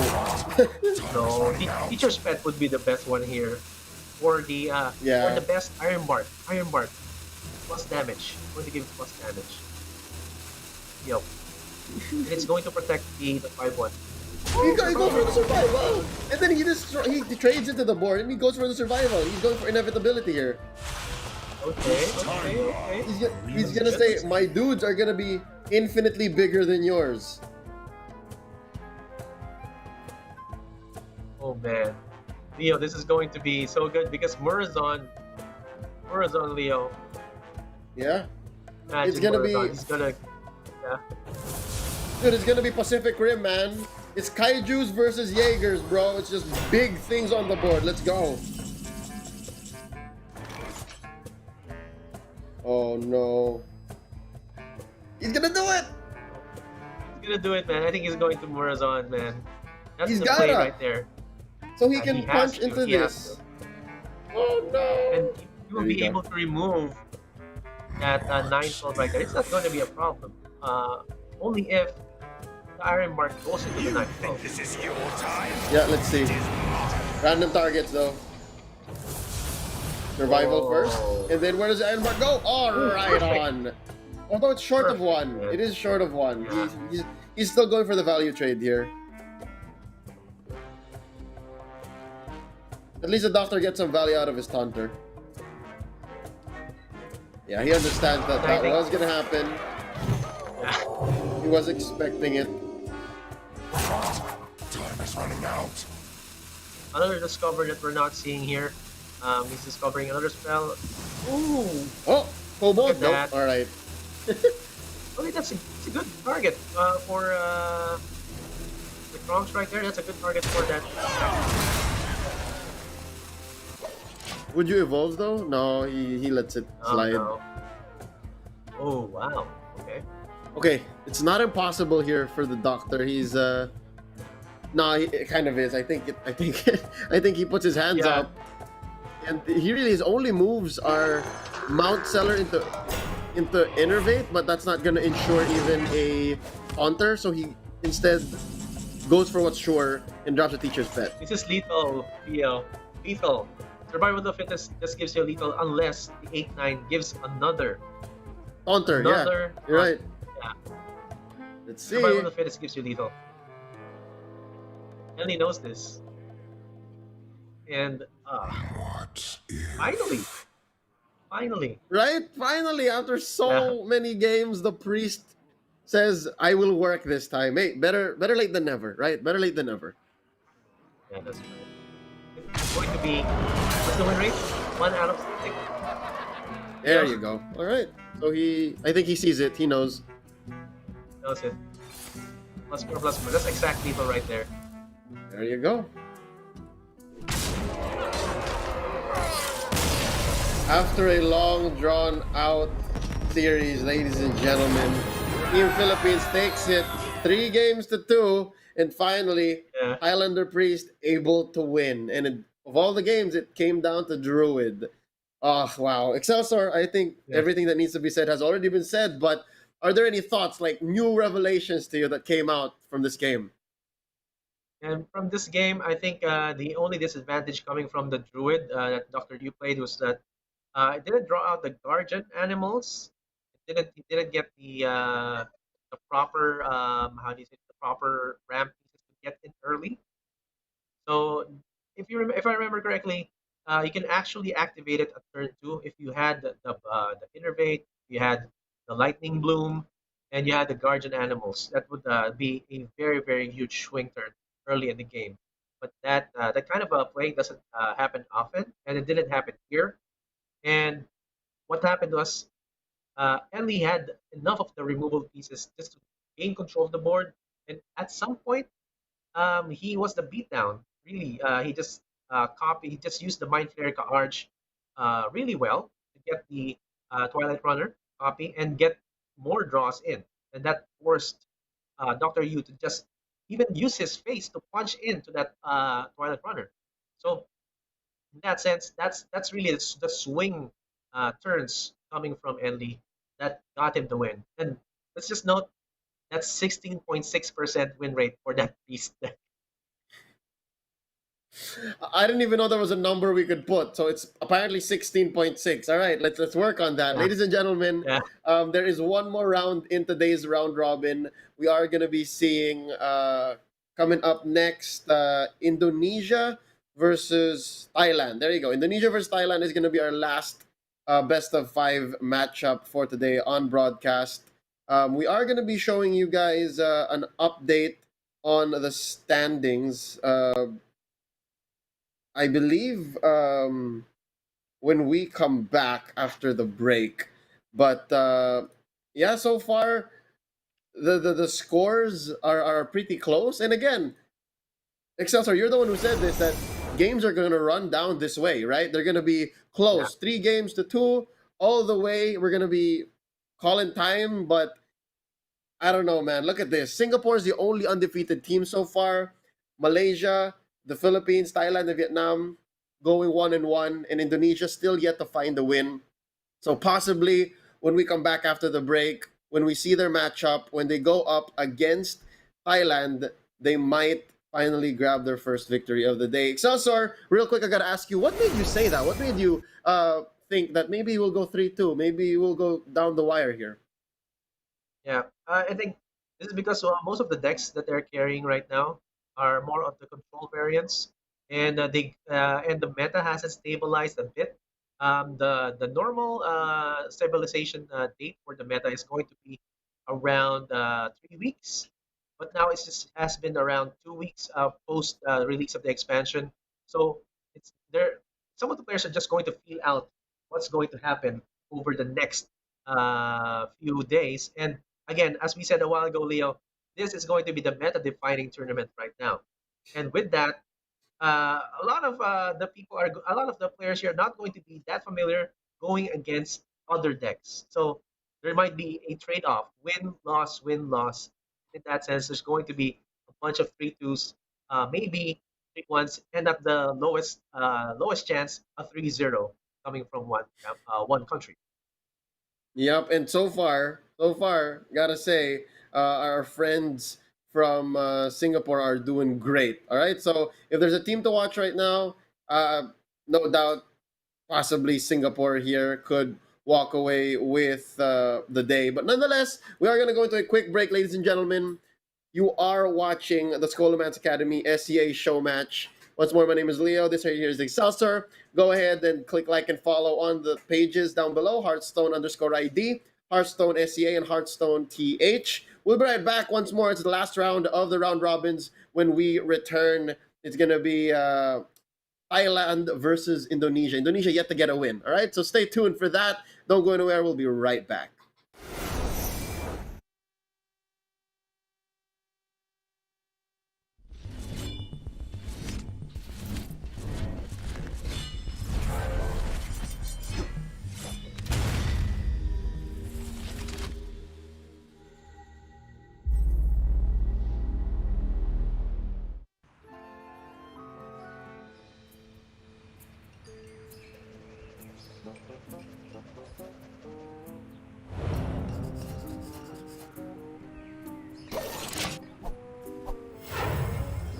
Reporting for duty. To battle! To battle! Ow.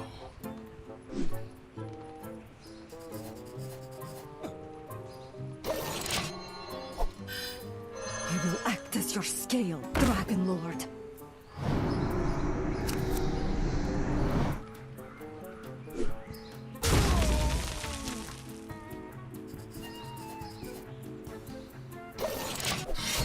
The weapon. I will fight that minion with taunt. To battle! To battle!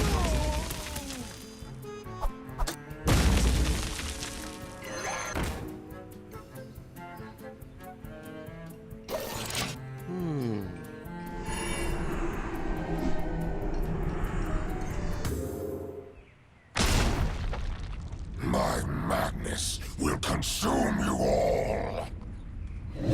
Madness.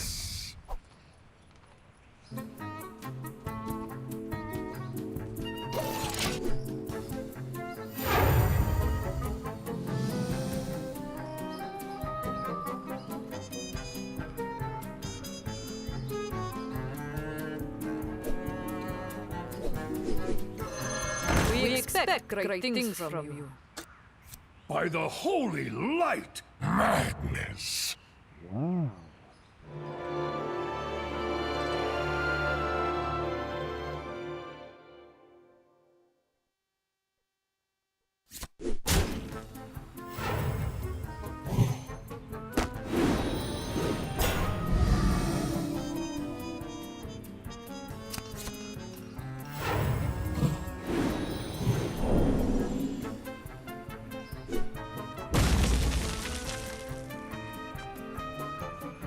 We expect great things from you.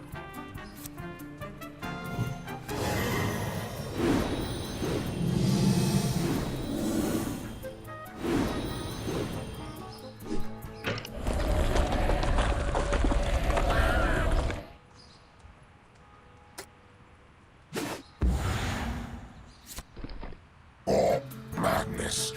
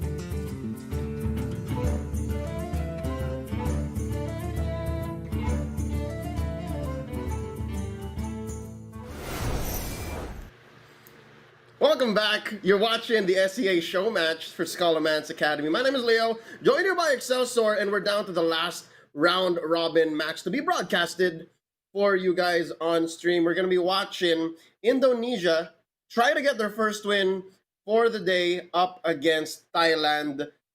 Excelsior, so far, how are you enjoying the day? What kind of new bits are you learning about our metagame? Yeah, I'm learning a lot from this tournament, Leo. I actually just copied a bomb warrior variant a while ago using the risky the kobold sticky fingers, and it got me 2 wins in between breaks. So it's actually effective, especially in this meta. So um, also, I've yet to try the Demon Hunter because I personally my Demon Hunter wins are like around 50, 60. I'm not really adept in that class, so it's really surprising that it gets a lot of wins in this tournament with that kind of setup. And it's really how do you say this? Really, really exciting that the one of my favorites, the Bomb Warrior, it's represented in each of the decks that the players are carrying. Yeah, I think that is an effect of how complete bomb or how complete warriors card pool is, specifically coming in from Ashes of Outlands. Since no cards are rotating out, just having them added on through Scholomance Academy just makes the class more holistic. I mean, more complete. I mean, uh, decks like Demon Hunter, right? The reason why we're so surprised and so impressed with how the control list is working is because there was only really one or two decks from the previous meta that was successful, but now there's this all new archetype that is just making the rounds. So yeah, possibly why Bomb Warrior is so omnipresent is because of that. Like it's just a more complete and holistic package that was just made more reliable by Scholomance Academy. Let's look at the teams lists here. They are going to be shown in just a bit, especially with the bans. Thailand here has their rogue list taken out, and let me just clarify: this is not weapon rogue. Yes. Instead, I think. What kind of rogue is this? Can you help me out here, Excelsior? Yes, Leo. This is what you call the more canonical stealth rogue. It has the Virgin Okay, so Infiltrator. this is Has actually the stealth rogue this time. yes, this one, man. This one Okay. is actually one of the better stealth rogues because it has the Sneaky Delinquent, Virgin Infiltrator, and it has Infiltrator Lillian, which when it dies, it's going to summon a 4/2 Lillian that can actually immediately attack, and it dies afterwards. So All right. this is the stealth package. I think what's missing here is one the slower version, the Akana or the Akama, one of the primes in the previous expansion. So possibly they have made iterations of that and didn't use that as well. And Leo, let's look at this. They're carrying a Highlander mage. This is the first time we're seeing this now. So we might be seeing something good here. And the priest and warriors, the priest variant right there is the Galak priest. But Leo, we're seeing here the warrior is banned in the Indonesian side, but in Thailand side, the warrior is being kept. So I'm not sure how this is going to go in this matchup, but we'll see if it's going to be on in favor of Indonesia. Because said Leo, they had a 2-0 record as of the moment. Yeah, they are finding it hard to get more reliable wins. But now looking at the fact that their bomb warrior has been banned out, this might be the reason why. It's because their most reliable deck, or at least based on how we've been seeing the rest of our broadcast go, is the one that keeps getting banned out. So they have um, their weapon rogue, they have their Highlander hunter, but it's that druid that's really caught my eye. I mentioned it earlier when I mistakenly stated that it's going to be the Philippines versus Indonesia next, when it's actually for tomorrow. That seems like it's a combo druid. I don't know. We'll be seeing it in action very soon, and here it is it's going to be Bomb Warrior going up against that Druid, which is, I don't know. Excelsior, can you help me make ends of this list being fielded by Indonesia in game one? Indonesia is actually trying to go into a burst by making the enemy think that they're guardian druid, but instead they have a how do you say this, a wild card, the Better Joy Bus that can possibly draw into a Malagos, a one-cost Malagos. And what you want from that one-cost Malagos is the spell damage +5. So with that, you can actually just use two modifiers to deal a burst of 12 damage. And if you're behind, you can use the Bog Meat to remove some of the hit. So basically, the Better Joy wants to draw an Extraza, Malagos, or Serena Leash, any of those value minions to win the game. Time waits for no one. Yep, so far this is a great hand for Team Indonesia. They have the ramp, they do have the guardian animals on deck, they're ready for it, but Scream here from Thailand clapping.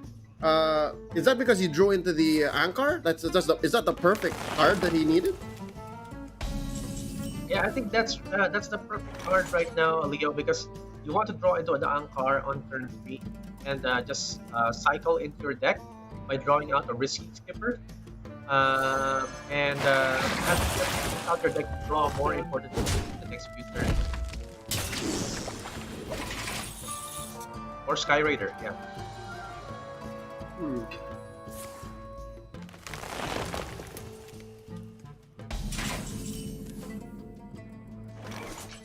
All right. Someone's gotta lead the charge. There you go. So again, Sky Raider is gonna help him out here. Just move along his hands, build up a presence. But this is a super early guardian animals. I mean, I'm sure sooner has happened off of double lightning blooms, but yeah, right here, Joth is going to see a Twilight Runner, like for sure at least. And again, lead next into the reloads. That's right, Leo. I'm looking at the hand of Scream right now. He only has the hero power plus shield buff to remove one of the guardian animals. So if I were to pick which one to remove, I'd pick the Twilight Runner, but he has a Lord Barrow. Take note of that, Leo, because Lord Barrow can actually be activated with the Shield Snap combo. And he needs it. I think he's got it. So now Scream has to shift his strategy here from building a board, from pressuring, into playing more out of Joth. I think it'll come to a point where he needs to run Joth out of resources. But again, the way that Joth's deck is and the way it looks, correct me if I'm wrong, this is a full-on combo deck, right? He's going to be using those Moonfires with the Malagos. That's right, Leo. I mean, what he did a while ago, he got into nature studies, and then into Moonfire. So he really wanted to get that Moonfire out, because if he does get the 3 Moonfires on his hand, that's going to be a total of 18 damage in one turn when he puts out the Malagos. But Leo, let's take note that Malagos is not going to be discounted, because that's the Better Joy Bus. That Malagos is already on hand. It's going to have a hard time. Oh, no clear. Yeah, what's interesting is Scream went the other way. He went possibly 70% on pressuring, 30% on clearing, and he got rid of the important things. But nonetheless, Joth is not going to let that sit just easily, because he is going to go and drop Ysera Unleashed. Now, possibly every card he draws is now going to be gas. He's going to come onto the board and really put out a presence. And Scream now, man, his hand is so full. Excelsior, I can't even make make out what cards are in there for the most part. Leo, I think this is going. Same for the shield block. Kind of hard. It's kind of hard right now for stream. You can put down the brute if he wants to, but it's not going to do a full clear. He's saving the barrow combination, possibly risk skipper plus barrow, into clearing out a deep portal heavy board. And oh my gosh, Alec goes. Oh, and a death wing. Okay. Oh man. Excelsior. This is some this is some Enly level just I don't know, man. I don't want to call it luck because I do think there is some skill involved here. Oh no! Oh my Part of the gosh, there's the combo is combo. online. Yeah, the combo is online. Is it part Leo. or all of it? Is it all of it or part of the it? the whole combo is online except for one Moonfire. He's stacking one Moonfire. Yeah, it's going to be 18, and he has 12 damage on hand. So he uses wait. the Alexstrasza, and Yeah, he uses that that Forest Warden Omu. Yeah, he's lacking damage. Let me see. Oh yeah, you're right because this puts Scream at an effective 18. Yeah. But wait, hold up. It's 2 off. Damage off. Yeah, he's 2 off right now.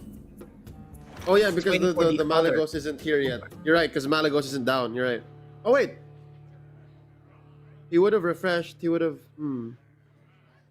Yeah, you're right. He was down, and I think Scream knows. Yeah, even with the barrel, like Scream knows.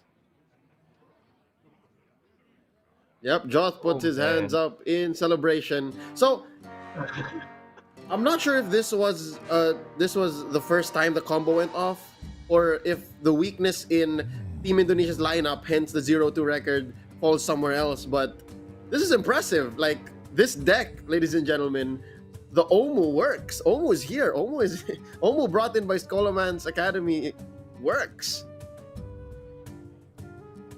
Yeah, and Leo, I think Omu is the one way that you can make Omu work is that since it's a bit expensive to put down, that discounted by using the Japan. Oh, wow. Oh no! It doesn't pop up. Okay, let's see if there's another Malagos on hand. It's going to be Or he makes Malagos off of this? No. Oh no. This. In time, you too Mhm. will bloom. Let's see. Oh, he's still short. He's still short. He's kind of a short by 2. Oh, he's going to go. Oh no, he's got it. GG. There you go. Wow. He ain't short. He ain't short no more. That's Yeah. it. GG right there. All right, 22. so that is game 1. Game 1 going over to Team Indonesia. Scream applauding his opponent. Well played. All right, so this is, I believe, the first time we've seen a combo deck in our broadcast, at least live streamed for you guys in our rounds. So I'm glad that there's room for these kinds of decks, Excelsior. And I think this is a great foil to the inevitability and like the drawn out nature of decks like Bomb Warrior. Yeah, that's right. I think when you get that kind of when you get a lot of long games, because they keep on coming back, you would want some of these combo decks to just finish them off in one turn with a good setup. And what you can see actually there is Jepero Joybus is showing its VIP status right there because you can draw out the Omu, you can draw out the Alexstrasza, you can draw out the Malagos, and that would give them a huge advantage because one cost minions like that, or one cost minions with big abilities will be very, very useful in this kind of matchup. Yeah, what you do essentially is you use your guardian animals to take out the non-desirables for Gepetto, and then you play Gepetto, and then you get your combo pieces and go off. So that is one Yeah. win for Team Indonesia already, putting a check mark on their Druid deck. Left up on the line for them would be their Hunter and their Rogue deck. So this is again Stealth Rogue. No, this is Weapon Rogue again. Weapon Open Rogue rogue. Yeah. for Indonesia, and then Highlander Hunter. So first time seeing Hunter on broadcast, so should be fun. Again, there's some new cards that came in from Scholomance Academy. But let's talk about Team Thailand. They are the ones who are on the back foot here with their Warrior losing.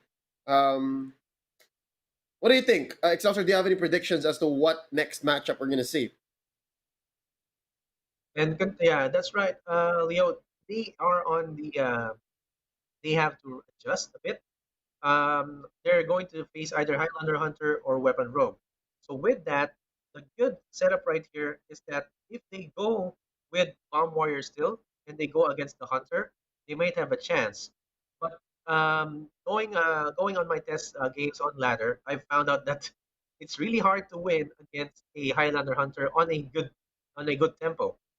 Because if they get that good tempo, they don't even need their their Highlander nest right there. Because imagine turn one Blazing Battle Mage, turn two you can go with the Bronture Brawler, turn three Dwarven Sharpshooter into the Bronture Brawler, and that's going to be a huge advantage. And that's something that the warrior can't deal with. Even if he Mm-hmm. uses a Blade Storm, he will not be able to recover. So there might still be a chance, but it's kind of slim for the Bomb Warrior to go against. Yeah. Bomb Warrior here. So you're saying possibly Thailand could set that out first and then expect the Yeah. worst from Indonesia. Or the best. I'd like to say the best from Indonesia, and maybe save the Bomb Warrior for later. I agree. I agree. Yeah. We are just waiting for that to be set up. Again, ladies and gentlemen, this is the last broadcasted game for the day. Again, 3 rounds of round robin have already happened, and games are also happening right now as we speak. So we will be delivering you guys updates on your country's scores if ever they are happening off stream. So now we get into the game here, and just as you said, Excelsior, wow, on point here. Highlander Hunter coming in from Team Indonesia, Eduard as the pilot, and Quicks going to be fielding this Highlander Mage. Interestingly enough, here's one card already showing itself that you have some mixed feelings about, Crimson Hothead. Yeah. Let's talk about this. What cards are both players looking for here to start? You have said the Crimson Head is actually one of the new Scholomance card. I think Wix's Nick needs to keep the Jandis power right there, but only gonna out that of Phasing Reno and Blizzard.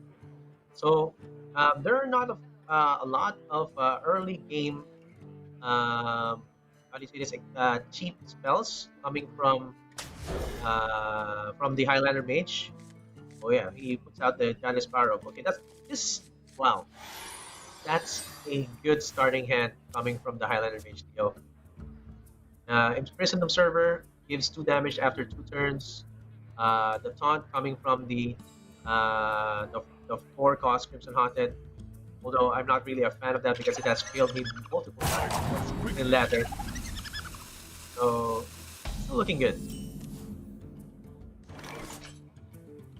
I like how Edward just mulliganed towards a hand that covers both his curve and the late game, because he is playing here for inevitability on the side of Quicks. He knows that when it comes down to it, he can't just punch his way towards the victory. So yeah, I like how he tried to go for throwing away early advantage and just going for tempo here.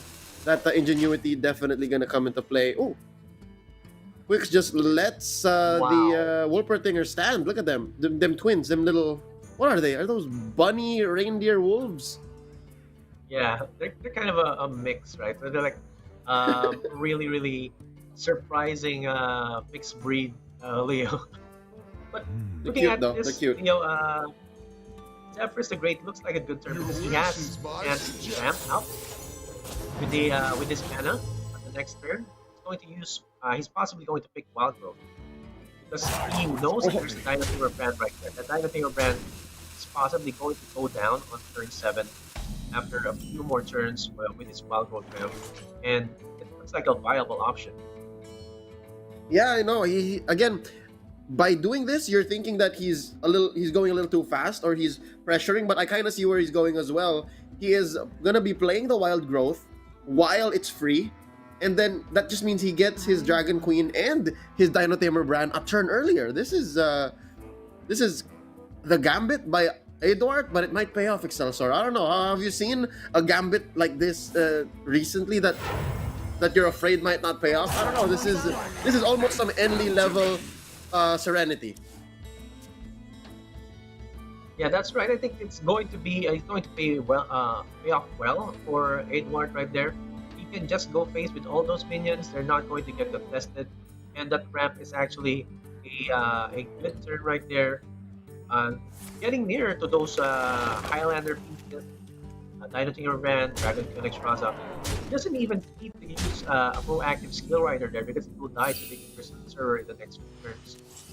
So, man, it's really, really hard to be Wix right now because you're seeing yourself getting attacked on the face turn after turn, and there's nothing you can do about it. Yep. And nonetheless, by Wolpertingers. By turn 1 Wolpertingers, man. What to do? They've been here for 3 turns right now, or 4 turns, or 3 turns. Yeah, there's only so much Quicks can do here. He was considering the Doomsayer. I mean, I don't blame him for that. But let's see, 1, 2, 3. No, if he does put down the Doomsayer, it's double jeopardy for Eduard. He would just let it sit, and it would not be a good idea for Squix anyways because he is waiting on a board wipe. So yeah, best keep it. That observer is gonna be coming in soon too. Just hold on. That's right, and I think Leo, that's the best line right there coming from Wick. Using the Arcane Intelligence because he knows if he uses the Doomsayer right there, that's going to also possibly remove his own Imprisoned Observer, and he's going to be left with an empty board. So still face damage coming from Edward right there, possibly a Scavenger's Ingenuity. We might see that, but I think he's going to be go Scale Rider face and then Hero Power. That's the best play right there. Scale Rider face, Hero Power, definitely a clock, and I think the Scale Rider survives that, right? The Scale Rider's a 2/3. Yes. A 3/3. A 3/3, well, all the better. But then again, he could also go for the Feywing and force out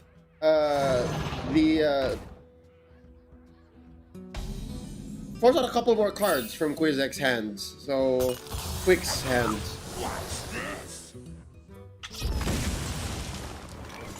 Oh man. Oh. Right? He could force out a couple more cards. It's quite the problem, Leo, for Wix right now. He's down to 18. As I said a while ago, Leo, we have discussed this, that Crimson Hothead is not going to get activated this time. He's going to be put down. Then things can go face if they want to. So there's going to be no trades are going to happen in this turn right here. Possibly an Animal Companion and this face. Animal Companion. Yep, Animal Companion, Scale Rider. Curve out, right? Just go all the way. Yeah. Ooh. Oh no. Let's Again, see how this goes. Edward just walked right into that wild growth that just enabled this kind of aggression. Oh, Misha. Oh, wow. What if though? What if it was Hogger? What if it was Hogger? Yeah, if it was Hogger, it's going to be a problem for Wix. 5, 9 to 11. Oh, that would have been double time on that clock. But nonetheless, Misha's pretty good as well. The observer gonna go into that. But as we get closer to the late game, Quick's hand just starts to grow more in value because he has more access to cards. He can just play more stuff. Just going famous Leo. He's just like, okay. His teammates have validated it. Okay, you have to right now, and just don't mind all those guys. And that rolling fireball is just 4 plus 3. That's going to be one off. Or One full off wipe, from yeah. clearing the board. So he needs to remove that Misha with that 4/5 and just go with rolling fireball and just protect himself from further damage. Yeah. But Leo, turn 7, ran, incoming. That's gonna hurt. Oh yeah. Well, technically it's turn 6. But yes, again, the wild turn 6. growth. What a Zephyrus pull there for Idward. We'll see. This is still Idward's game. It's him setting the pace here in Quicks for the past 5 turns. Been answering. And he's still in this, 11 health. That's still something. And I think he sees this line of play. There you go.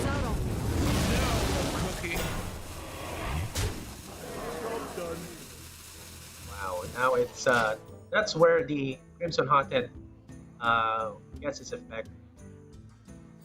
So I think Scavengers into Apex Predator. Yeah. It's going to be a 4. I mean, it presents itself, and he can curve out too. But here's the question: do you curve out with the hero power and force it, or do you drop the Felmo? I think I would drop the Felmo now, and then hero power, and then that just protects your Felmo. Or protects your Felmo because it's imprisoned, but it's also leaves you in a vulnerable position because that's total of 8 damage, and Highlander Hunter doesn't have a lot of life regain pieces. Yeah, I was gonna say the same thing, but again, pressing that button, doing hero power here is just as valuable because there's very little life gain, if any, also on the side of the Highlander Mage. So this could be the clock still back on the Hunter side. We'll see. This could be value though if he drops the Felmo. There you go. He's investing in like the next 2 or 3 turns. Ooh. Candice. So Leo, I'm thinking, what is the best card that we can get from Jandice Battle? We can get 4 or 5 Teacher's Pet. That gives you an advantage in the next few turns because you have a taunt, and you have a possible minion on board after it dies.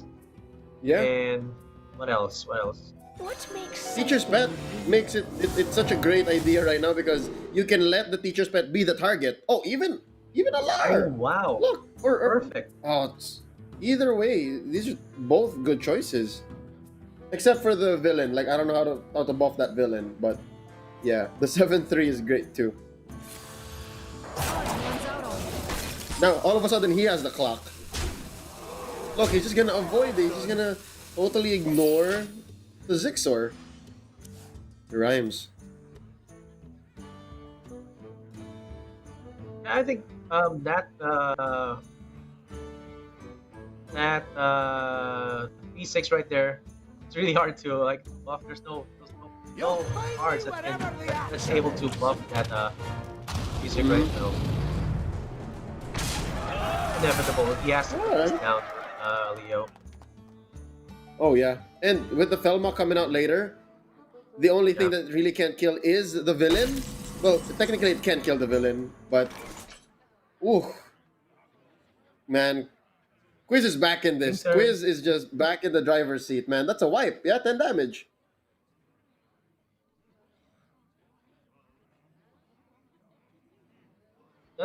You're right. That's actually a wipe. It uses the Reno. Oh wow, Conjurer's Calling looks good because you can convert that. Oh, he's going instead for reaction. Okay. Interface.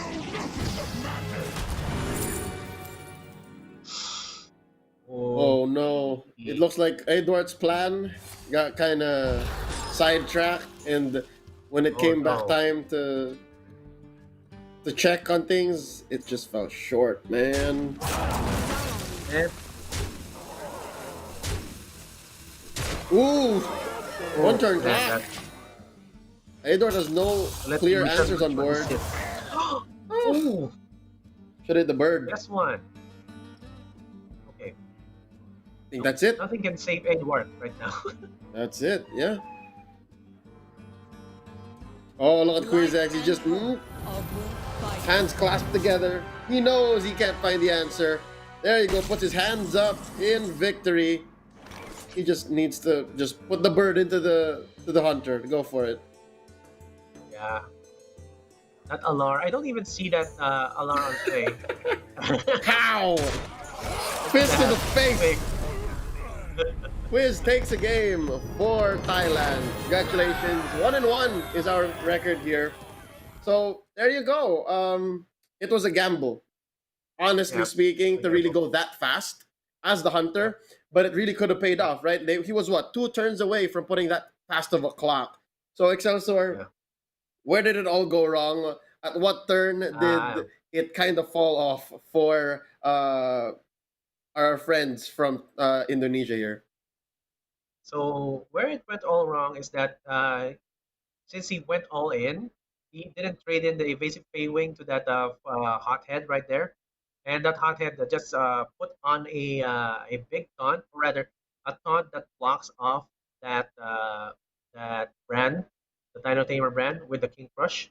So in hindsight, it looks like a good push towards the face, but over the next few turns, that's the minion that survived, and that's actually the one that's preventing Edward to use the Dino Tamer brand. So that's where it all went wrong, and that's one of the strategies that you can use it. I'm not personally. I told you I'm not a fan of the Crimson Hothead, but right now that looks like a good place or a good sample to see where it shines.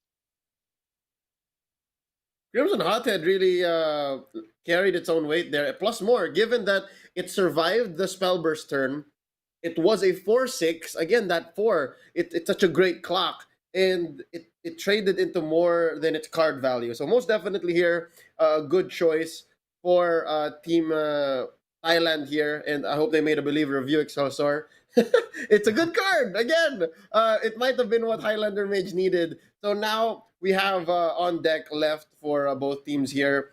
Thailand, they have their Galakron Priest and their Stealth Warlock left on to play, while Indonesia still has their Highlander Hunter and their Weapon Rogue. Interesting. We might even see a mirror.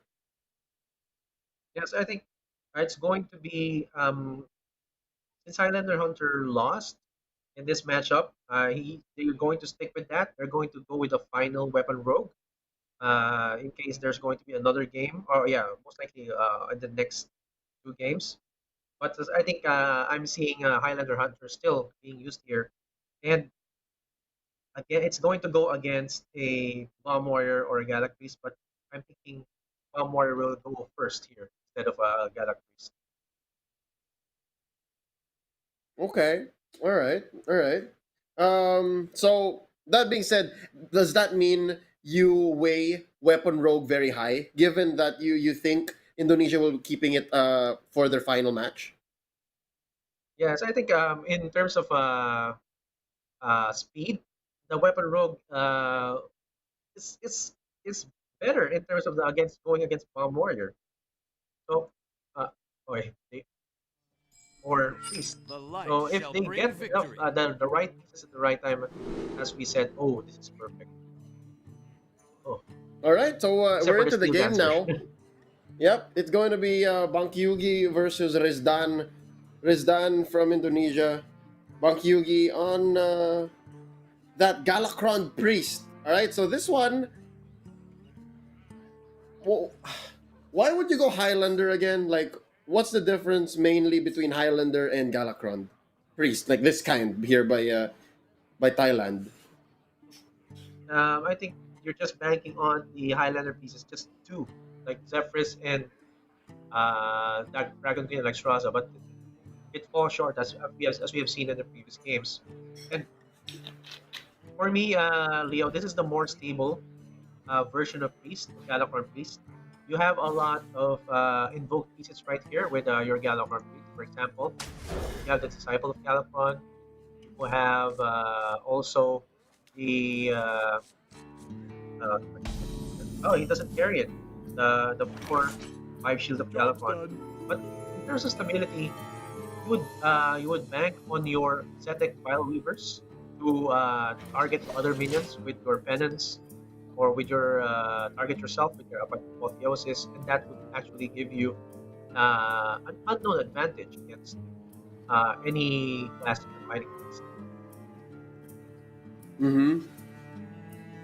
I see. And again, that's something that you can't just pull out of nowhere. So really, that explains the divide or the distinction between Galakron priest and Highlander priest. So I wonder. I'm sure we have access to the stats. I don't know what kind of numbers to put to it, but I wonder which is performing better. You know, is it Galakron priest or is it like Highlander? But nonetheless, back to the action here. There's not much Bank Yugi can do. But hold up, off the stream, look at this. Team Philippines goes 3-0 against Team Vietnam. Wow. So it looks That's like they actually- figured out their Highlander priest situation. Yes, there was a sweep right there. A cruel fate awaits you in the Coming ashes. coming from the Philippines, and I think they didn't have to get to Highlander Priest, Theo. I think they just won 2 games and that's it. Possibly. Because of, yeah, that's right. Yeah. Yep. That should be the case. But nonetheless, into the game we're actually watching. Yeah. Here comes the Scoundrel. Kind of spells are we looking for here? Job's done. Any life gain spells, because as we said a while ago, Leo, the weapon rogue is goes hard really fast. So with this kind of matchup, you would want to have enough life gains. For example, a Radiance or Renew, Apotheosis on one of your minions. That would be very helpful. And going against this kind of rogue. All right, he drops here a smaller than usual Edwin, but I do think it should be worth it, given how much of a clock he's put onto Bank Yugi now.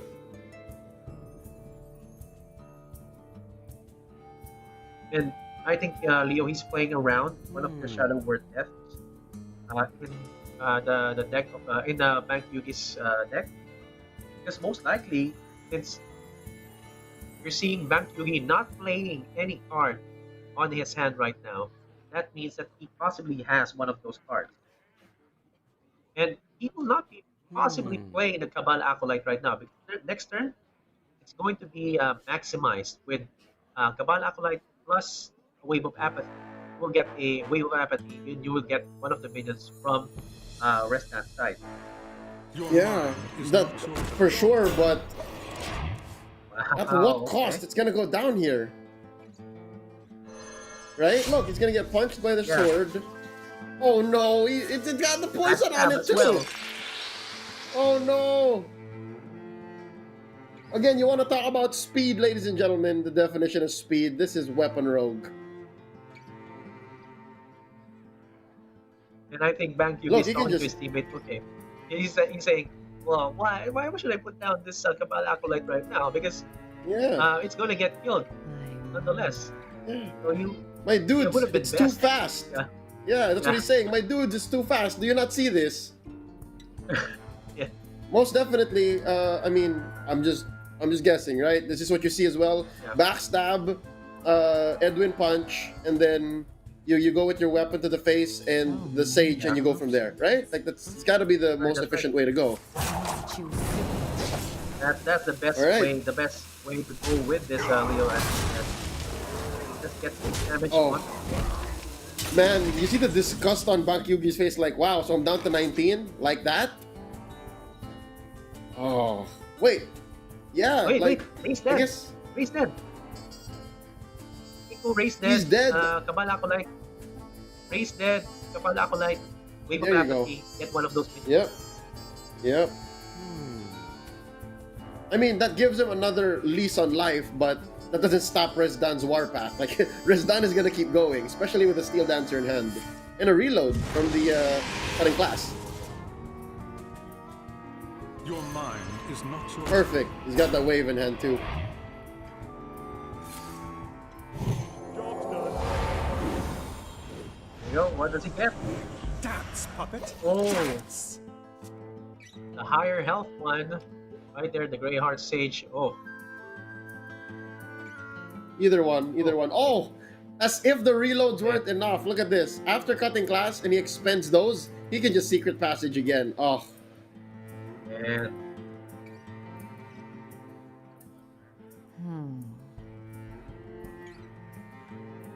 this is going to be quite a show right here, Leo, and it's kind of awkward in a bit because It is. because 2-6 into you only have 4 health. I think he's going to look for a backstab right there, just that, or a deadly poison. Yeah, he found Wow. the deadly poison. There you go. And it's getting ever larger, man. Oh, you know what? That's another thing that I guess Highlander Priest has. It has like the toolbox. It has the ooze. Sometimes it has the sticky fingers, right? So that's one thing. Yeah.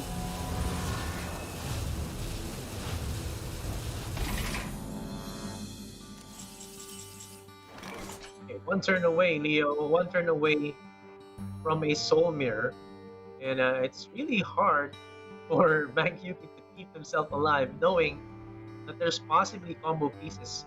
So the pros usually distract the hand, and that those hands that are not moving possibly are the combo pieces to finish off the game.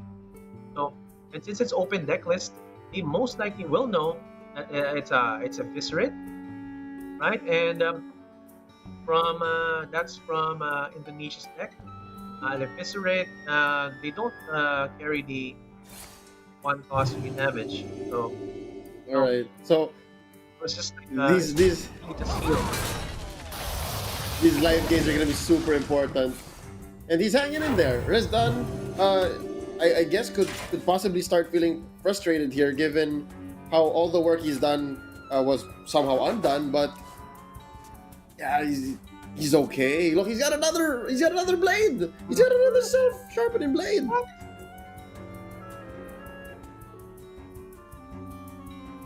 They Oh, just perfect, say, man. Oh, okay. Yeah, Soul Mirror into the Steel Dancer turn. Lovely. Oh, there's going to be a soul mirror. Oh wow, perfect life gain. Look at that. The beauty. Looks at it. Yeah. That's life gain. That's a walking fountain. Yeah, he's pointing. He's like, yeah, that's good for me, right? And the Corsair is not going to help his case here, right? The Corsair is just going to make it worse off of the Soul Mirror, right? Yes. Oh, I don't think. It's really, I think this Rezdan. is so lucky, man. Yeah, Rezdan might. Maybe he's considering. He somehow considered it because he did not overcommit with the Dread Corsair. So he kind of knows what's up. There you go. There's a wipe. Plus 8. Yo. One more. Oh, 16, man. Undone. Blood and plunder. Alright, he's still got somewhat of a presence back. And that Galakron, how big is that Galakron? That's going to. It's just one invoke. 1, okay. Not bad. No problem. 9, 10 damage on, and he's going to go up to 13.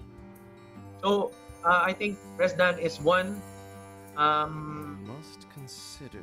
Wait, I think -1. One of it's going to be -3. Resdan has 7 damage on hand. Yeah. Only Well, is a secret passage. Secret passage, good sir. passage. Yeah. And he doesn't get it. It's fine. He can slow roll this, I guess. Yeah, and then from here the Kronk comes down, but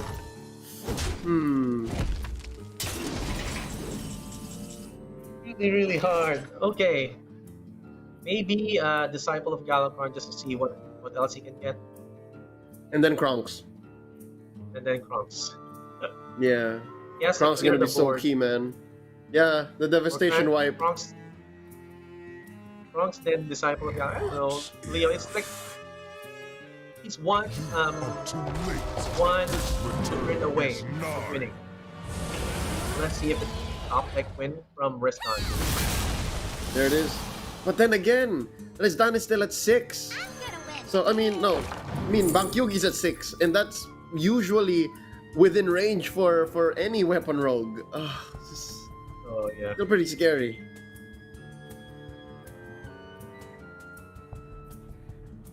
Oh wait, Leo, did he punch with the self? He did. With the Earlier razor? he did, yes. Self sharpening sword. Okay. Yeah, so That means the it's swords are back 2-3. Okay. Just one. One. No, not get there.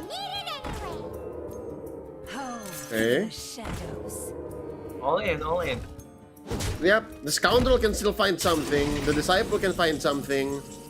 The hero power can find something. And he can penance his own dude, right? Yes, he can. And he can get another can penance from that. Oh wait, he can Weaver. He can Weaver. He still has a few ways out.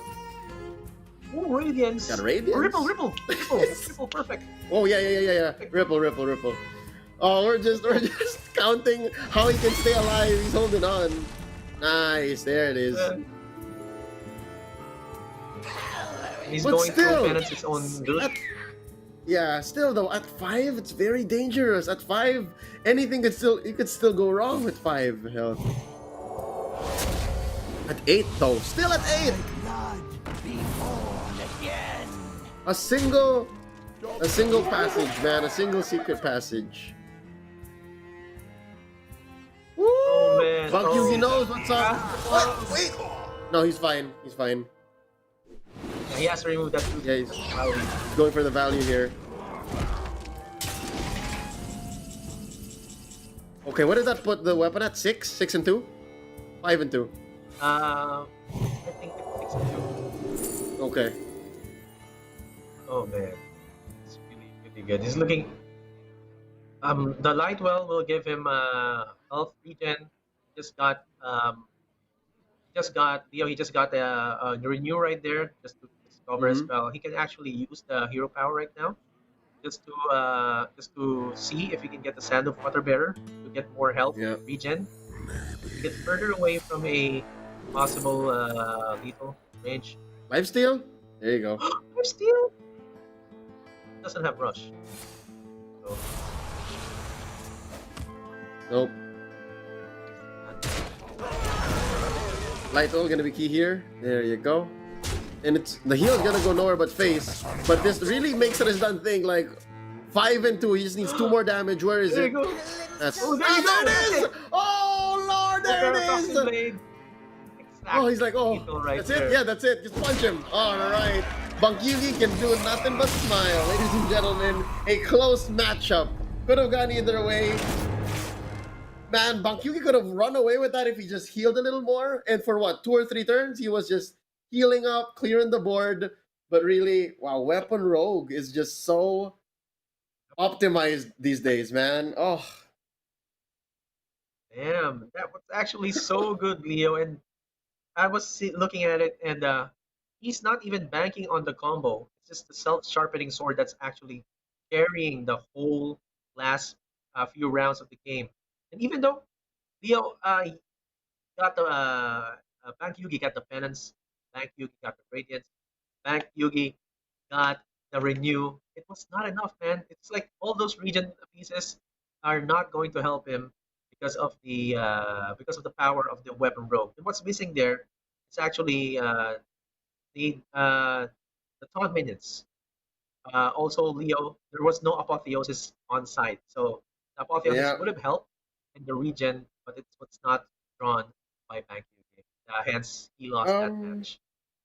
the apotheosis is a 2 of, so yeah, it was just quite unfortunate he could not draw into it. So yeah, Indonesia here on the road here to on the highway on the speedway to making their first win here against Thailand, which now leaves them with their it's their Highlander Hunter, and I don't know, man. Thailand would be smart to just field the bomb warrior and you know Yeah. phone in the game 5. I do think that's what's gonna happen here. Yeah, I think you can still go with the bomb warrior just to give a hard counter in terms of the bombs that are going to be put down on the side of Indonesia with the Highlander hunters being deactivated. But again, as I said, Leo, it's still a good deck without the Highlander activation. You can still go hard on curve with all the dragons, with the placing battle mage, imprison Felma. That on curve power is like going to help you in the next few turns or survive the first few turns and just keep on punching the face. So we'll see how this goes. Who will be the beatdown? Will it be Highlander Hunter or will it be the Bomb Warrior? Looking at how this hunter deck by Team Indonesia performed earlier, I feel like they have the chance here, right? Like they went so fast earlier, but again, it was off of his Zephyrus and off of keeping the DQA early. But we'll see if that curve happens again. Wow. Interestingly enough, Team Thailand, Scream now piloting this deck, keeps their Galakrond Priest, while Rezdan and Team Indonesia have their last deck, right? It's the Highlander Hunter. Man, can you imagine this? What if this time they do that same thing again, wherein they go really fast? I'm not sure if if Galakrond Priest can answer as well as Mage. Excelsior, what do you think? Sorry, man, it was cutting a bit. Coming back, what were you asking? Oh yeah, well, we saw earlier how if Highlander Hunter goes super fast, right? Like they just go all the way, like they turn it up to 11, and it looks like the hand that they got belongs in a aggro Demon Hunter hand. What's going on? I was saying, can Priest stop this onslaught just as fast? Job's done. I think they can. Look, look at the hand. I think he can with the hand. Yes, Leo, the priest can stop this onslaught, especially with the on hand. You can see the penance. That's why he put down and actually just coined out that Cetic File Weaver, and he gets a random spell right here, which actually. Job's done. Hey, that's man, good because Rezdan gets Soul Mirror can blown out counter. there. Yeah. Yeah, Rezdan gets blown out there. I mean, the rest of Scream's hand just spells disaster for the Hunter here. Oh, another one. Okay. Thanks. I Oh guess. man. Looking good for Scream right now. But let's not cancel out Rezdan too early because he's throwing out the Stormhammer that can easily kill one of the Cetic Vile Weavers. So no more random spells coming from the Cetic Vile Weaver. Unless You're right. he revives it. That and he has the Primordial Explorer on locked in later on to keep this Stormbringer on. Yeah. Okay. Yeah, and he's curving out too. I mean, he can even go hero power from here.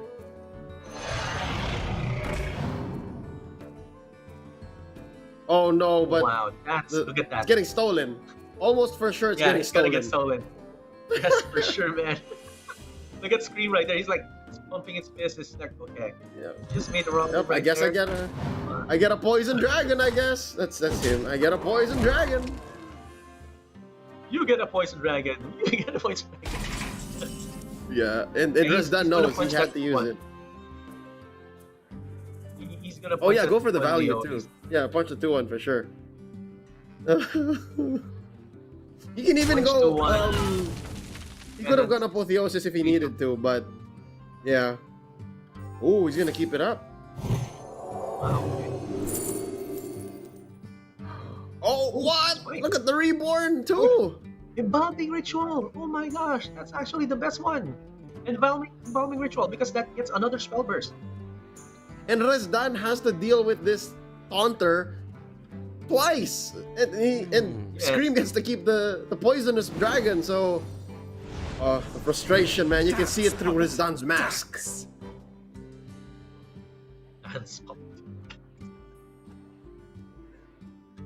And Scream is in no rush at all. Scream can just take his time here. Leo, this has been a problem for Friday. Highlander Hunter, some way, somehow, they're just getting cancelled out or getting blocked out by. Oh. Yeah, this again. It's a thing for Highlander decks, right? Like I think the age of Highlander, or at least their prime, may be in the past now. It's a whole new meta we're seeing.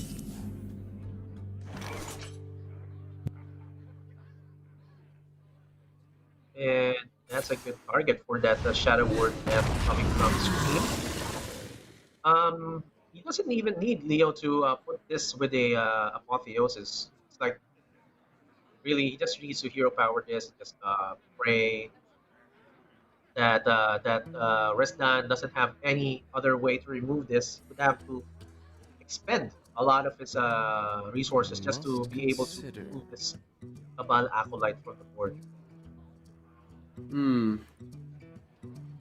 This Acolyte is just so valuable for Scream. Look! He's even considering healing it up. I mean, possibly the Apotheosis would be great too, putting it up to a 4-5. I must consider. Forcing out Rezdan to answer it the old-fashioned way. Oh, sorry, 4-4. There you go. 4-4. Yeah. It was at 1. Oh! Full kill. Look at that, Leo. Full kill is actually... No, Rezdan needs to take care of it right now, dude. He needs to destroy it right now. It's gonna be helpful to have a full kill because the highest cost card is a Grand Slam, so it's not really going to be really accessible. Yeah. So yeah, this is one Pokelt that is not as easily played as the Demon Hunter Control Pokelt. You will start hitting the renew towards the yeah. That's just you can go renew on the space, Leo, and find some other spell. On curve, Dark Prophecy. Be a good, yep. Good spell to put out here.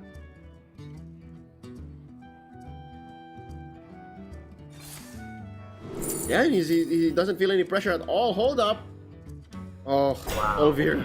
Olvir. Heal up the Tolvir. Oh, it doesn't get hurt, so alright. I was gonna say he can heal it up too. It's on curve, but he's okay. Oh, red.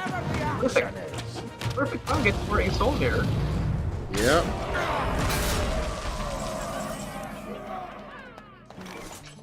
Okay. Would you want the race that Wave of Apathy? Doesn't get one, or yeah, he's just going to check, off check. No, don't do that. Don't do that, man. It's going to be random. 1 out of 3, 33% that you get one of those. Just mirror out. Small. Mirror out, I guess. Oh, hold up! He's willing to do it. Oh no! Okay. Okay. Excelsior, the madman. He's gonna do it. He's getting it. He's getting it. Oh, he got it, man. Way to win. Dance, puppet. He got it. Dance. He got it. My gosh. 33% and get the biggest one. Who'd have thought? Oh, he's gonna go for the face here. Play to win, Leo. He's playing to win. I mean, he needs it. They are down to the. This is match point for Team Indonesia. So Scream here from Thailand really needs to pull what he can. Oh, nice. Wolpertinger buffed up. Okay, now the Book makes sense. In the Grand Slam. Yeah, because it's at 10 mana. It's for the next turn. Makes sense.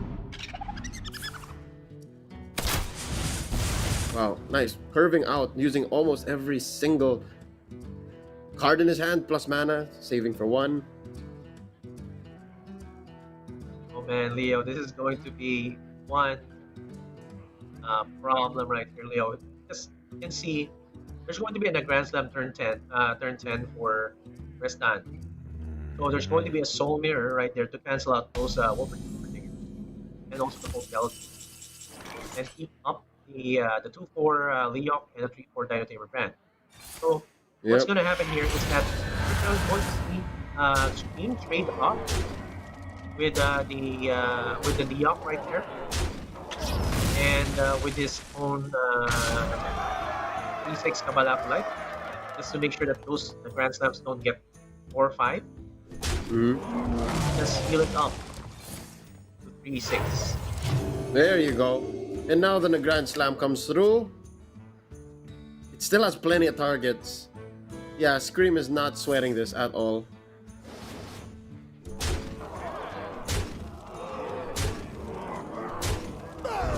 Oh, Scream. Yeah, that's it. Yep, that's it. We're gonna go to game 5, ladies and gentlemen. Oh man, game 5. Last match, best match. And yeah, congratulations to Team Thailand there for forcing the game 5, clutching it. And now we walk into the inevitable. Bomb Warrior poisoning the well here. Highlander Hunter is going to have to figure out how to deal with those things because, again, it comes out turn 3 with a coin, or turn 4, the Wrench Caliber. Well, you gotta punch twice, but nonetheless, let's see. Are there any weapon removals coming in from Team Thailand?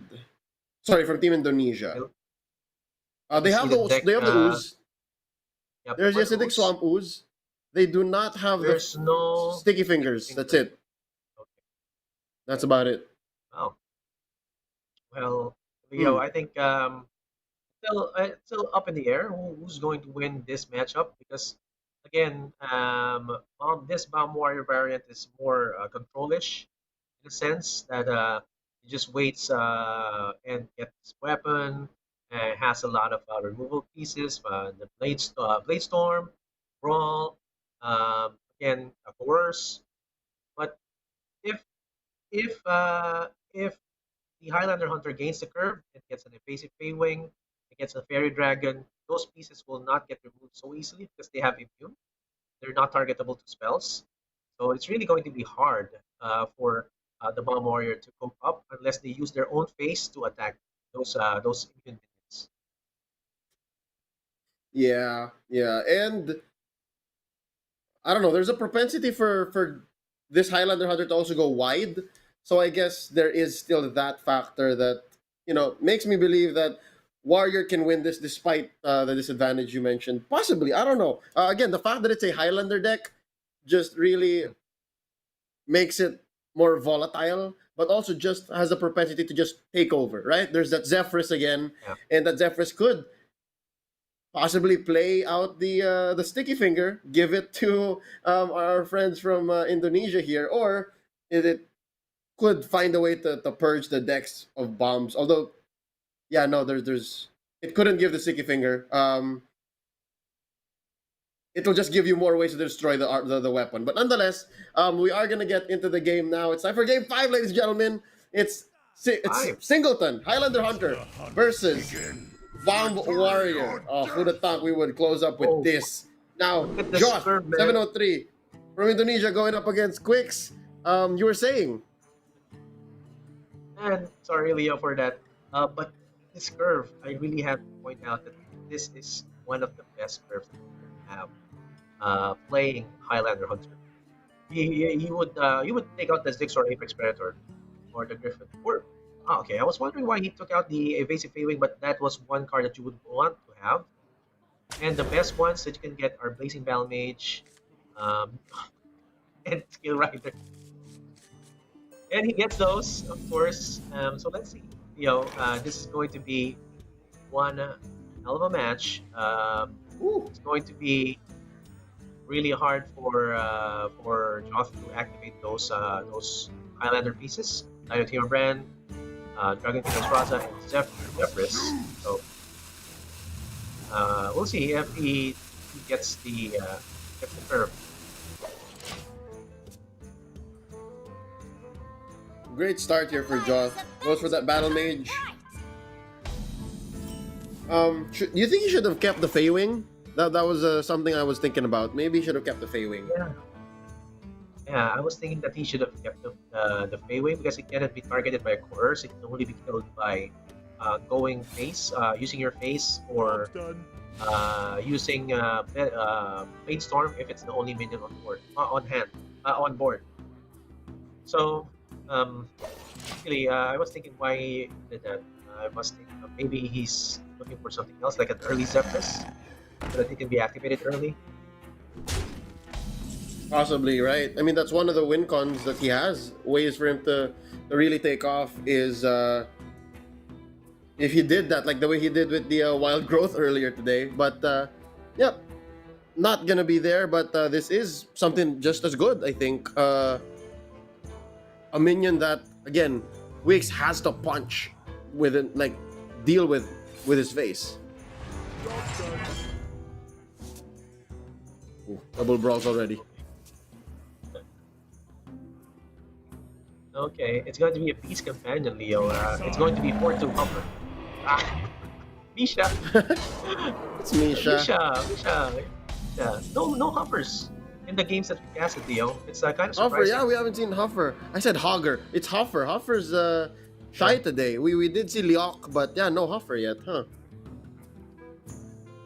And there was a meme like a few months ago. It was Rongchi Animation, that they said that the Animal Companion, the whole roulette right there comprises mostly of offers. So it's kind of surprising that I'm not seeing this right now.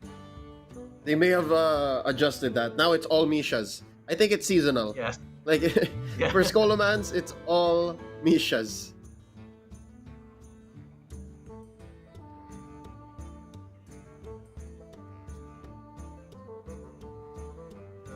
It's kind of hard for being quick right now because you have a chance to go with your wrench caliber and just possibly block out all those Highlander pieces, but you also have a chance to you'll have to defend yourself from all those damages that's going to come out. And, all right, wow. Joth is off to the races here. He's just gonna go all the way in, and if he's really feeling it, he can go kill command, hero power, and just all the more pressure weeks here. That's also a possibility. But it might be too greedy. I'm just thinking out loud. He might be using the Desert Spear, but I think he's thinking that he has to play around against a possible brawl because none of the cards are moving. So if none of the cards are moving, there's possibly one card there, or that's going to deal with the big board. And turn 3. Remember, there's turn 3 where there was only turn 2. There was only 3-2. There's a 3-2 and the 2-2. He could have used the Blade Storm there just to remove the 5 damage that's on the board of Joth. So since he didn't do that, that tells Wix that just tells Joth 703 that there's no Blade Storm on the hand of Wix. Yeah. So yeah, I mean, with a hand this big, you can't say that there are no wipes given how the deck is built. So yeah, it could just be, if not the Blade Storm, the Brawl. And there's 2 of them. We know that there's 2 of them. But nonetheless, he locks in the spear, but he just the same goes still for the coin hero power to really put the clock onto Weeks here. But yeah, Weeks here. What play do you see? Excelsior, does he go for the? Does he brawl out or does he Krastinov into Misha? I think Leo, he has to brawl this out and just pray that there's no the Misha doesn't survive. But Yeah. for a the Casanova, it's actually more desperate. Punches a dragon. There it is. Where's the axe? So that's step one into poisoning the well here. Step one into making sure that there you go. It's Immediately undone. removes it. That is the best 5 damage Joth's gonna take this game. That is just 5 damage he's Yes. happy to take. Oh no, Weeks knows, dude. He knows that this is dangerous man. for him. And Look, there's a kill command. The Locust is a beast. The Locust is a beast. it's activated, man. Like he just has to use hero power, and when hero power and kill command bringing it down Yeah. to 4. Oh, Weeks is just breathing now. He's just hold up. Oh, there you go. Oh, that is as good as a heal. Okay. That is as good as a heal, but just the same, man. That's already 3 mana down. You only have 3 left. What do you do here? Armor up into shield? Yeah, armor up into shield slam. And then you punch the Locust, right? Well, yeah, you have to punch the face or the locust. But face most Okay, he likely. punches the face. Since he knows that this is Highlander Hunter, this is one off. Right. No, there's only one kill only one command. kill You're right. Oh, So there's no another. dragons inside. If power So is there's what another I bomb in there. knowledge is what I provide.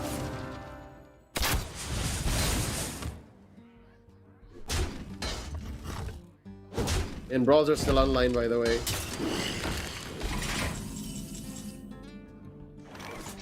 Ooh. Oh man, this is going to be hard, Leo. I don't know how Wix is going to survive this. 1-4-2. 1-4-2 trade. Risky skipper, fort villager into spell. But yeah, that's kind of risky too. It's counting.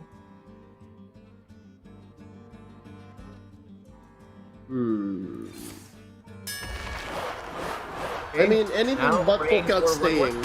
I mean, it's 33%. Yeah, there you go. You get Yeah, a there you little go. baby Locust. Laughing.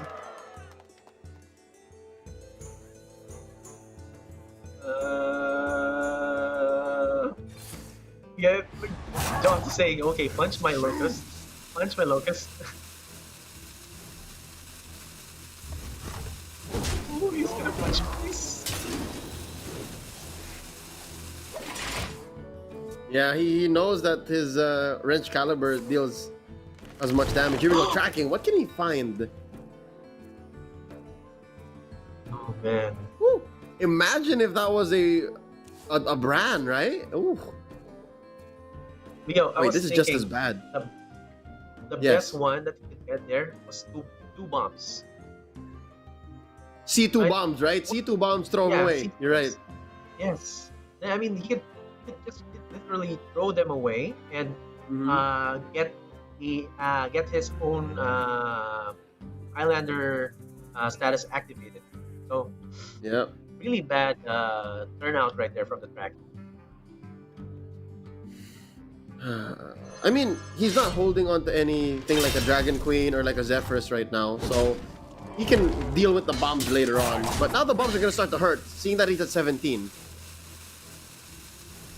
Would you go the Scale Rider here or the Primordial?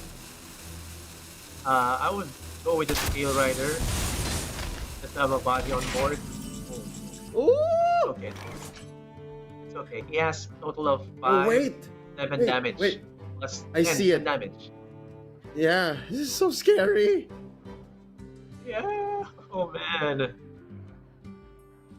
So lethal is already within range, right, Leo? Yes. That's Hmm. Skill Rider. That's 2. The Storm, call this weapon the Storm Hammer for 3, Storm 5. Hammer. Hero Or Power, that's going to be 7. And Corrosive Breath is going to be 10. So in every case, you can see there's no life gain coming from Wix. He's gonna armor up would be the best case and scenario here. there you go. And does he There you expend go. the last one? He does. So he's at 8 life. How much damage does Joth have? 1, 2, 3, 10. Yes, 10. 4, 5, 6, 7, 8, 9. Yep, that's 10. Does he have enough mana though? 1, 2, 3, 4, 5, 6, 7, 8, 9, 10. He's short mana, dude. He's short. He has it, man. He has it. Yes, look at that. Yes, skill. That one hit face, skill rider face, and then hero power. That's 10 damage. Oh, he does! He does! I was counting Yeah. hero power, but he doesn't need it. Oh, he does need it right there. I was counting, There you go. I was counting Unleash the Hounds. Ladies and gentlemen, there you go. Indonesia scores their first win of the day. Wow. What a series. They go all the way to 5 games. 3-2 here is the score in favor of Indonesia. Excelsior, what a round. Wow. I mean, as I told you, Leo, I played as a bomb warrior against a Highlander hunter, and most of the time in ladder I lose to a Highlander hunter just because of the pieces that it has. It curves out really well, and as you can see right there, it has also a bunch of spells to just destroy your health, and those shield blocks are not going to help. That's really one good example why you are not favored against a Highlander hunter, even though you can block off that those Highlander pieces from being activated. Is that 100%? Is that 100% that you are not favored? Or does it come down to 50-50? Does it come down to how the Highlander Hunter rolls out? Because I do think that it came down to just starting strong with the Blazing Battle Mage. It came down Yeah. to having the just a great curve for your early and then leading up into the pressure here. And yeah, I don't know, man. Like, what really uh, sets me to think about what happened here is the fact that the Highlander Hunter had a hard time. Really, it came down to Yeah. 2-2, right? It really could have ended at some point for the Highlander Hunter, but the fact that it had to go back and forth and leave Indonesia here at the cusp of Game 5 really showed. And our friends from Thailand knew that at some point they could have just gone face. It just came down to it that damage just wasn't there. There was not enough for us to stop what Hunter was doing. So yeah, congratulations to Indonesia. This is their first win for the series. I mean, they have been winning games all day, but we are going to be showing you guys the updated brackets in just a bit. Again, this is just day 1 of the SEA Showmatch for Scholomance Academy. There will be 2 more rounds of round robin tomorrow, with 1 game each broadcasted, and then 1 last grand finals round. So far, Excelsior, what kind of decks are you liking today? Do you have a favorite? Right now, I think my favorite out of all these decks is still going to be the Weapon Rogue. Weapon Rogue is really kind of it's fast.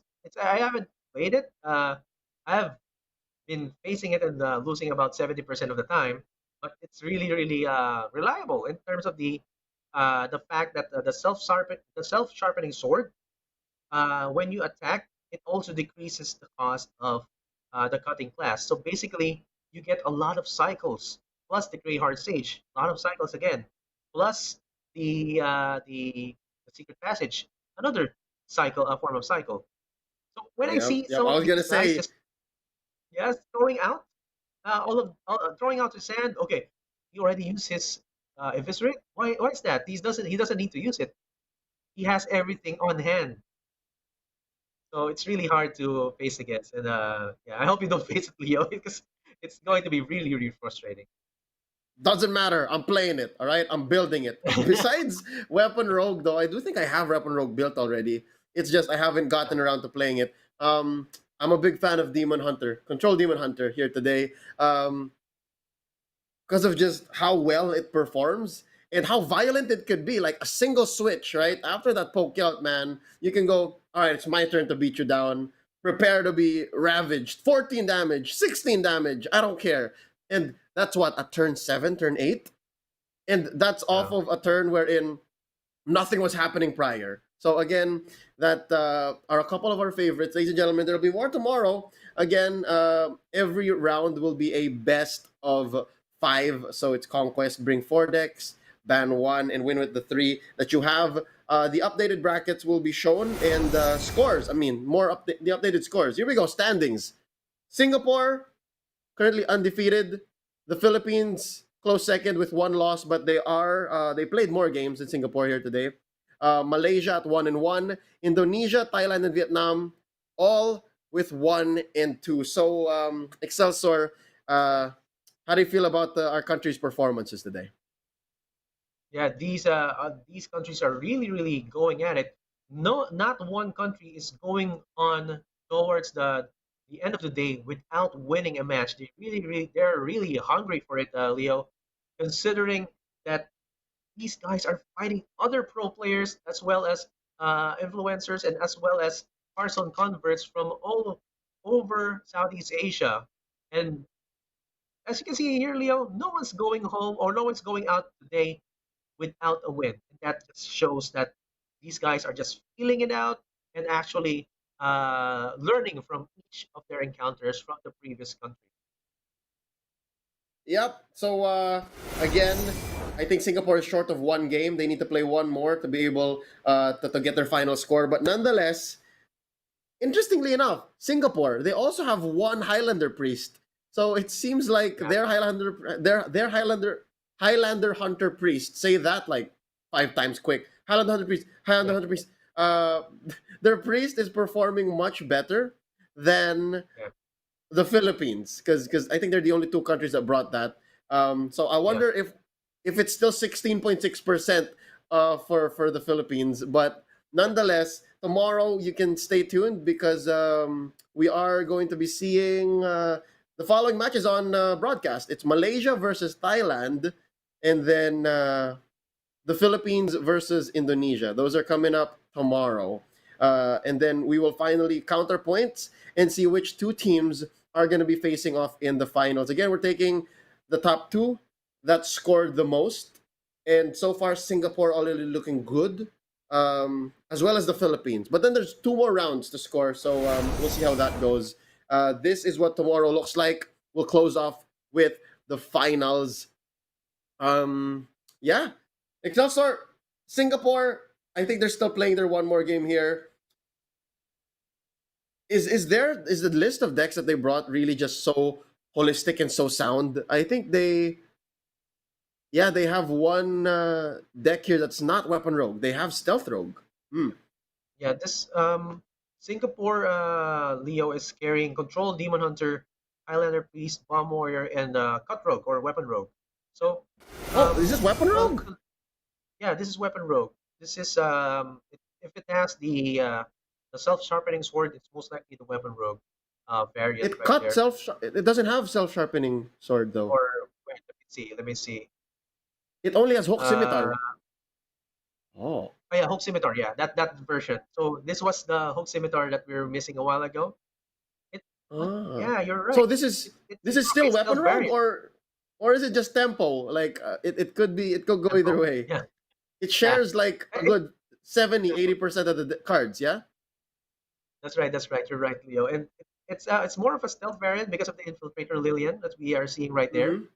But basically, this kind of package still it works.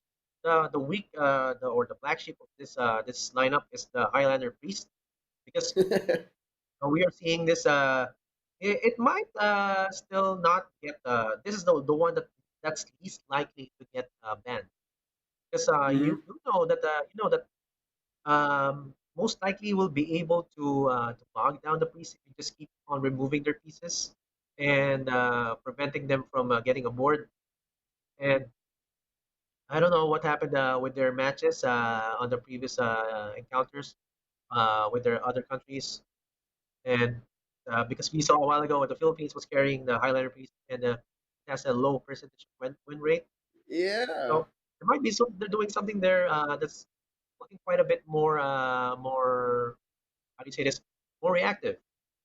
Yeah, there's got to be something there. And again, the only time that the Philippines Highlander priest really worked out was because of, I don't know, maybe Enli had something to do with it, because Enli is on something else today. Enli has been drawing into things, playing out well, but nonetheless, my brain is fried. I'm pretty sure you're pretty tired as well. We've been watching Hearthstone since what, the better part of 10 a.m. today. Ladies and gentlemen, thank you all so Yeah. much once more for joining us. You have been watching the Hearthstone Scholomance Academy SEA Showmatch.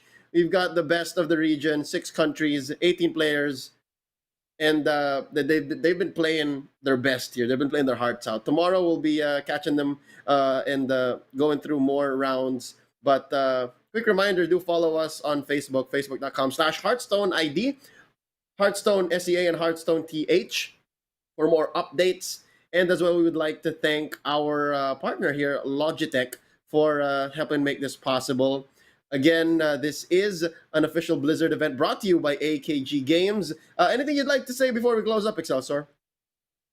Yeah, again, guys, this SEA show match is going to be the meta-defining tournament that you are waiting for. If you haven't settled on crafting some of the cards, maybe after this tournament, when you see some of the decks are going to be successful against the other players or against the other decks that's going to be played, this is the time to craft them right after this tournament. Because I mean, Leo, some of the players are really saving up their